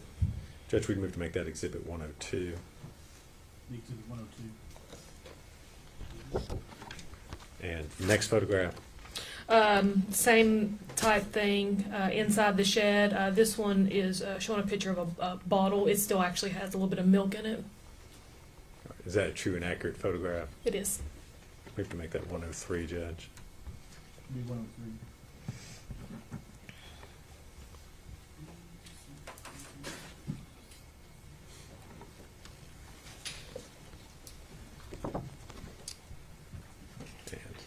Next photograph. Inside the shed, there's a box. It's got clothing, a ripped bag, a drink that looks like it's half drank. Okay. Is that a true and accurate photograph? Of It is. Move to make that 104. Full 104.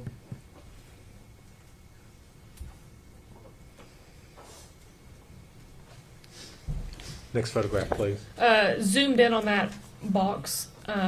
It shows the nipple to a bottle. It looks very dirty. Okay. And again, is that photograph taken before anything was removed? No. That's before anything was touched. All right. True and accurate photograph. Yes, sir. Move to make that Exhibit 105. Full exhibit 105. Scott, I'm assuming you seen these, if you have any objections to them. That's correct. Next photograph, please. This is an even further zoomed in picture of the dirty nipple to the bottle in the box. All right, it's a true and accurate photograph. Yes. Move to make that 106. Full exhibit 106. And the next photograph. This is an item just used to take care of a baby in everyday needs. It had been removed from the shed. It's like a squeegee type thing. Is that a true and accurate photograph of that item? Yes, that one right there had been removed from the shed before the picture was took. All right. But it was located in the shed. It was. All right. Judge, I move to make that 107. Full 107. Next photograph. This is a yellow bottle. Again, there's still liquid inside of it, and it's dirty. That was located inside the shed, and it's a true and accurate. Judge, I move to make that exhibit 108. 108. And the next photograph, please. This is going to be baby clothing. It appears to be like shorts. It had been removed from the shed before the picture was taken. Is that a true and accurate photograph? Yes. Move to make that exhibit 109. 109. And the next photograph, please. It's a picture of just right inside the door of the shed. You see a little onesie laying there on the ground, various diapers, a pillow with some sort of stain on it. Is that a true and accurate photograph of those Yes. items? Make that 1010, Judge, please. 110. What did I say? 110. 110. It's getting late. This next one's going to be a close-up of the onesie. It shows a stain on the inside where her bow would have went. Is that a true and accurate photograph of It that is. item? We have to make that exhibit 111. 111. Next photograph.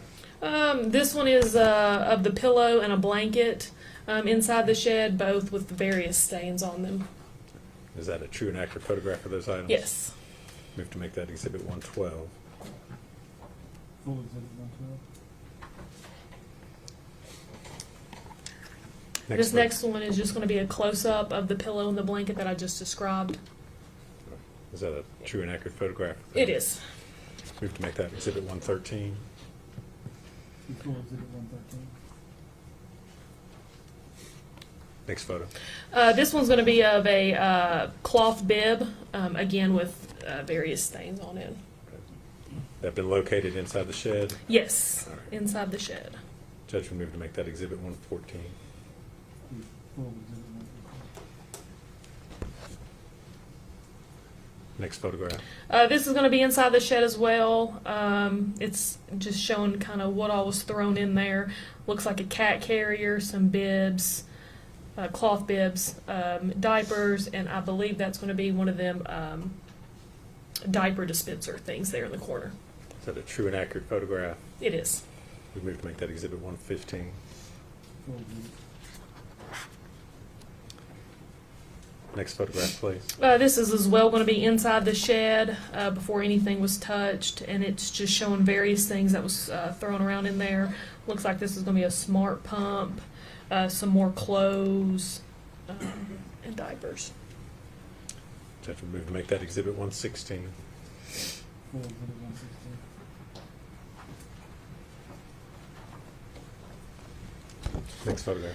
This is as well going to be inside the shed. There's a picture of a ladder, some more clothes tossed around. Is that a true and accurate photograph? It is. Move to make that 118. 118. I'm sorry, 117. Is it 117? I'm sorry. 117, sorry. I'm ahead of myself. Next photograph. It's going to be a close-up of a dirty sock and like a medicine syringe. And were they located inside the shed They as well? were, yes. They were within the ladder.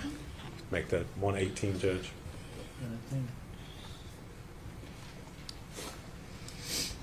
Next photo. It's going to be a close-up of the medicine syringe that was inside the shed. Is that a true and accurate photo? It is. We have to make that 119.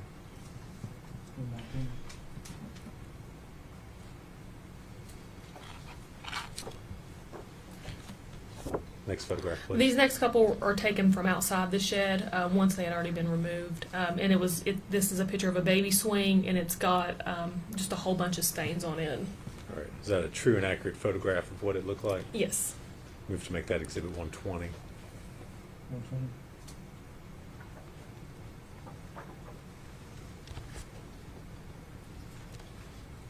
Next photo. This next one is just a close-up of the swing where the stains were on the outside, just showing that the stains went all the way through the swing. That photo accurately reflect the condition of it? It at the does. time? Move to make that Exhibit 121.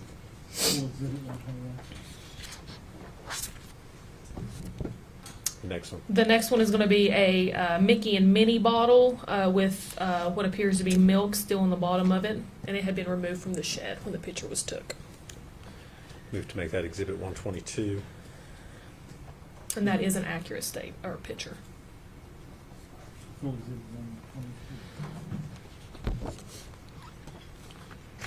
Next photo. It's just a close-up of the exact same bottle, just showing you about how much liquid was in the bottom of it when we took it out of the shed. Okay. And you all did not in any way empty it, manipulate it, do anything No. else before you? All right. Move to make that Exhibit 123.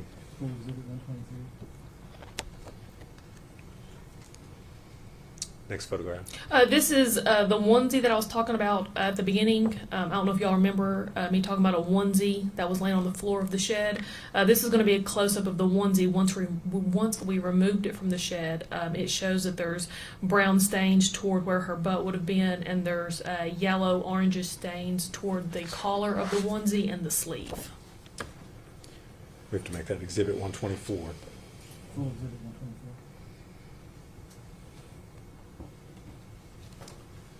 Next photo, please. And this is just going to be a close-up of the stain where her butt would have been on the onesie, where it's a brownish green. Is that the same onesie that was from It's the same prior? onesie, yeah. It's just a close-up. We have to make that Exhibit 125.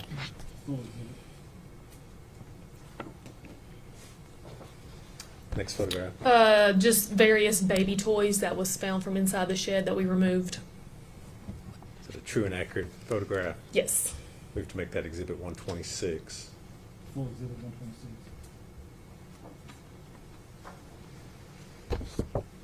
Next photo. The next photo is going to be the medicine syringe that we removed from the shed. We have to make that Exhibit 127.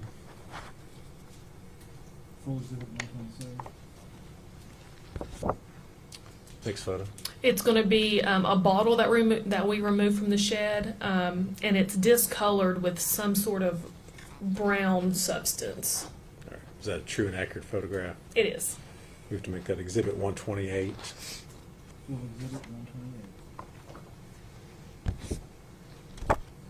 Next photo. It's just going to be baby pants that we removed from the shed. We have to make that Exhibit 129.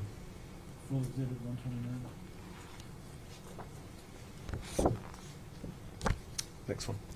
It's going to be the cloth bib that I talked about in a prior picture that we removed from the shed.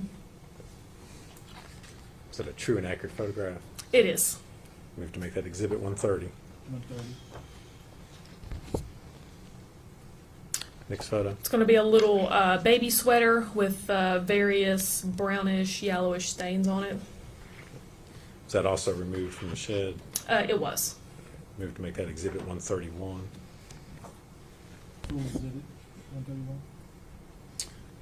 Next photo. It's going to be a close-up of the baby clothing. Same item as in the previous. Yes, same item. We have to make that Exhibit 132.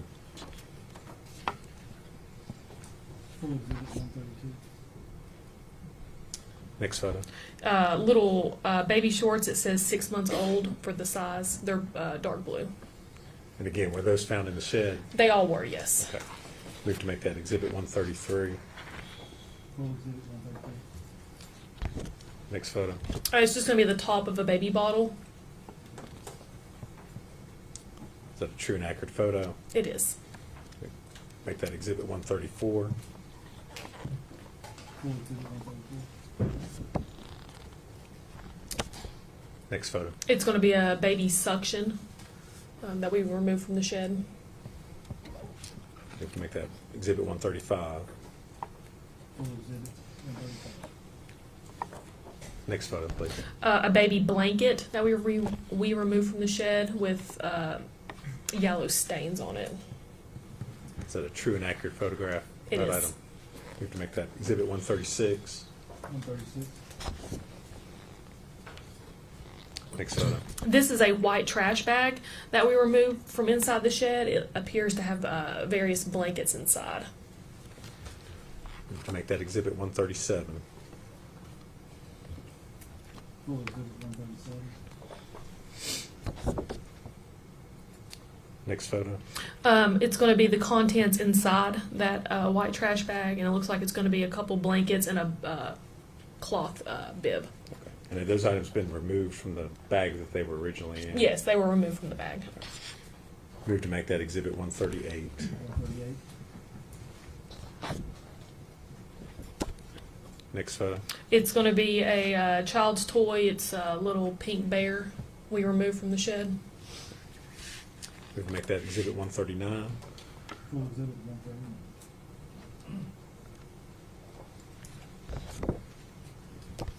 Next photo.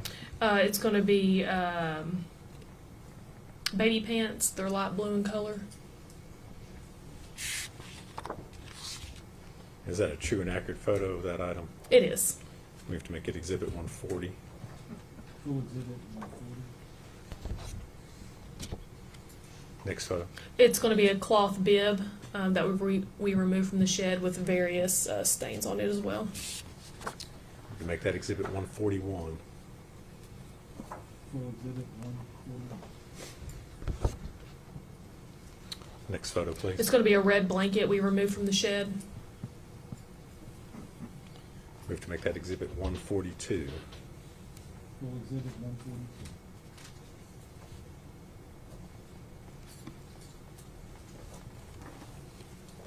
Next photo. That's it. That's it. Okay.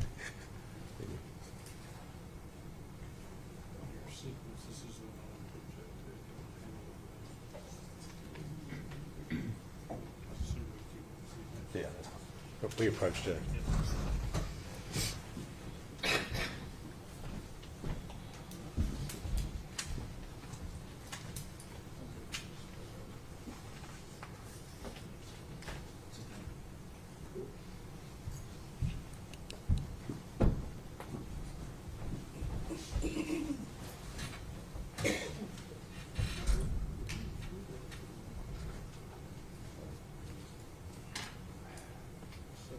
Okay, I'll try to think how many more there are.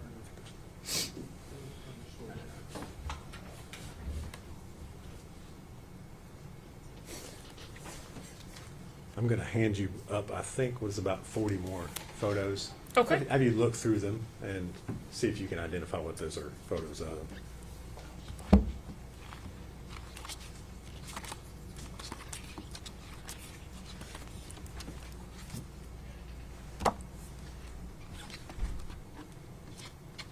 These all appear to come from inside that storage shed. Okay. Are they true and accurate photos of the items that you all removed and took from the shed out at the Boswell property that night? Yes. Okay. Judge, introduce them individually. I think that will take us numbers 143 through 181.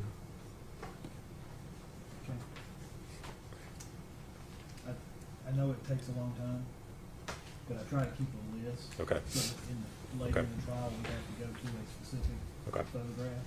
All right. So you want me to just have her go through them Just the way individually? you were doing All it. right. That's fine. All right. Start back up, Lieutenant Gillum. If you would, for the first photograph there, tell me what you're looking at. It's going to be another medicine syringe. Judge, we'd move to make that 143. 143. Actually, if there's no objection, they'll all be moved in as their respective number, so I don't have to, you say 143 and I have to say it. They're all gonna be full exhibits. Just read the number when you get it, Okay, so you will know what it is. okay, That way, and I can keep writing it down. okay. That's fine. Next photo, please. It's going to be a pink bottle with various brown stains on it. We move to make that 144. Next photo. It's various baby clothing, cloth bibs, and a toy rattle. We move to make that 145. This next one's going to be just a closer view of those exact items I just described. The same picture, just 145. zoomed All right. in. And we move to make that 146. Next photo. Just various bottles and the caps of bottles. Move to make that exhibit 147. Next photo. A little Mickey and Minnie sweatshirt for a baby. Move that in as exhibit 148.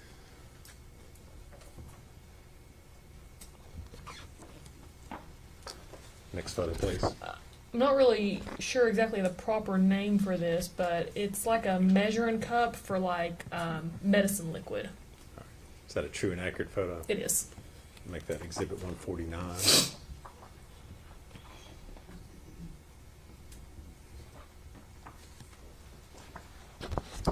Next photo. A little jumper, a little onesie. Move to make that 150.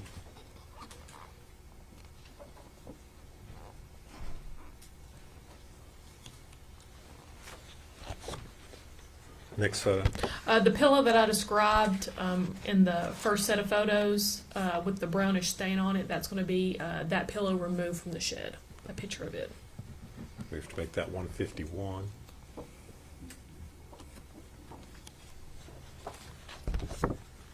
Next photograph, please. Another little onesie.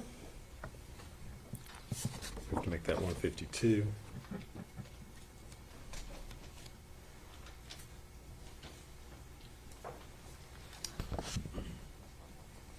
Next photo. This is another onesie covered in what appears to be dirt. Move to make that 153.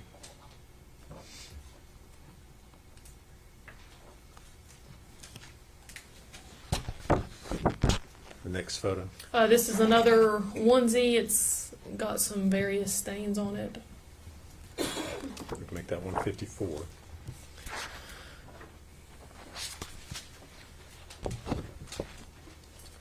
Next photograph, please. Another medicine syringe. Make that 155.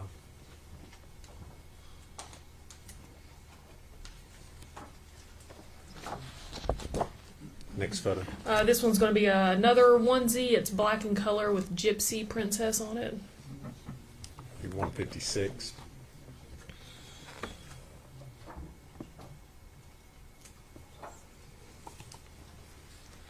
The next photo, please. This is going to be medicine. It looks like it's prescribed to Evelyn M. Boswell, and it's some sort of ointment. I can't pronounce that the name of the ointment. All right, is that a true and accurate photograph which It you is. collected? Be exhibit 157.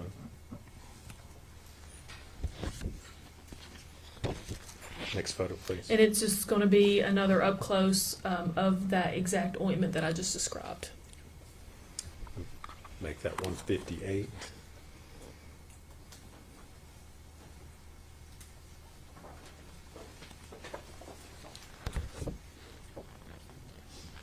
Next photograph, please. The tube of the ointment was brought out of the packaging, and that's what this is going to be a picture of. It looks like it's supposed to go in the eye. We have to make that exhibit 159.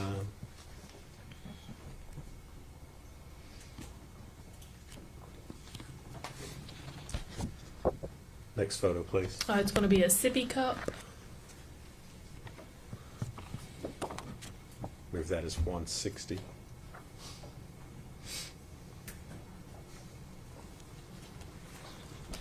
Next photo. Another sippy cup. This one's pink in color. Make that 161.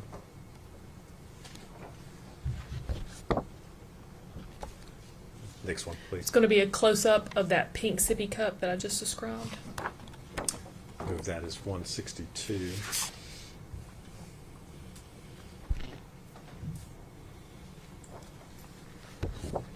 Next photo, please. This is going to be the cap of a bottle, and it's got brown stuff all over it. We have to make that 163.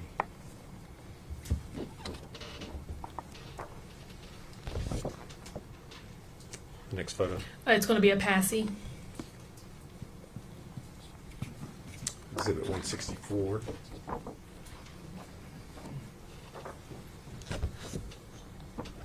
Next photograph, please. 2 baby spoons. Move to make that 165.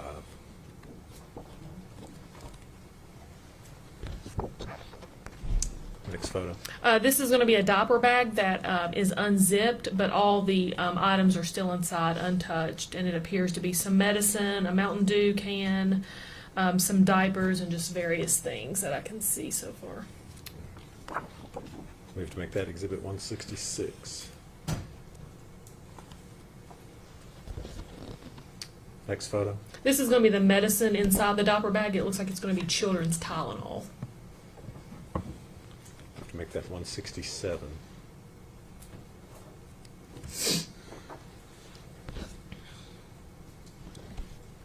Next photo. It's going to be close up of the children's Tylenol in the diaper bag, and it looks like it's got some food and a cloth towel around it with some stains on it.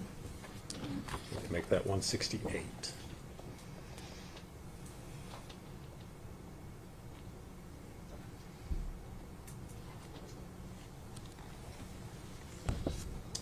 Next photo. This is going to be another picture of the inside of the diaper bag showing the same thing, the Mountain Dew can with the cloth towel. We have to make that 169.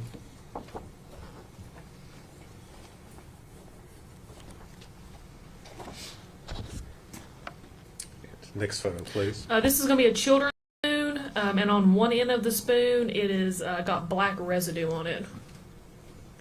We have to make that number 170.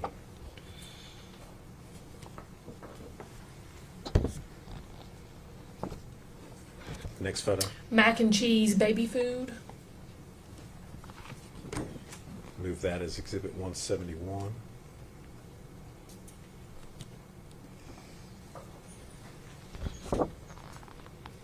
Next photo, please. This is going to be some sort of tissue paper with brownish red stains on it. Move that as exhibit 172. And next photo. It's just going to be another angle of the tissue paper with the brownish red stain. Move that as exhibit 173.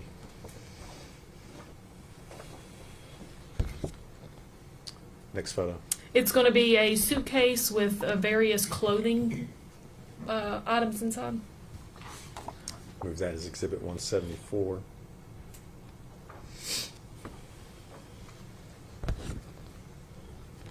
Next photo. It's going to be a red wagon, and inside the wagon there's a baby doll, some baby shampoo, wipes, and a suction. Move to make that exhibit 175.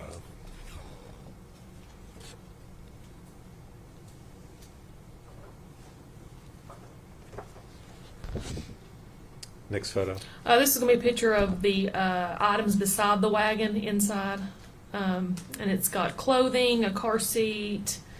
It looks like a little bunny rabbit, teddy bear type thing. Move that as exhibit 176.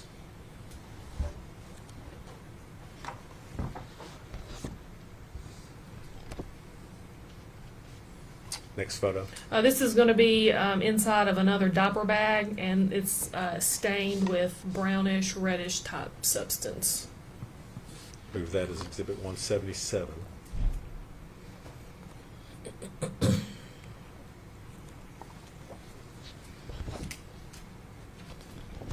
Next photo. This is a cardboard box, and inside the box is several white bags. Move that as Exhibit 178.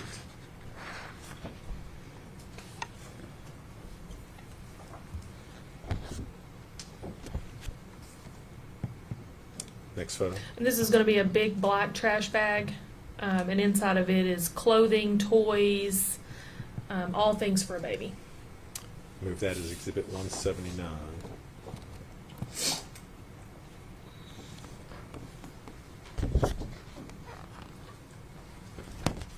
Next photo. It's going to be 5 tubes of diaper rash cream. Move to make that Exhibit 180.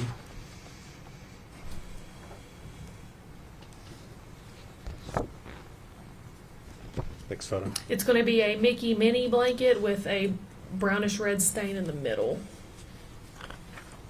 Move to make that Exhibit 181.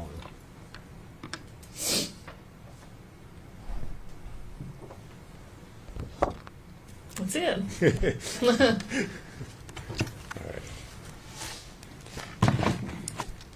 Judge, I think they've all been admitted at this point. I would move to publish them to the jury.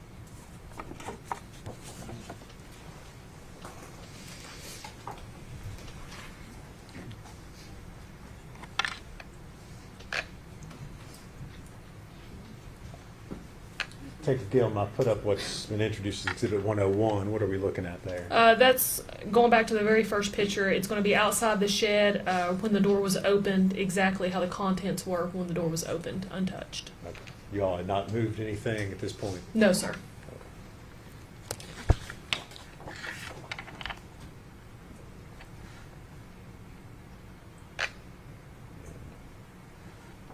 .102. Contents inside the shed. I believe that's a swing type thing and some various clothing items.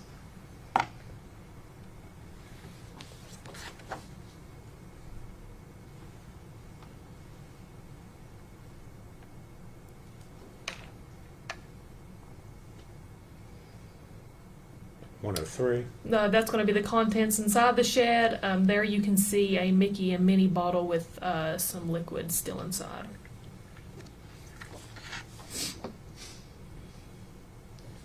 .104. And that's going to be a cardboard box with clothes and a bag on top.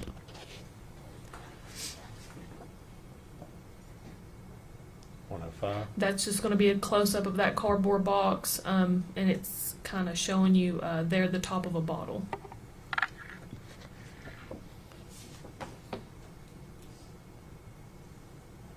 .106. Again, it's zoomed in on the top of the bottle.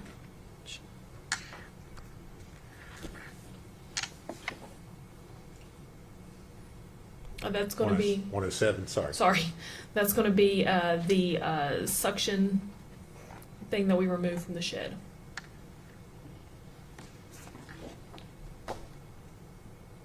.108. That's going to be a bottle that we located inside the shed.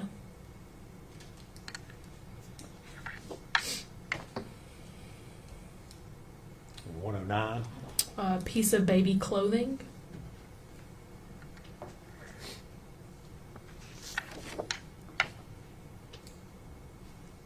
.110. And that's going to be a onesie on the floor of the shed, along with a pillow there on the left-hand side. Are those the items that are sitting below the pillow? Can you tell what those are there? Looks like diapers. Are you talking about right below the pillow? Yes. Yeah, those are diapers. All right. And I think you have a laser pointer sitting beside you there on the stand. Looks like a. Oh. Yes. Sorry. If you could, on the screen up there, point out where we're talking about. Oh, right here, diapers. All right. And that's going to be the pillow, and then there's the onesie. All right. Thank you. And Exhibit 111. That's the onesie I described, and these are the stains that I talked about. 112. It's going to be the pillow with the brownish stain, and then a blanket.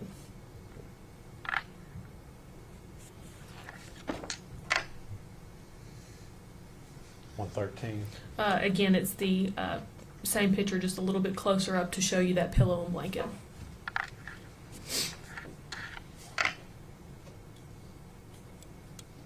Um, 114. There's going to be a cloth bib right there on the floor.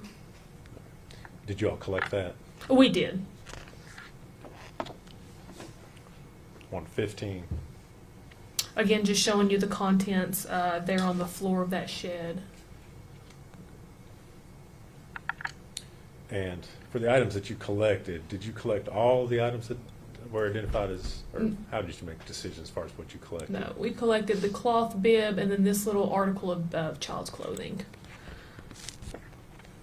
Pretty much anything baby related went. Exhibit 116. There was a ladder on the floor of the shed, and this is just a depiction of the contents around that ladder. 117. It zoomed in a little bit, but you'll see right here is a medical syringe. And you're indicating an area just inside the metal ladder that's depicted. Yes, in the there should be a photograph. closer up photo of it next. 118. It's, Can you see it better there? it's right there. Sorry, I'm a little shaky. All right. Is it the syringe? As we're looking at the photograph, it's kind of on the left-hand side. Is it slightly pinkish color? Is that what we're looking at? It is. There's a blue, what I think is a wipe case, and then it sits directly to the left of that blue wipe case. And I'm going to show you 119, which I think might give you a little better. Yes. Right there. Is that a close-up image of that syringe? It is. Exhibit 120. That's going to be the child swing that was taken from inside the shed. 121. And then this is what I was talking about, if you recall, where I said it shows the stain went through the entire swing. You can see right there what I'm talking about. All right, so we're looking at the bottom. We're looking at the photograph. That's the bottom, the base of the. Yes. Okay.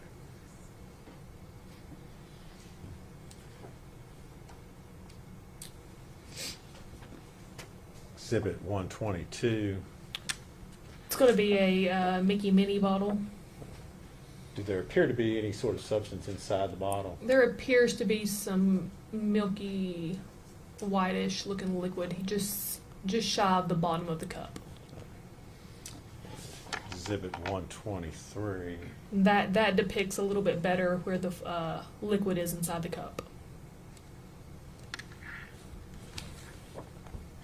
Exhibit 124.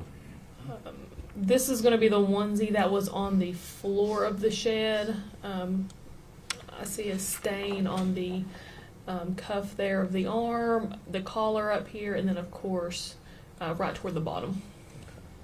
And looking at that same item, I believe, Exhibit 125. Yes, that's going to be a close-up of the stain. And is that, you lifted the flap there on the bottom of the outfit, is that what we're looking at? Yes, that's exactly what it is. Exhibit 126. Just various baby toys. Number 127. Medicine syringe.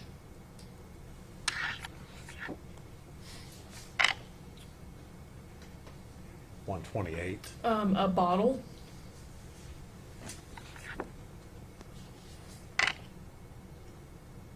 $129. Child pants.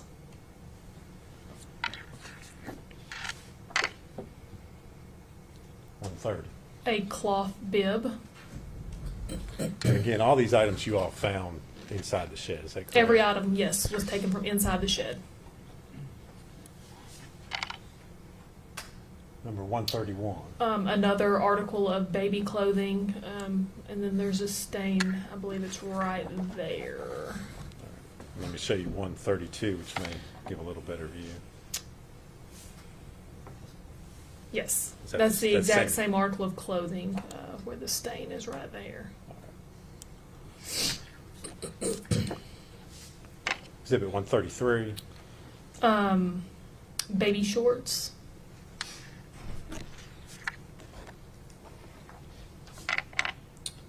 Number 134. The top of a bottle.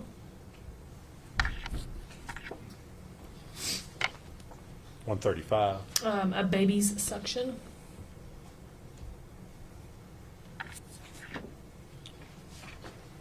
Number 136. A blanket. And these photos that are taken of these individual items, you all have removed them from the shed. Is that correct? Yes, that is correct. And took them back over to, it looks like, to the sheriff's office to photograph them. Yes, they were in our evidence. Number 137. That's going to be a white trash bag with various blankets inside. All right. And showing you 138. Is that the same bag, the blankets there? That's going to be the contents inside the bag, yes. All right. So you've removed them from Correct. the bag at that point.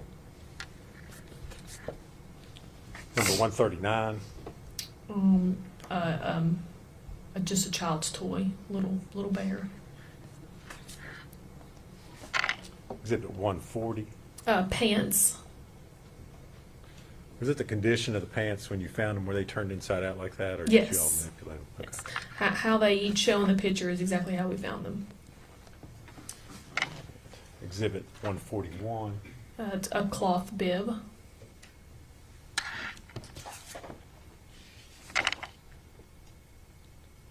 Number 142. A red blanket.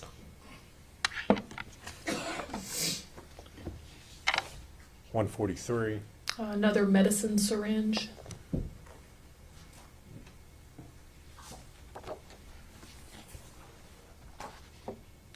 $144.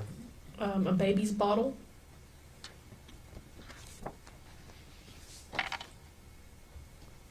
Number 145. Just various articles of clothing. I think there's a blanket, a little toy rattle. And all these items were found together. Yes. And show you 146. That is just going to be a close-up of those items, just a little bit more in detail. You can see what appears to be a sock there with some stains on it, like a little bow headband there. Just a close-up. All right. Exhibit 147. Various bottles and their lids. 148. A Mickey mini sweatshirt for a baby. Number 149. Looks like a type of a measuring cup for some sort of medicine liquid. 150. It's going to be a onesie.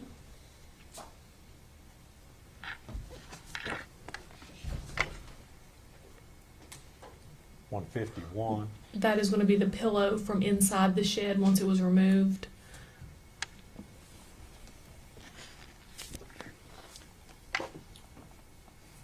Number 152. It's another baby's onesie.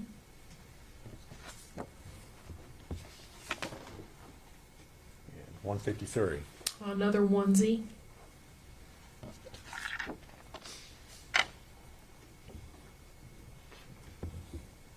$154.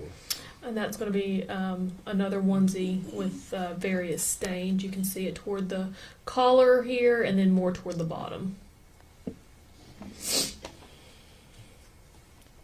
Number 155. Medicine syringe.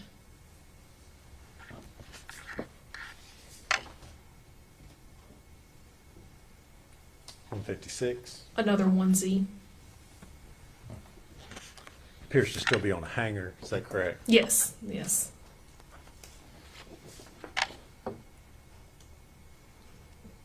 Exhibit 157. That's going to be the eye ointment. 158. The ointment removed from the box. 159.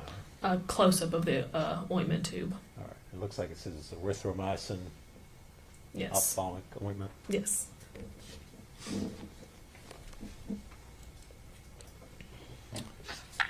$160. A sippy cup.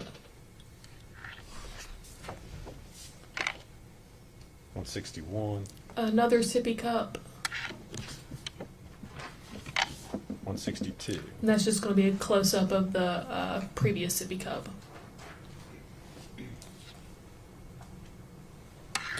163, That's going to be the lid of a sippy cup and just shows the various stains on it, the blackish brownish stains. 164, A passy.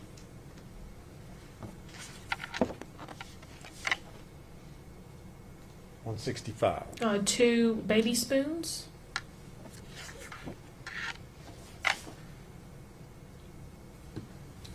166, It looks to be a diaper bag, and that's the contents inside the diaper bag. Is that before you removed any of the items from the diaper bag? Yes, sir. 167, That's going to be the bottle of children's Tylenol that was inside the diaper bag. so that was found in the diaper bag that was shown in the previous Yes, sir. exhibit. 168, There it is in the diaper bag beside the baby's food and the cloth.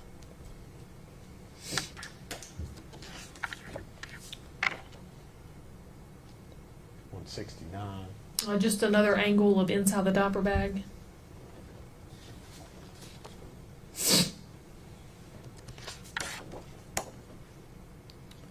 Exhibit 170, That's going to be a children's spoon with some sort of black residue substance there on the end of the spoon. Exhibit 171, That's going to be the mac and cheese.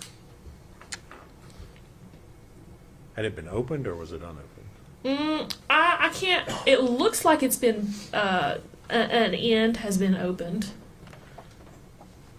Just the way the packaging was.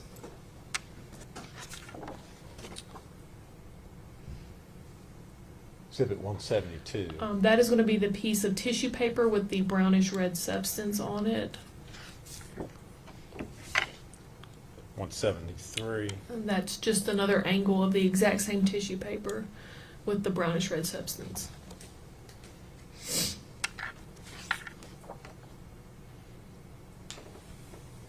number 174, A suitcase with just various clothing items inside.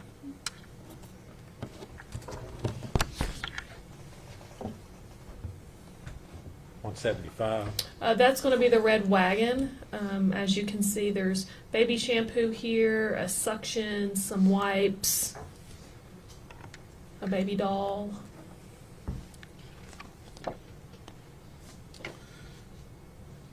or 176, There's going to be a car seat and just some various clothing items.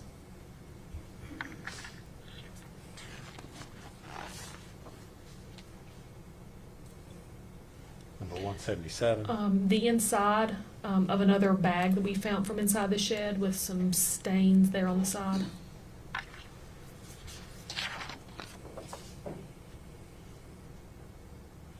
exhibit 178, It's going to be a cardboard box with several white bags.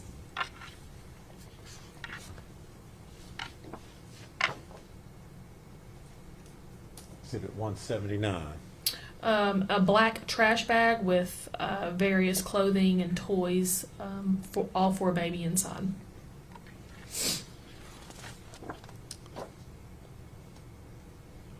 number 180, The 5 tubes of diaper rash cream.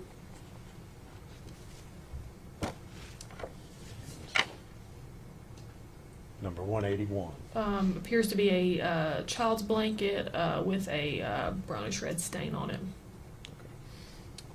and all these items were collected and taken out of the shed. Yes, sir, every item.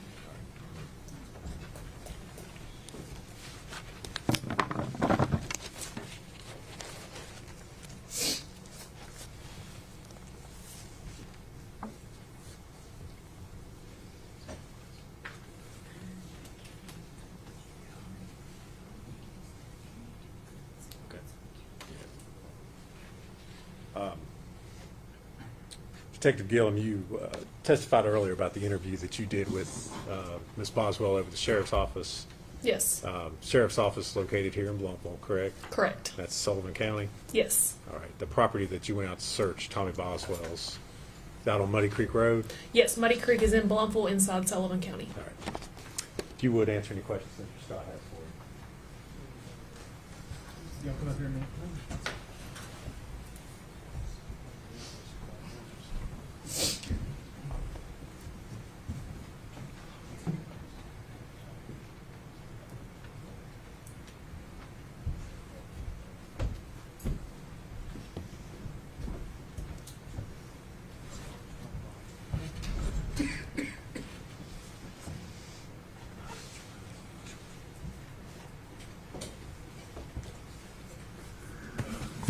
Detective Gilliam, the items you collected, all these photographs we've admitted, were any of those items sent to TBI lab for testing?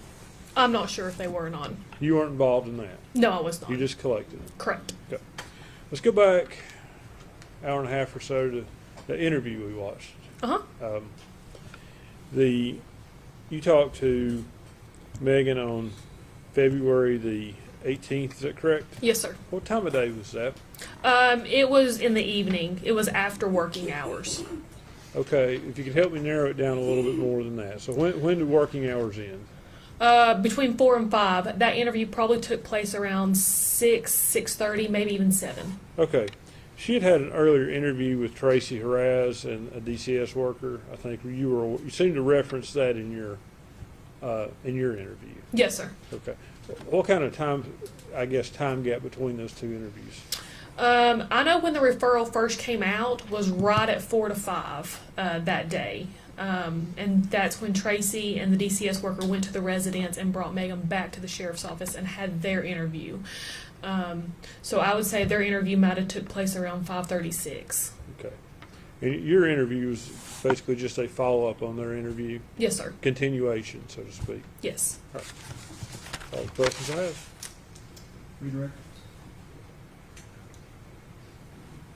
Nothing further, Judge.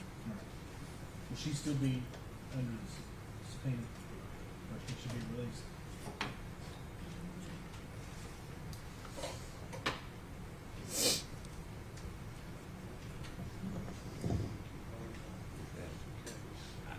We'll keep her under subpoena, Judge, but she can be released at this time. You'll still be subject to subpoena, so you can leave the courthouse, but make sure you're available. Do not discuss your testimony with any other witness or allow any other witness to discuss their testimony with you. All right? Thank you. All right, ladies and gentlemen, we're going to stop right there for today. You're going to get tired of hearing these admonitions. I'm just going to tell you that now. You're not to communicate with other jurors or anyone else regarding any subject connected with this trial. You're not to form or express any opinion about the case until it is finally submitted to you. You're to report promptly to the court any incident involving an attempt by any person to improperly influence any jury member or a juror's violation of the court's admonitions. You're not to read, watch, or listen to any news reports concerning this case. You're to decide this case solely on the evidence introduced in this trial. You can go with the officer. Everyone, please stand.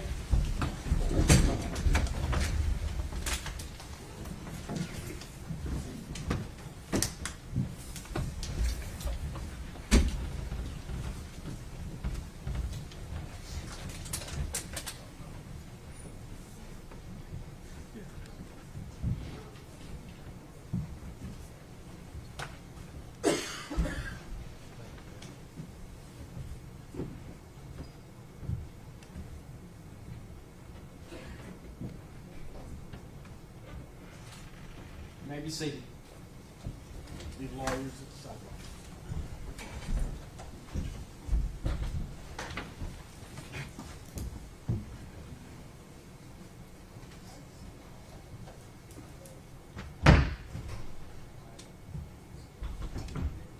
So you can duck.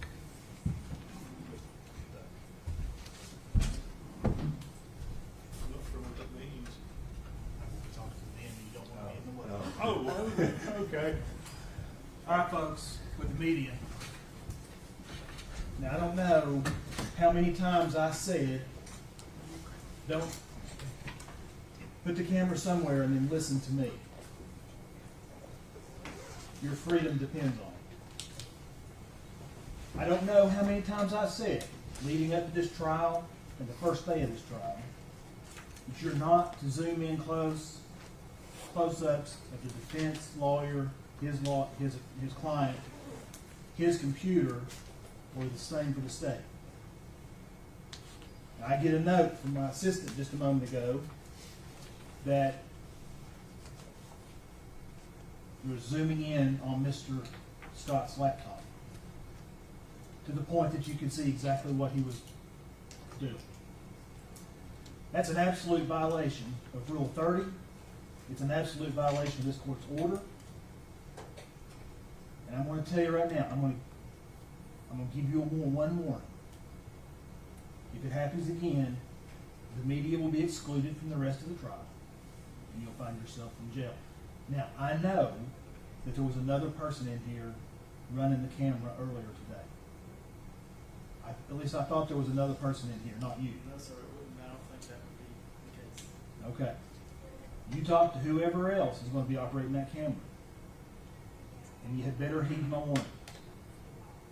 Okay? And if I did do that, it was inadvertent. I wasn't trying to shoot anything on your computer screen. Well, I'm going to tell you right now, The people. my assistant came in here, and she wouldn't have done it. And I told her to have the feed up in there and be monitoring it, because I'm worried about the jury, but now I'm worried about attorney-client privilege. Okay? Don't let it happen again. Now, we'll be in recess till, I think we're going to start at about, do y'all want to start at 10 or 10:30? I was thinking 10:30 to about 4 tomorrow. If you have that many witnesses, you can lie. Huh?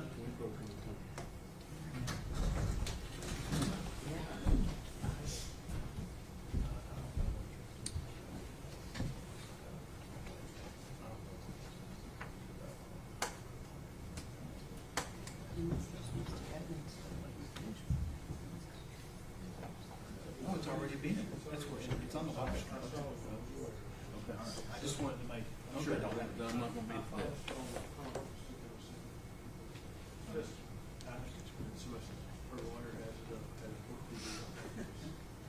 So you quickly changed it up. All right. We'll start back at 10:30. That's tomorrow morning. Court stands in recess. So, Megan.